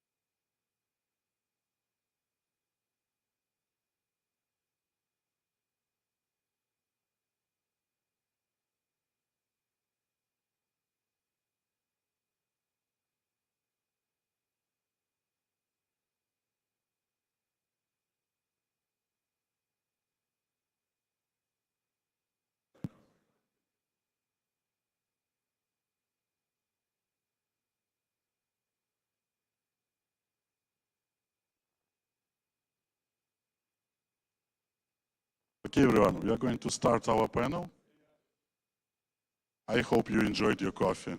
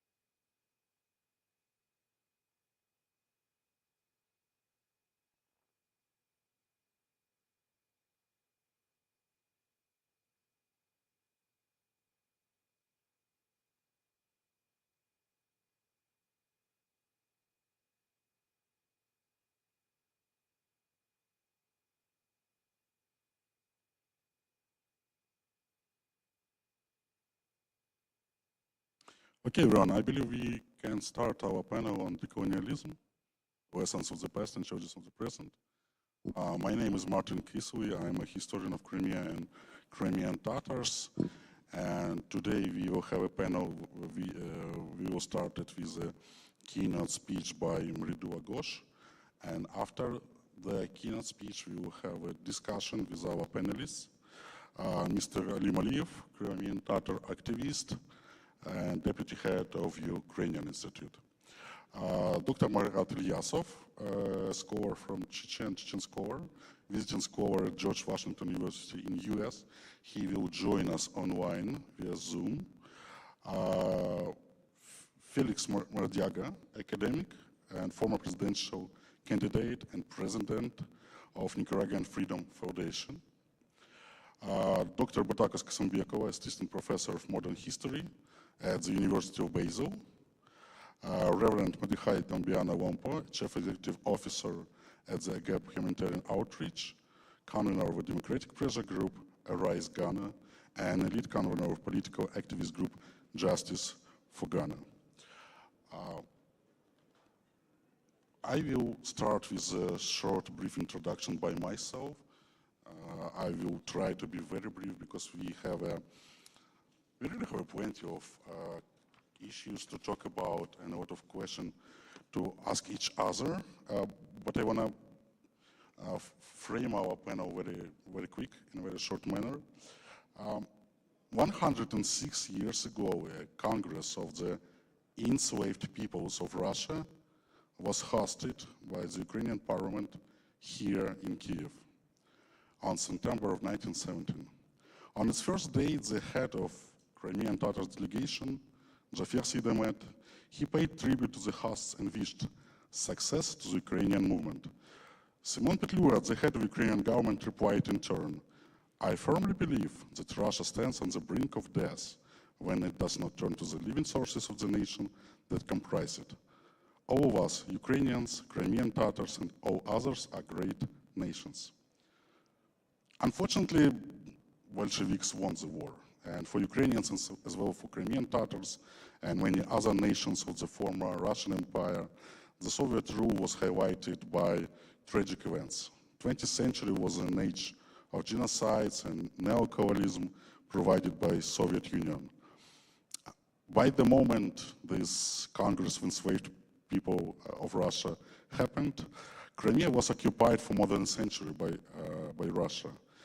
The Russian annexation of Crimea in 1783 began the history of Russian presence in the peninsula. And this process of incorporation of the peninsula into the Russian Empire, it was slow and happened through the 19th century, a century of colonization in the history of Western European empires. The history of Russian imperial control over Crimea through the 19th century shared many of the Western settler colonial practices. Crimean Tatars were often portrayed as wild, uncivilized, poorly organized, aggressive societies that needed guidance from more advanced powers. In the manifesto that proclaimed the annexation of the peninsula, Catherine II justified the takeover with the inability of Crimean Tatars to govern themselves. Thus, she followed a narrative that Western empires used to justify colonization. I want to pass the word to Ridula for a keynote speech that will frame our panel and focus on the issues we are going to talk about. The floor is yours. It's already open. Yeah. Good afternoon, everybody. As keynote speaker, I probably will have to highlight certain aspects of the topic in general, and I would not like to go very deep into it, but unfortunately have to start with this very strange perception that we are starting to discuss something which people discuss in the 19th century, phenomenon which should not happen today in the 20th century. Sadly, Ukraine unfortunately had to pass through these processes which resulted in these tragic events, and that has laid bare the whole essence of what colonialism is. Ukraine, to be frank, was not even seen as a proper country. I would not even hesitate to say that, because in my personal experience, many times I come from India, I stay and work in Ukraine. Many times I was asked, where do you stay? When I asked Ukraine, I said, okay, you are in Russia. So that was a shock for me, but I had to keep that shock within me. The language, the same thing. Ukrainian, is there a language really? I mean, this was the perception of another part of the world where I belong to. In spite of these personal experiences, we know that 24th February 2022 is that date which has made the world rethink about many things. First of all, Ukrainians started thinking about many things.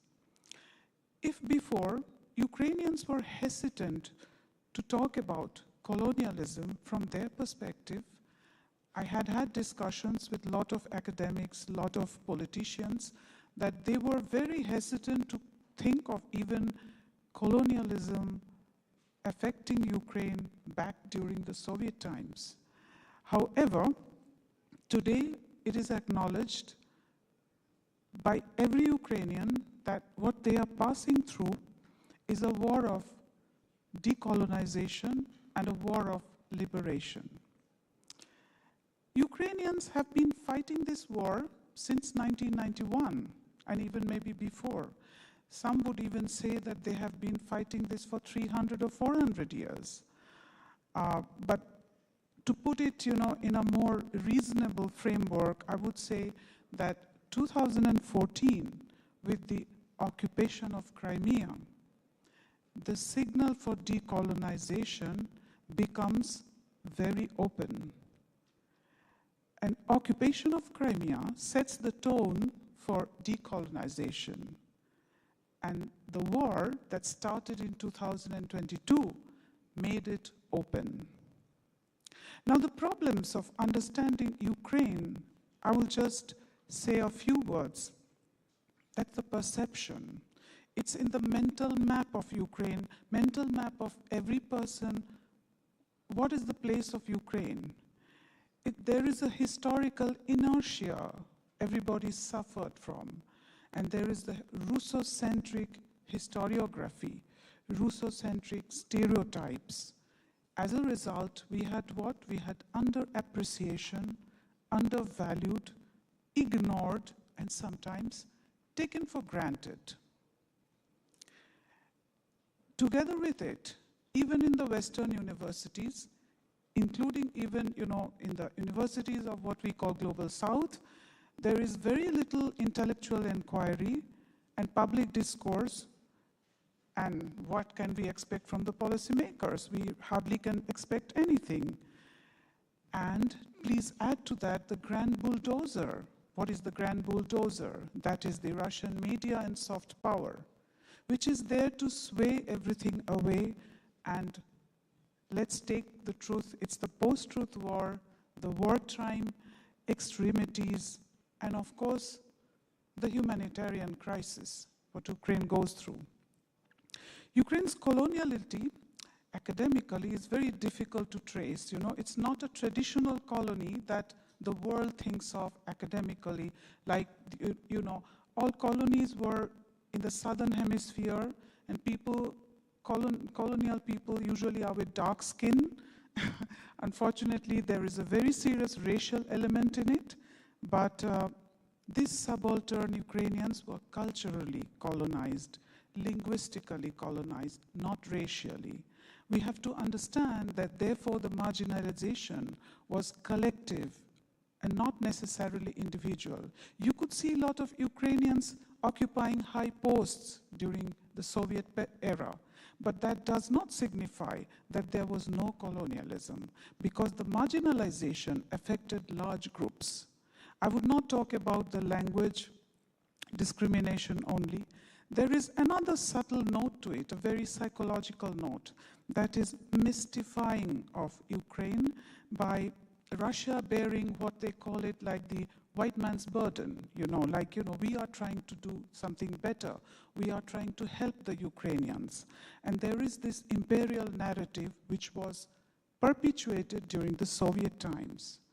And therefore, colonial Ukraine was Little Russia, which today Putin is angry because Putin thinks it's anti-Russia. How can this be? This should always be the Little Russia. Of course, this ambivalence leads to something like, politically imperial, but, it is aesthetically ethnic. Oh, how sweet they are. How sweet they sing songs. This is the role that Ukrainians were given to. I would also say, using the words of a famous Ukrainian academic, Mykola Repchuk, he says, Ukrainians were like the Friday in Robinson Crusoe's, in the story of Robinson Crusoe. Friday remains a good Friday, until Friday is Friday. When Friday demands more, it cannot be allowed. So that was the role ascribed to Ukrainians. In today's rhetoric, we see, therefore, that they are not able to fight. You see, the NATO is fighting on their behalf. Everything is being done by the others. So they are a colony of the West. That is the rhetoric of Putin and his administration. I would point out that here you can find in all the narratives, basically, not only the narratives that Ukrainians are like, they are fighting as Nazis, and they are being like puppets in the hand of the West, and they are stooges. This is something that is emanating out of a great fear of Ukraine searching for its identity and successfully carving it out. And therefore, I come to the conclusion that decolonization is something very different today than we know in textbooks. In textbooks, it was all about the Eurocentric view of decolonization, that is against the West. So most academics in the Global South, they would tend to say, where do we figure decolonization in this? But this is a historic process, and in this historic process, if we think of decolonization, it is decolonizing the mind, first of all. And it starts with the public discourse, the media, and the academia. And that is, something that stopped in the 60s. We think decolonization is over. It it is not no more there. But therefore, you know, today's conflict, as it is everywhere said, conflict in Ukraine, you know, let it be like conflict, war, aggressive war, genocide. What is happening is terrible. All these words collectively even do not say what a generation is getting lost. So this is also a process of decolonization, and the realization of how to interpret this war and how to build alliances will only show if we are having the decolonization or not. And this is a process of not only preparing a new global architecture, but a new international order. And this was seen, as we remember, with Crimea occupation. The world ignored, honestly. There was nothing substantially done except for sanctions. And until now, we know that we have to liberate Crimea. I was, you know, shocked. I shocked many people in my country, India, as when I said that if you say Crimea is Russian, Crimea is as much Russian as India is British. Because British came to India in 1776. There was a war in 1757, and then the whole process started. So the British Empire has its time, and the conquest of Crimea by Russians were in 1783, as our honorable moderator said already. So thinking from this, you know, when the rhetoric goes that Crimea is Russian and so it must be left to Russia, is greatly, you know, ignoring the simple past and becoming myopic, becoming so short-sighted that it is ignoring the lot of people, territories. And this is something that is even, I would say, a historical crime to be committed. Now, decolonizing wars, this is a decolonizing war. We do not have decolonization peacefully. We are fighting a war. And when we say, like, race is not important in this case, because Ukraine is a multiracial country. Crimea is very much a multiracial, multi-religious, and a very different country. And it is home to the biggest indigenous people in Ukraine, and a very respected community, a community which deserves historical justice. And for the global left, I'm very surprised that, you know, this support to Putin's regime is somewhat tangential to fighting the West. You know, the fighting the West is so much of an obsession for many of these, the leftists. So for them, it is somewhat a very touchy issue to speak in favor of Ukraine as a colonial country which needs to get decolonized. And it's a post-colonial country. I would not say Ukraine is a colony because Ukraine is independent since many years. I think, to sum up, that the resilience of the people has shown that what it is to be a post-colonial nation. I also think that the defense and military strategy will also shows that this nation, together, a civic understanding of decolonization is what is happening. Now, what we have is time to think of an alliance of middle powers, alliance of powers that are having some similar status, similar situations, similar problems across the globe, as well as to think of Ukraine's non-aggressive foreign policy. Even today, you can see that Ukraine is not going and occupying Russian territory. Until recently, it was not hitting even Russian territory. So this is a new concept of security, that they are just defending themselves. So Ukraine deserves a lot more than it is today getting. Thank you.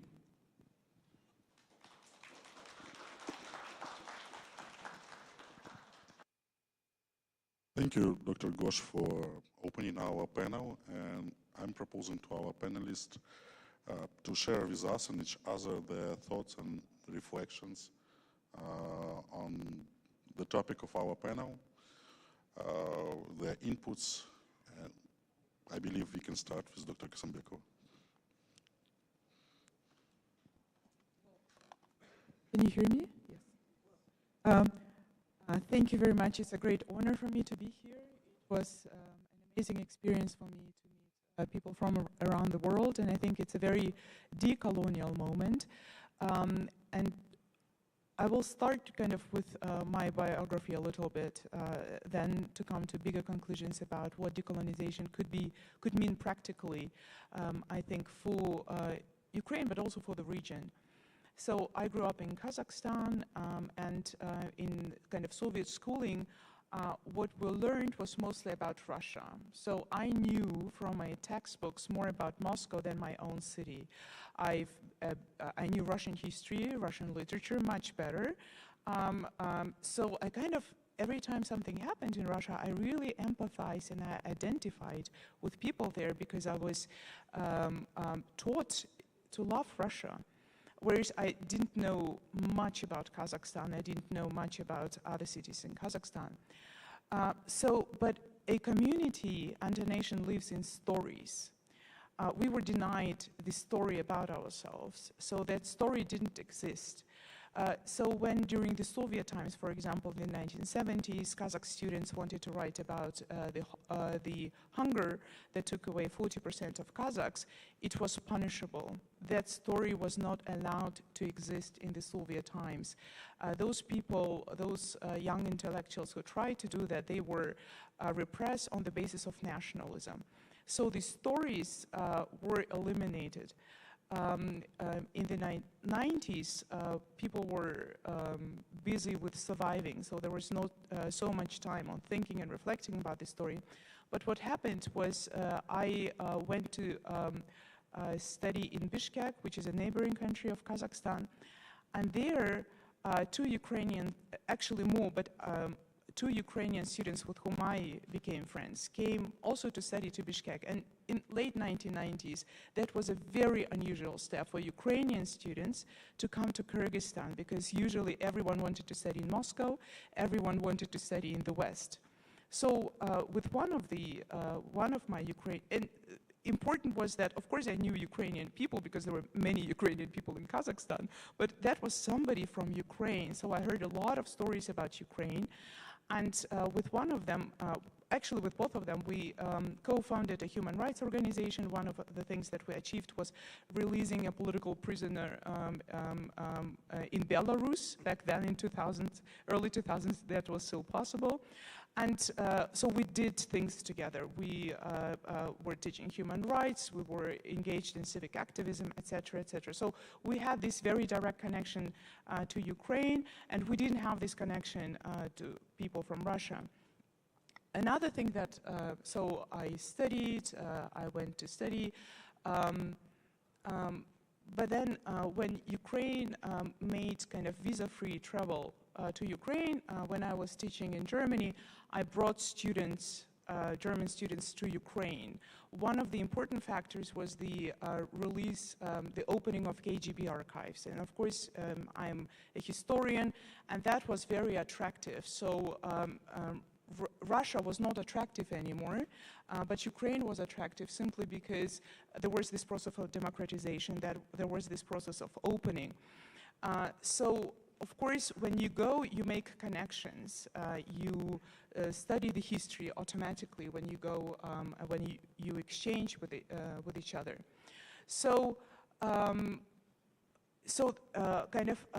these connections, these intellectual connections were made, and this was very important during this war. I realized that some of my colleagues who study East European history, they go to study the rest of the region, also to study Central Asia, actually only in Moscow archives. And they didn't go to Ukraine, and it was very difficult for them because they knew Ukraine only from books, and they didn't know Ukraine, they didn't travel to Ukraine. So for them, some of them were silent because they didn't know what to say. I mean, of course, they could say more things, but they couldn't explain the difference between Russia and Ukraine because this experience was lacking. So Also, of course, because I was teaching at European universities, there is Erasmus exchange program, which is, financed by European Union, and that is very important to foster exchange between students in Europe. Also, I myself was on a high school exchange program, and I've been to many different countries, so that was a very formative experience. So, given the fact that during the Soviet times, it was a very hierarchical system, so all roads went through Moscow, and we didn't have that many conversations like Kazakhs with Ukrainians, with Uzbeks, with Latvians, etc., etc. What happened now during the full-scale invasion is that intense conversations are taking place. So a very decolonial moment, a grassroots, very spontaneous.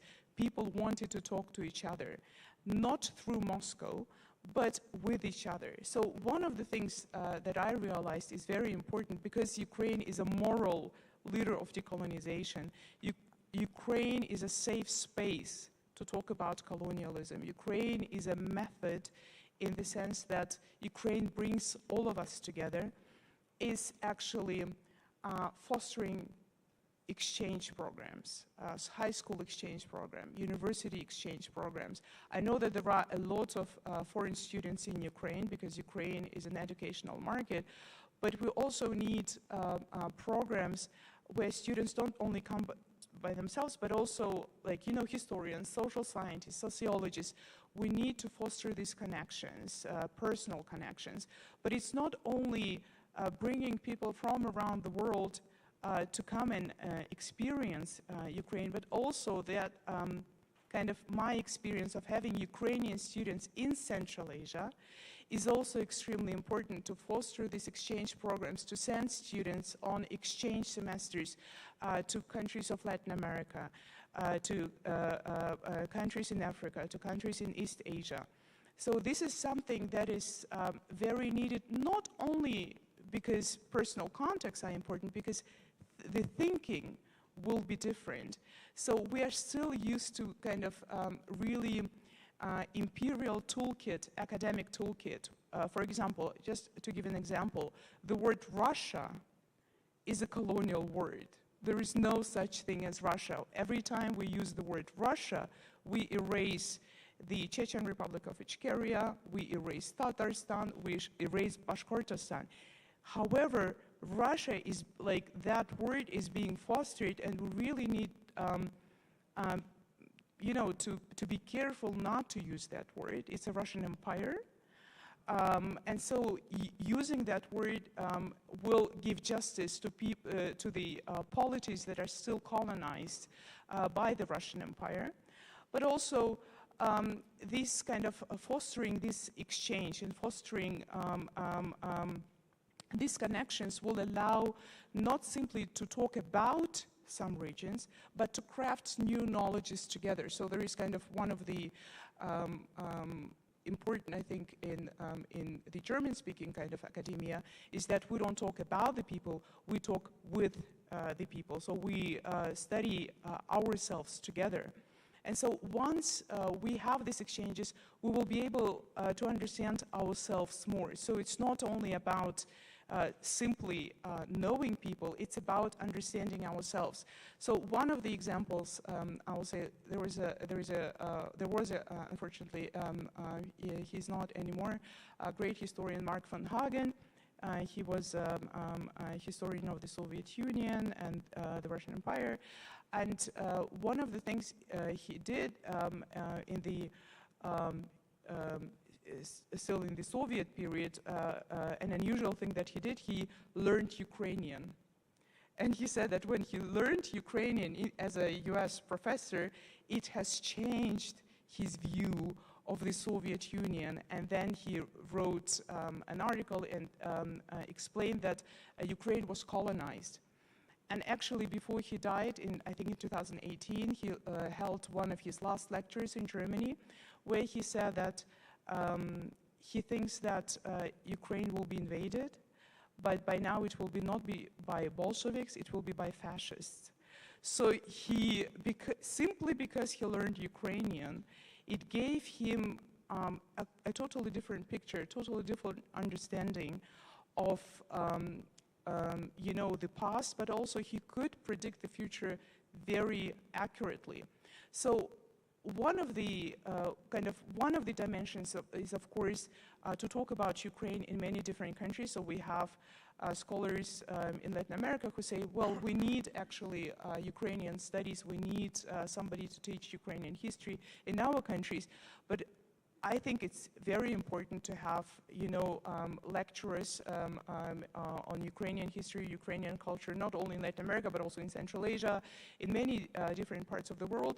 But also, I think it is very important to have, you know, Latin American studies in Ukraine. It is also very important to have Central Asian studies or North Caucasus studies in Ukraine. So it's not only Ukraine as one of the kind of, and it's true for any country of the world, is that one of the things is not only to revise narratives, colonial narratives that we've learned and that we are sometimes unconsciously using, such as the concept of Russia, but also to become knowledge producers and to become kind of centers of knowledges where people can meet. Sometimes in some of the countries where there is no freedom of academia, and Ukraine is a free democratic country, where we can actually foster such scholarship as, for example, North Caucasus studies, right?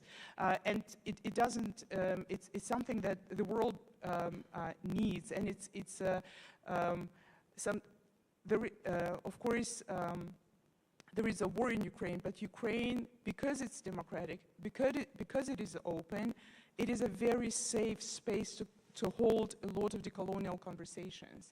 And so there is a book, it's called Asia's Method, and there is an article, Eastern Europe's Method, and I say Ukraine should also be a method, because this is a safe space for people to meet from around the world, not in a former colonial metropole, where its knowledge production is contaminated with colonial discourses, with colonial concepts and colonial hierarchies.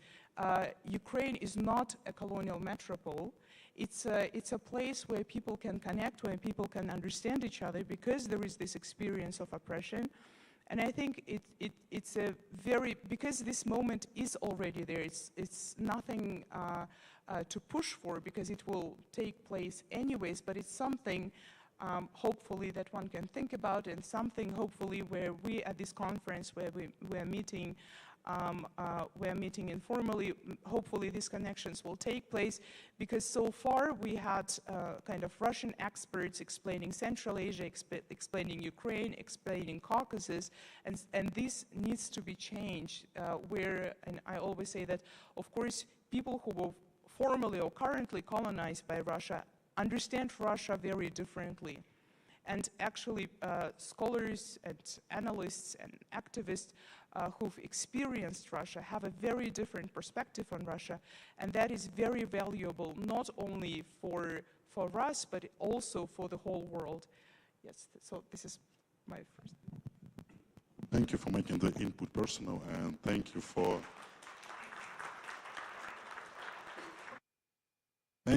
Ukraine as a metered approach.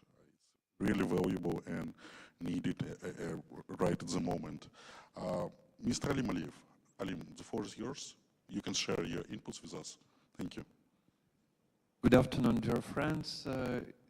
It's an honor to be with you here and to speak to you. Thank you for organizers and for all of you to come to Ukraine, to Kyiv, to support us on this very complicated times. I want to start with the topic of decolonization and recolonization in Ukraine. Today, Ukraine is going through these two opposite processes at the same time. When we talk about decolonization, we first of all talk about decommunization. In Ukraine, it means that we are getting rid of the totalitarian Soviet legacy, renaming cities and streets named after our executors, and developing our modern culture and also switching to the Ukrainian language where Russian was previously dominant. I call it reclaiming our own names. But the occupation of Ukraine territories is the opposite process. It's taking place, the process of recolonization.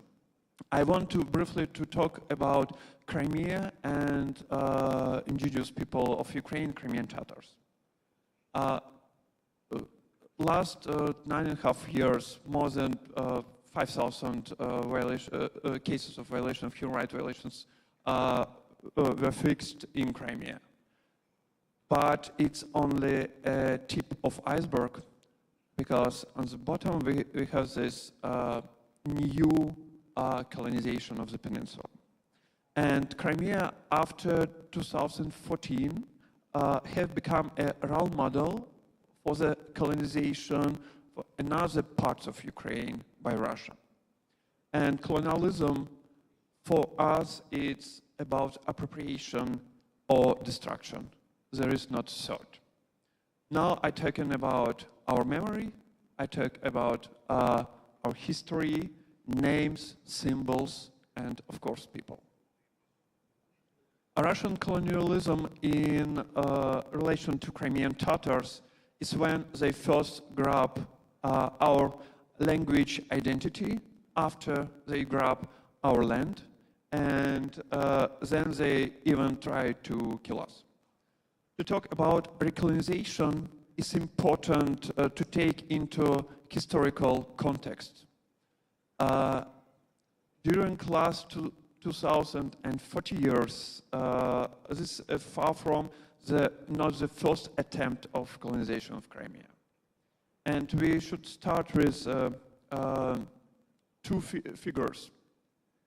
Before the 1783, it was the first annexation of Crimea by Catherine II.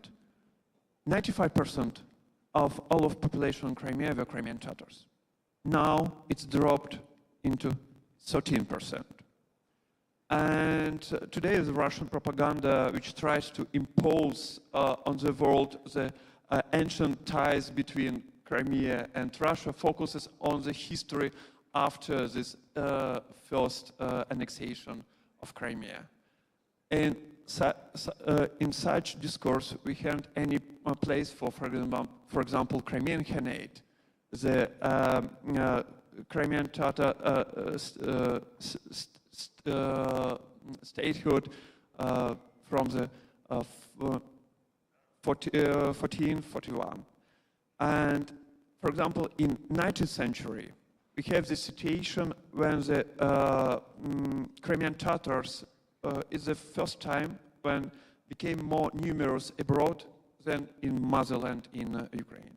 In 20th century, we had a deportation of Crimean Tatar, is a genocide in 1944, when all of Crimean Tatars were deported to Central Asia, to Siberia. For example, I was born in Uzbekistan, and all of Crimean Tatars' families has such the same history. And now I want to talk about modern colonization in three aspects. For example, identity. When we talked about identity, it means that violation of the right of self-determination of Crimean Tatar indigenous people in Crimea by Russia. We see ourselves as an integral part of Ukraine, of course. And in 2014, Russia tried to destroy our national institutions, like a Majlis of Crimean Tatar people. It's a banned institution in Russia, and also it's a banned institution in Crimea. And also we talk about, for example, cultural heritage. Destroying the tangible and intangible cultural heritage that does not fit into the Russian Kremlin ideology, as a hand palace in Bakhchisarai that destroyed under the guise of restoration, Or we talk about Crimean Tatar language. Today, it's Crimean Tatar language, one of the vanishing languages according to the UNESCO. And that's why, for example, parents in Crimea gathering to some, small groups at homes and teach Crimean Tatar language, mother language for their own children. And one more, it's about religious identity. Today, Russian trying to focus on Crimean Tatars as a potential terrorists and extremists. That's why today we have a lot of prosecutions on these criminal articles. But for Crimean Tatars, for our history, nonviolent resistance is in our blood. If we talk about, for example, Soviet past. When we talk about second militarization, it's not only that Crimea, one of the main platforms for Russia to launch bombs and missiles to another part of Ukraine, but it's also a militarization of consciousness, but it's also forcing mobilization of the people from occupied territories. And Russia tried to, first of all, mobilize Crimean Tatars to Russian army. And such crime may lead to repeated act of genocide of Crimean Tatar people, because Russia tried to send Crimean Tatars to the front line and fight against not only our land, our state, Ukrainian state, but also against Crimean Tatars who in Ukrainian army. And third dimension is settlement colonization. When we talk about internal displaced people, when we talk about refugees, it's near 70,000 people left Crimea during last 9.5 years. But we have a reserve trend when 700,000 people came to Crimea from Russia, and with different groups. It's not only military people, but it's also civilians and even pensioners and business persons who colonized Crimea. And that's why we have a third attempts of colonization. What's important when we talk about today is this decolonization and recolonization from the Crimean Tatar perspective. First of all, we should take a way not of victimizing ourselves, but to be competitive and to build horizontal ties with entire world. Secondly, it's in Crimea after the occupation, justice must prevail in the form of national territorial autonomy of Crimean Tatars, or because it's not a privilege for us, it's vital necessary to preserve our identity and preserve our nation as a equal nation in this world. And last but not least, when we talk about next plans for us, today we should talk about our homework. First of all, it's important to lead Crimean Tatar studies abroad in different universities, with the Ukrainian studies, of course. Today is the time when we not only talk about war, about human rights violations. Today is the time when we talk about ourselves, and today is the time when we give an answer to the question, who I am. And last, this is our common war. And in this war, a lot of Crimean Tatars, a lot of Ukrainians, a lot of people from different regions, or on front line in Ukraine army, or volunteering. And you know, it's not a war, first of all, for our land. It's war for our identity. It's war for our dignity. And it's for our future. Thank you.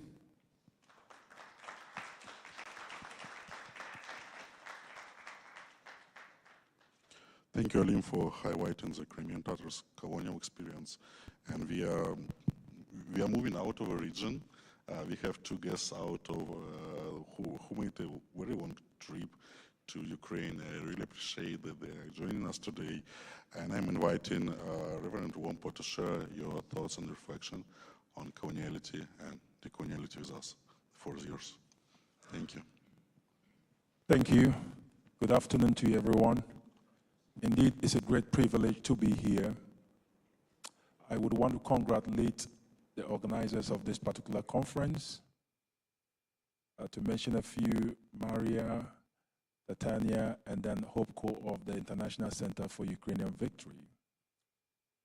My first time in Ukraine is very impressive, excellent. I come from a country that happens to be the first African country to have attained independence in 1957 of Sif March. What I want to say is that coming from our part of the world, our forefathers fought for our decolonization. Our forefathers fought for our independence. It was not an easy task, but it was necessary. And I'm here to say that decolonization has become very necessary in this century because we have come to a stage where we can manage our own affairs.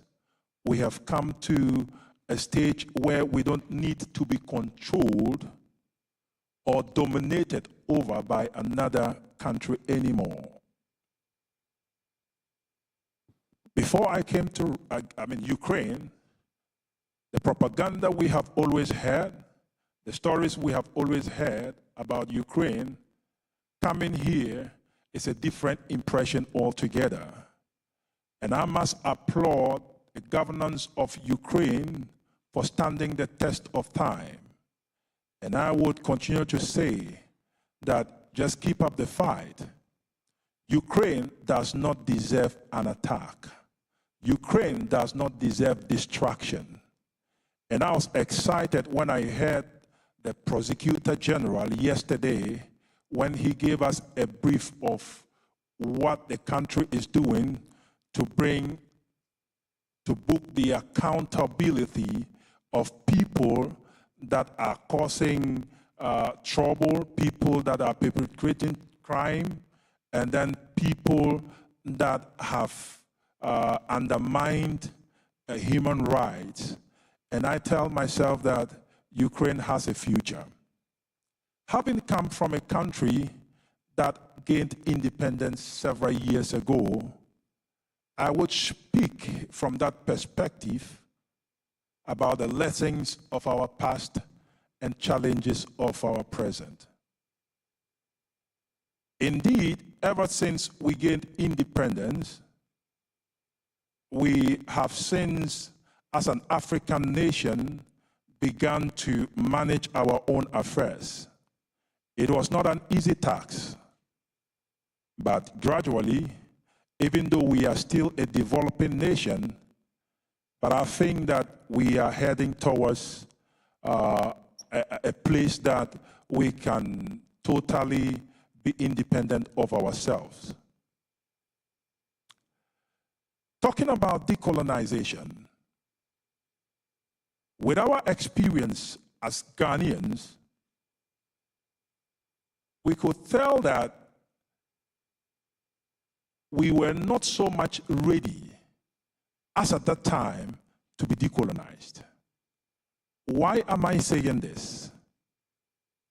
Our colonial masters left us at a stage where, even though it was necessary for us to gain independence, but in a way, excuse me to say, we would have been better today if we had them in for some time.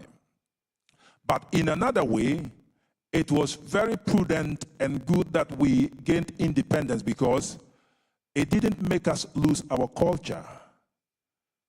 When we had the colonial masters in Ghana then, we were losing track with our tradition and our culture. They were destroying our culture, and then our educational curriculum was being destroyed. But having had an opportunity that our forefathers fought for independence, today I sit before you and I dress with a true identity of a Ghanaian and an African. Ladies and gentlemen, talking about challenges that we have from the perspective of Ghana, even though we fought to gain independence, but there is another modern colonization that is known as the neocolonialism. Why am I saying this?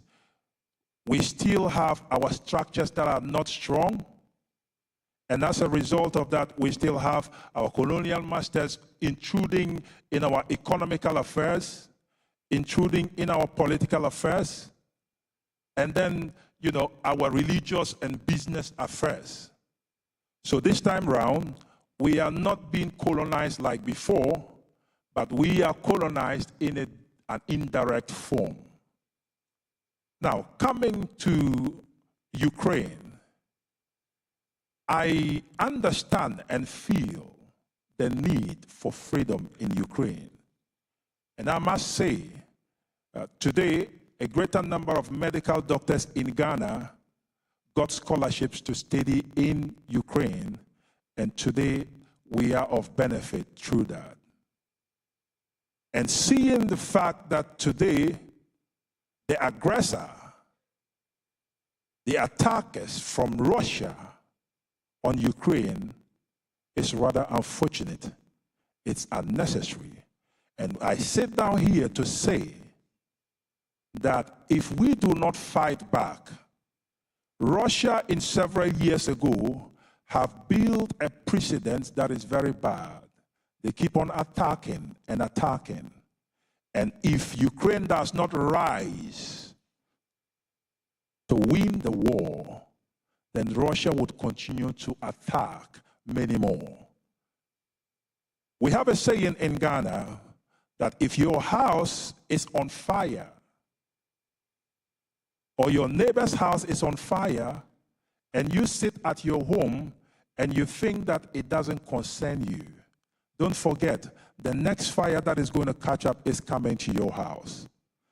But I'm here to say that Ghana is not just sitting aloof. We are concerned about the victory of Ukraine.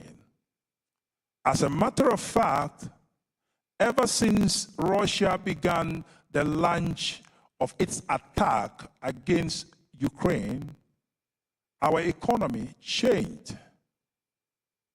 Things became difficult. So in other words, the attack of Russia on Ukraine should be a matter of concern for all of us. Let's not have some particular people seated on the fence to feel that it doesn't concern them. It concerns all of us. In Ghana, we experienced an extravagant increment of food prices, fuel prices, and we have been suffering, even though we are not part of the war, even though we are not living in Ukraine or in Russia. That is to say that it should be a matter of concern to all of us, even in Africa, that our survival would always be dependent from Ukraine and other countries. So there is a great need for peace in Ukraine. And I've always said that I have fallen in love with Ukraine, and at any point in time I'm called upon to come to Ukraine, I would always be here to support Ukraine. Now, like the moderator said, I am a convener of a pressure group in Ghana that is Arise Ghana. And when we say Arise Ghana, we say Save Ghana Now. And I'm here to say, if I say Arise Ukraine, then you say Save Ukraine Now. Arise Ukraine. Arise Ukraine. Now, one other thing I want to say is that one of the ways that Ukraine can totally gain freedom or be decolonized is to be united. If you break your front, then you would have the enemy have control over you. I mean, over the news, I've heard of how your president, His Excellency Zelensky, even got into the battlefield. That is a true leader. That is a patriotic leader. Unfortunately, in our African continent, in times like this, you have the leaders rather hide and expect the citizens to go and fight. You have the leaders rather migrate their families to safer places and rather expect the citizens to fight. But in the case of Ukraine, it's so different because the leadership themselves are in the battlefield. That is to say that there is a great future for Ukraine. That is to say that people are willing to shed their own blood to make sure that Ukraine is liberated, to make sure that Ukraine gains its freedom, to make sure that Ukraine stays united to fight against the oppressor. For how long can we continue to stay quiet and allow the oppressor intimidate us? For how long can we stay quiet and let other people think that they are above the law? I was glad, like I said yesterday, when I heard the steps that is being taken by the Prosecutor General on what they intend to do. I think that it is high time that all of us speak with one voice, that all of us come together and ensure that there is a peace in Ukraine, that all of us would ensure that Ukraine becomes victorious. So as a matter of fact, decolonization, as we see, talking about the challenges, what I would encourage the good people of Ukraine is that you must put your structures right so that no one would have the capability and or the ability to be able to interfere in your systems of governance, like what is happening in our continent, Africa. Ukraine, I am very optimistic that this war would end with a victory for Ukraine. Thank you.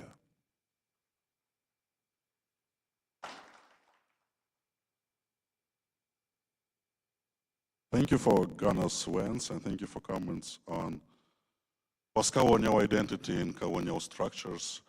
Mr. Marjaga, the floor is yours and really looking forward to hear from you. Thank you very much. First of all, let me say how grateful I am for this invitation. My name is Felix Maradiaga. I am from Nicaragua. And this experience is surreal. I learned about the full-scale war in Ukraine while I was in complete isolation in a prison in Nicaragua. I did not have access to any information. And the guards were supposed to keep every information completely isolated. But one of my torturers, one of the Sandinista guards, felt very proud that he was trained by the Russians. And he felt very proud that, accordingly to his version, Russia, that country that he admired, was winning the war and had invaded Ukraine, and he had in front of him an alleged CIA agent. And he was telling me, you know, you who are educated in the US and you have spoken at the UN Security Council and the European Parliament about all these things, and he heard my speeches condemning Russia when the invasion happened in 2014. And if someone would tell me that 6 months later, I would have been here talking to brave Ukrainian people to share my passion for freedom and my passion for a country that is showing the world what can happen when there is an entire nation that is deeply passionate about their land, about their principles, about the rights of the people. I would have never believed that. Thank you for that. And I've been asked to give a short statement, and I promise I will keep that to my time. Vladimir Putin's expansionist agenda has brought the issue of modern colonialism to the forefront, with reminders of its haunting presence from Crimea to Latin America. Recognizing the similarities between Russia's actions in Ukraine and the historical oppression witnessed in Latin America is essential. Despite Russia's claims against colonialism, a concealed agenda of colonial imperialism emerged by suppressing Ukrainian culture and identity even during the Soviet era. The contemporary struggle against modern imperialism requires us to comprehend this issue. Decolonization provides a way to rectify historical injustices and a mandate to build a world based on freedom and justice. Colonialism is a political system where a powerful nation or a group of nations takes control of foreign territories. At the same time, decolonization is the process by which formerly colonized territories seek to attain independence, sovereignty, and self-governance. Imperialism and colonialism share specific characteristics, such as centralized control, violence, an imperialistic mindset within the aggressor nation, and the forcible assimilation and distortion of national identities. These characteristics are evident in Putin's doctrine, also familiar to Russia in general. Russian propaganda has persistently claimed that Russia opposes colonialism. That is a lie. A typical scenario of colonial imperialism was unfolding behind the Iron Curtain. The annexation of Crimea and the ongoing conflict in eastern Ukraine are stark examples of Russian expansionism. The debate on colonization and decolonization in the global south, particularly in Latin America, has been dominated by Marxist thought and outdated biases against the former European colonial powers. Moreover, the Soviet propaganda machine during the Cold War monopolized the conversation, leaving no acknowledgement of Russia's pre-Bolshevik imperial history or the Soviet imperialist actions during the Cold War.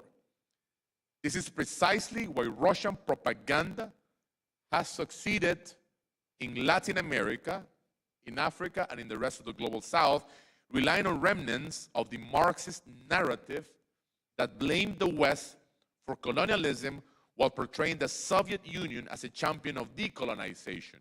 However, this narrative is inherently hypocritical and false. It is profoundly concerning that explaining Russian imperialism under Putin's dictatorship remains a formidable task in Africa, Latin America, and the rest of the global south. For those of us dedicated to providing objective information about the dangers of Russian expansionism, it has been a challenging and often isolating task, facing misunderstanding and opposition from significant segments of the progressive left. Furthermore, we confront another substantial challenge in countering and exposing Russian colonialism in its Latin American propaganda. Over the last 2 decades, even conservative elements in the global south have come to view Vladimir Putin as a strongman figure to emulate. In essence, proponents of liberal thinking like myself have consistently opposed figures like Putin and now find themselves confronting not only the traditional hypocrisy of the left in Latin America, but also the admiration of ultra-conservative factions who see Putin as a model strongman to follow.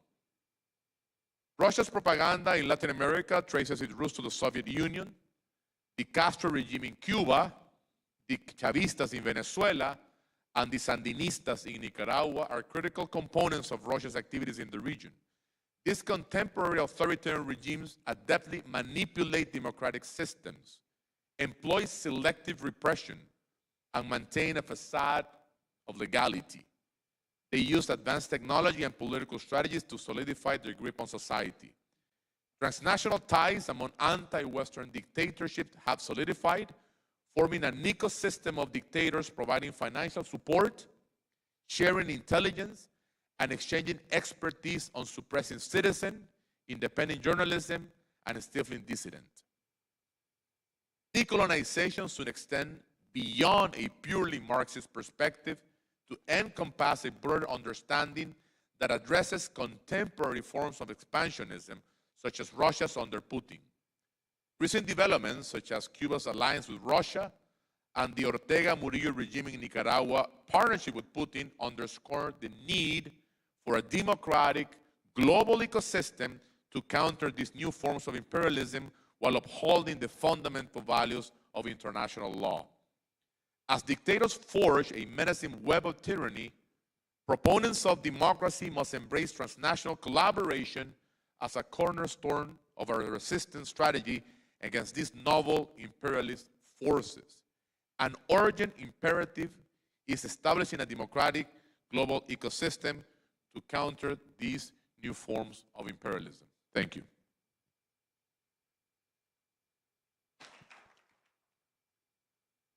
Thank you. And we are coming back to the region. Dr. Ilyasov, can you hear us? I would like to invite you to join us and share your thought with us. We can see you, we cannot hear you.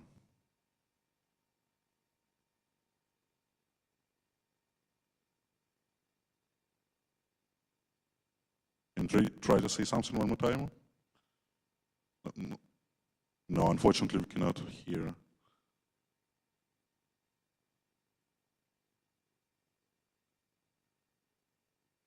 Yeah, now we can hear you. Thank you. Hello, everyone. Good evening. Thank you for inviting me here, for having me today. It's my pleasure to be in this conference, and I regret that I'm not in person there. I've been asked to provide my analysis on Chechen perspective of decolonization, stating it from my positionality, from me being a Chechen scholar who left the country because of the wars that Russia waged against my people.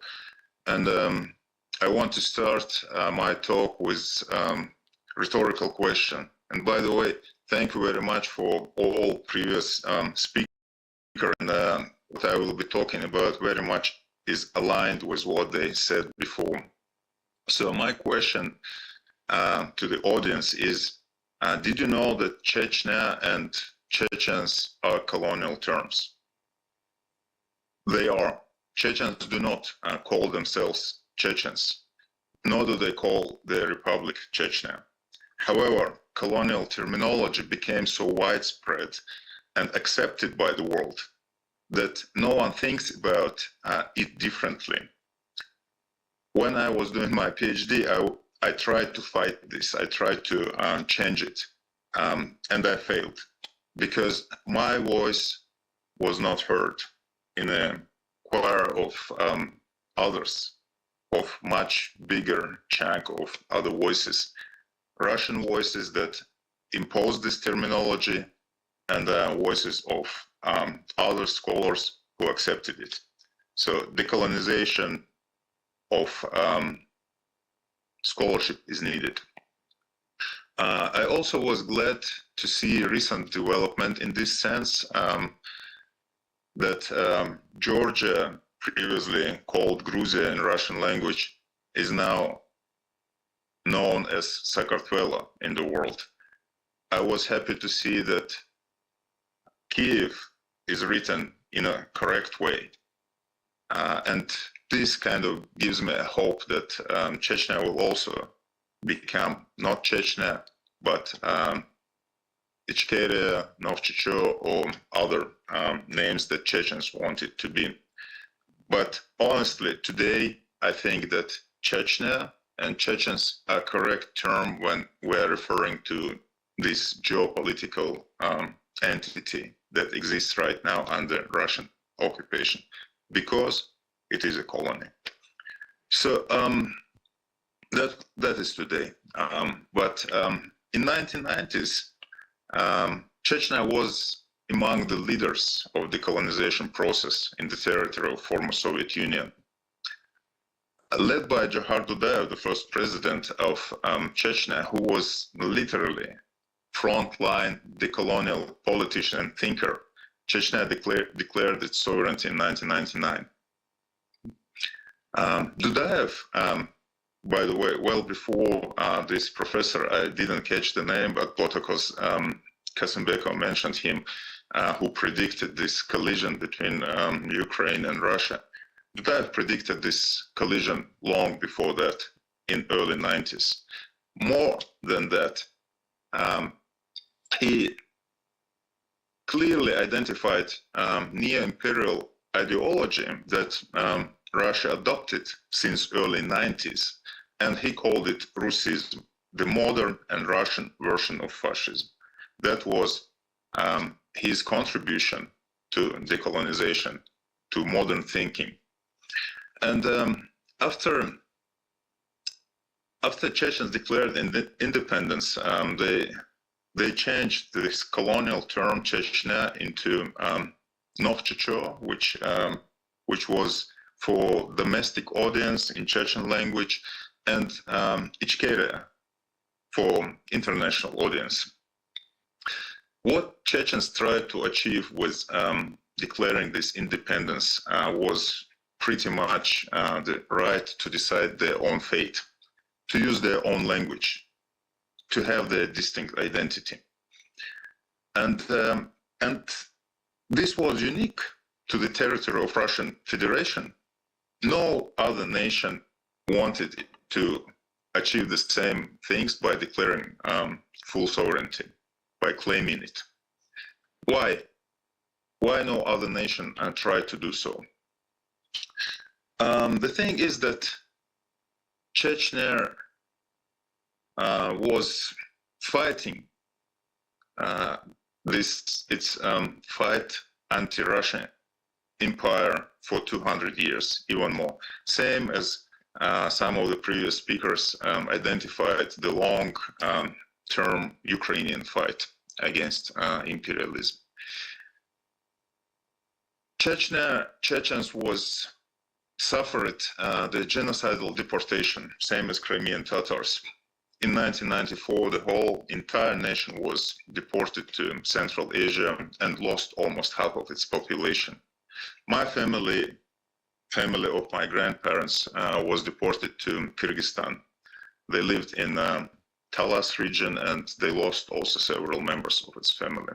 It was not allowed to speak about it. It was not allowed even to know about it.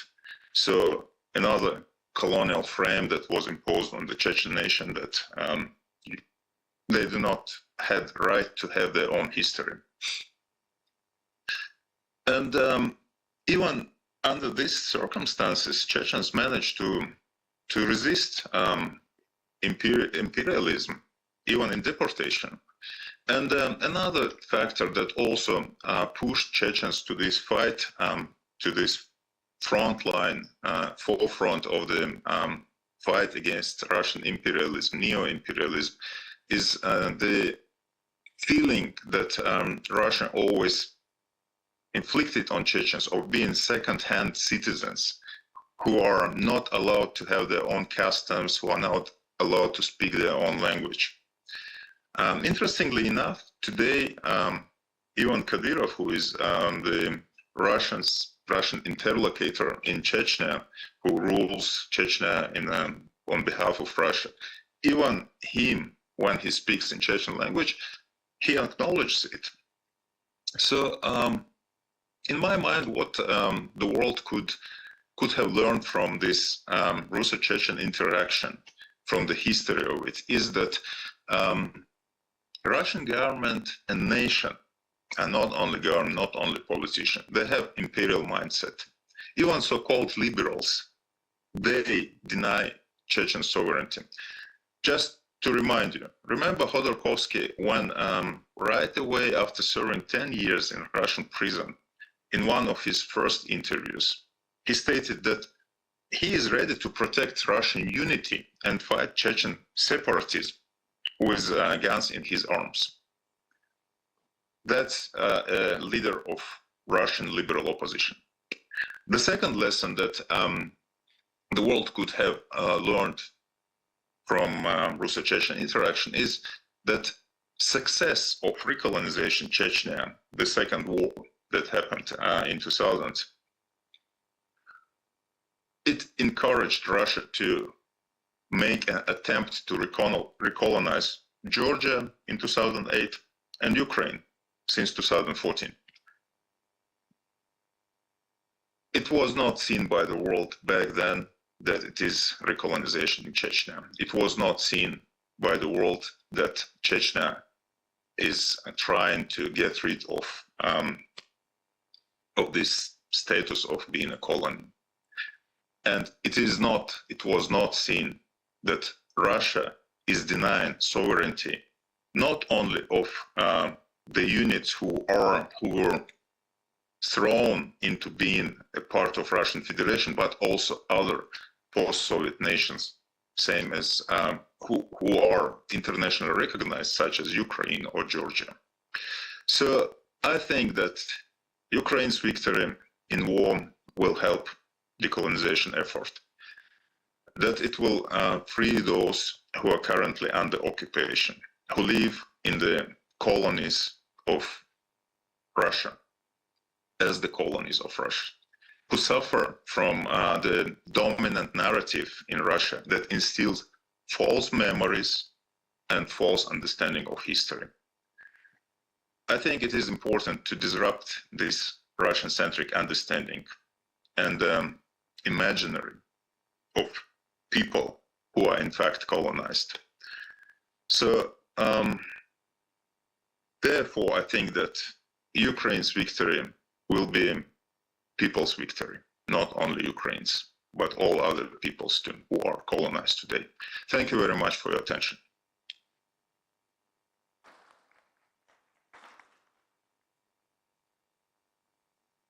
Thank you, Dr. Ilyasov. Thank you, all of you. I really, really appreciate how many we have in common, and I hope our panel will contribute a lot to mutual understanding, colonial experience, as well as decolonial intentions. I wish we had the whole day to discuss the issue, because I have really a lot of topics and questions noted, but we are running out of time. Nevertheless, I propose to have a short, a very brief Q&A section, probably for a few questions to our panelists. You will be first, and then you can pass the mic. Thank you. First of all, before I ask my question, I would like, as a Ukrainian born in Sevastopol, Crimea, I would like to thank all of you for coming here and for showing this amazing support that we have from all of the world, from all corners, from South America, Central America, from Africa, from Middle East, Asia, and Oceania. It is incredibly important and inspiring to see that despite what we see in the media, you are here and you're supporting us. And this means all the world to us. Thank you very much. And now as to my question to the panelists, thank you very much for giving your perspectives. And when we are trying to understand why does the world perceive Russia as it perceives, like through Dostoevsky, and not through the war criminals that come and commit genocide. One of the things that often pops up is the so-called blue water thesis, or the salt water fallacy, which was adopted in 1950s during the decolonization approaches of the United Nations, according to which the United States and the Soviet Union opposed decolonization processes which would happen and affect their countries. And they invented that it's only a colonial empire if it goes across the salt water, across the ocean. That way, they evaded responsibility, and now we see that Russia is not perceived as a colonial power, even though it has more than 100 nationalities, such as Nokhcho there, the representative of whom we have the honor to have here. So the question to you is, how can we decolonize the Russian studies? How can we demonstrate that saltwater fallacy is unacceptable? Thank you very much. Yeah, and I propose to have one answer, to have more questions. Would you like to answer this question?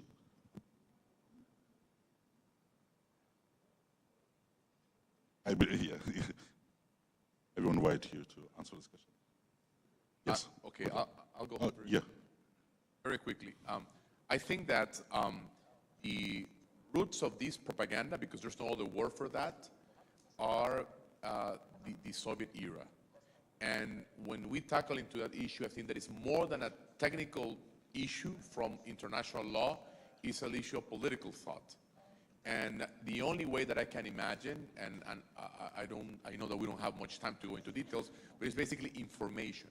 We need to organize a very sophisticated network of informers, people from academia, from private sector, from international civil society, to basically tackle this issue, because the level of disinformation is deeply rooted. And when the Soviets collapsed, many of these ideas survived with very well intentions, I would say, within, for example, the social democrat political vision. So anytime that you criticize these type of issues, you're perceived as pro-imperialistic or pro-United States, and it's just a level of disinformation. So I know that my response might seem simplistic, but I think that the core of issue is disinformation. And disinformation can only be fought through a combination of academia, public intellectuals, civil society, responsible media, and activists working together on a narrative that is easy to digest for the new generation of thought leaders around the world. Dr. Gost, would you like to add something briefly? Very briefly. Yes, academically, I fully agree with you. It is all working together. Politically, it is the left which should completely review their ideology. Complete overhaul of the left ideology is needed. It's very deep topic which we cannot even open because it's Pandora's box.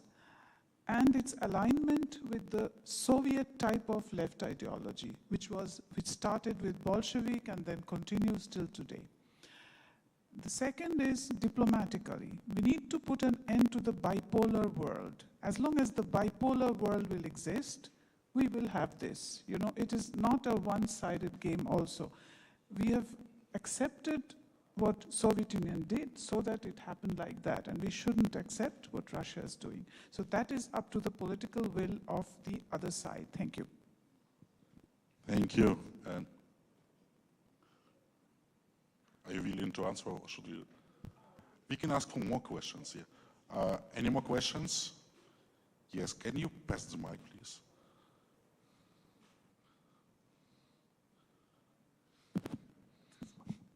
Thank you.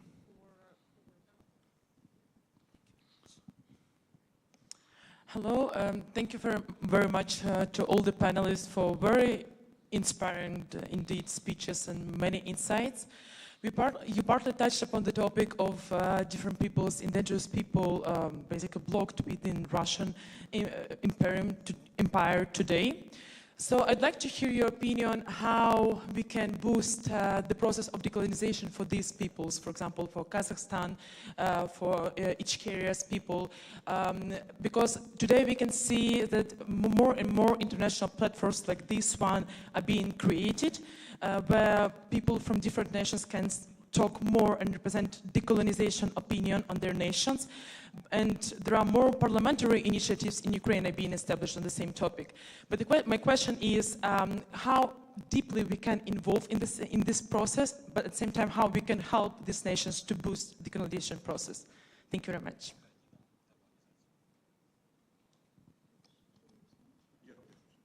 Well, that's a very good question.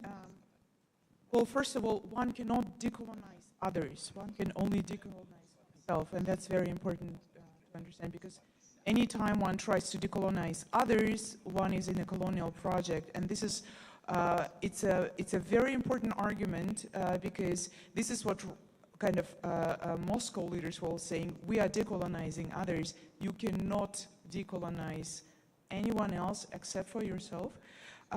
In Kazakhstan, decolonization is a big topic now for at least 10 years. It's nothing new. It was fostered by artists, activists, cultural people from cultural sphere, academics. We have books writing on decolonization. My sister told me that she was, a year ago, she said that she was in a supermarket and a cashier asked her, so what do you know about decolonization? So it's really everywhere. It's a very important topic. In Kazakhstan, it's really different layers of society are engaged into that. We really have books on that and publishers, etc. But in Kyrgyzstan, for example, so some of my colleagues, Kyrgyzstan is losing its democracy, almost lost its democracy now, and it's a very dangerous topic. So sometimes people think that people in the colonies can talk about decolonization because they experienced it. Actually, it's not true. For example, it's in kind of dictatorial context, it's very dangerous. So people, so for example, just to give you an example that happened recently, a Kyrgyz student wanted to write his master's thesis about decolonization. It's something with clothing or language, it's something that wasn't overly directly political, but his professors who actually came from Russia, they disqualified his master's thesis because they said that it's an expression of nationalism. He made a big social media campaign, and then he could defend his master's thesis on decolonization. So even when people, professors talk about decolonization, they are being targeted by the government because they think it is a very dangerous topic. So for them, it's not safe. In Kyrgyzstan, it's not safe for them to talk about decolonization, but it is safe for them to talk about decolonization with outside of Kyrgyzstan. So Ukraine is really, because it is democratic, because it is free, because, freedom of speech and freedom of thinking, this is exactly decolonization, and when Ukraine wanted to have its story, it was punished for that. It's still being punished for decolonization. But that's why I strongly believe in the fact that Ukraine is a platform for these kind of conversations. The only thing that one can do is really being a platform, but one cannot decolonize others. However, being a platform, welcoming, but also really have a different mode of thinking and co-learning, and thinking that we learn from each other. We're not simply teaching. I think that decolonial mindset of academic exchange is very important. From my experience working in European universities, I must say that the curriculum is very Eurocentric in Europe. So at history departments, it's mostly very Eurocentric. Ukraine is in a very unique position of actually being a European country, but because of its experience with colonialism, actually be a platform, be a political kind of platform, not like politicized platform, but be an open platform to attract and provide forums like this for people to, because there are not so many, actually, there are not so many places in the world where this can take place, because of anti-Americanism and anti-Westernism, sometimes people feel that maybe Washington or maybe, London is not the best place to talk about certain issues, but Ukraine is, and it's a very unique position, and I think I've heard from a lot of academics, they dream of coming to Ukraine. They really want to be here. It's nothing that one needs to impose. It's simply, it doesn't even need a lot of effort, actually, because it is already there. And yes, for example, in places like Kazakhstan, right now we have also artists and intellectuals also from Tatarstan, from Bashkortostan, who are actually engaged into this conversation. They're producing new terms, they're producing new theories, new ways of understanding kind of the region. So one just needs to connect and to foster this and listen, also really listen to people. Thank you. Dr. Ilyasov, you want to add something briefly? Yes, thank you. Thank you for these questions as well. They are very similar. They sounded very similar to me, both of them. And the answers that were given before me are actually really brilliant. And I wanted to add very small things. Yes, formation is the first thing that is the most important.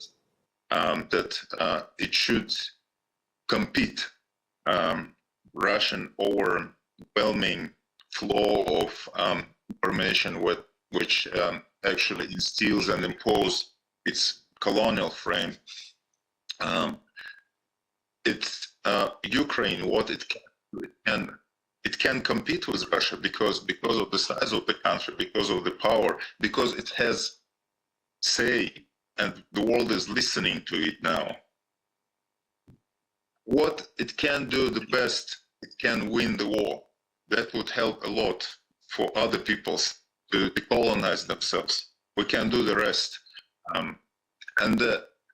What Ukraine also and Ukrainian scholars could do also to help to change this terminology I was talking about, that the world would start seeing other people not as indigenous to Russia, but as indigenous to their own region. So Chechens are not indigenous to Russia, they're indigenous to North Caucasus, to this territory. And understanding of this would, and the promotion of this kind of terminology, disrupting this narrative that is right, that Russian academia still tries to push, even those who fled the country and who position themselves as anti-regime, anti-Putin, and everything like that. But they still have the different mindset, the mindset that is still imperial. That's what I was trying to emphasize with my example of Khodorkovsky. It's not only Khodorkovsky. Many Russian scholars are like this.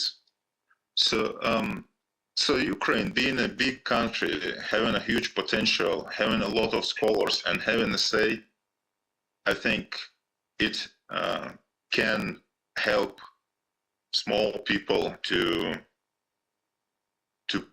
have a push to move towards their own decolonization. Thank you. Thank you. And unfortunately, we are running out of time. And very brief and very. I try to combine. Can you conclude? Answer the question. I try to combine two questions and say that first of all, we should be subjects when the issue is about ourselves. We should be not on the table. We should be at the table. And we should develop or create our own institutions. And it's very important this institutional works. And second, when we talk about cultural academia, let's change the mindset. We haven't any great Russian culture. Every our single culture is great and unique for us.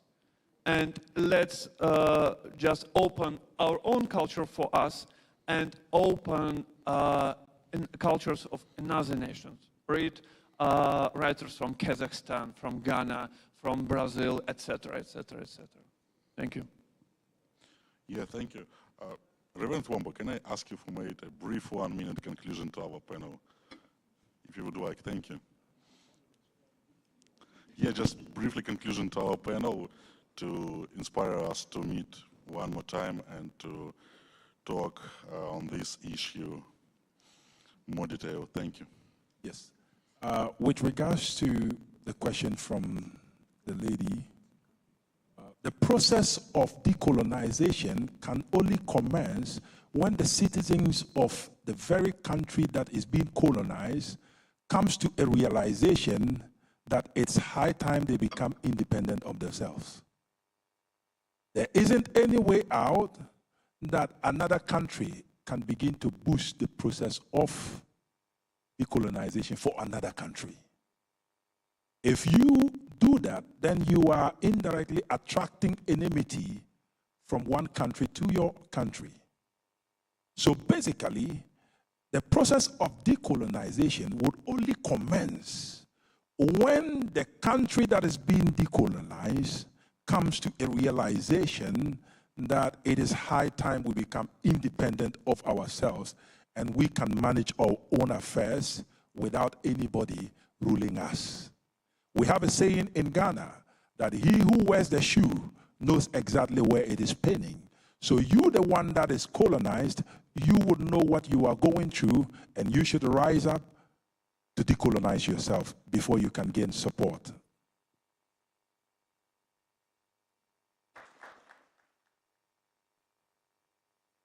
A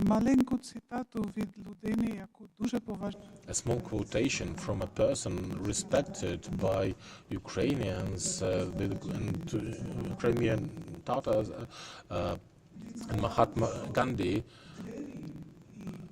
said that the doors and the windows of my home must always be open, so that all the cultures would come, and so that we would be able to talk calmly, and so that we would be standing strong. We need to be standing strong so that the guests would come to us, not to occupy us, and so that we would not be swept with the wind. Thank you. Thank you all, thank you participants, thank you our audience, and I want to remind you that we are going to gather in the lobby upstairs to visit one more special event. Thank you very much.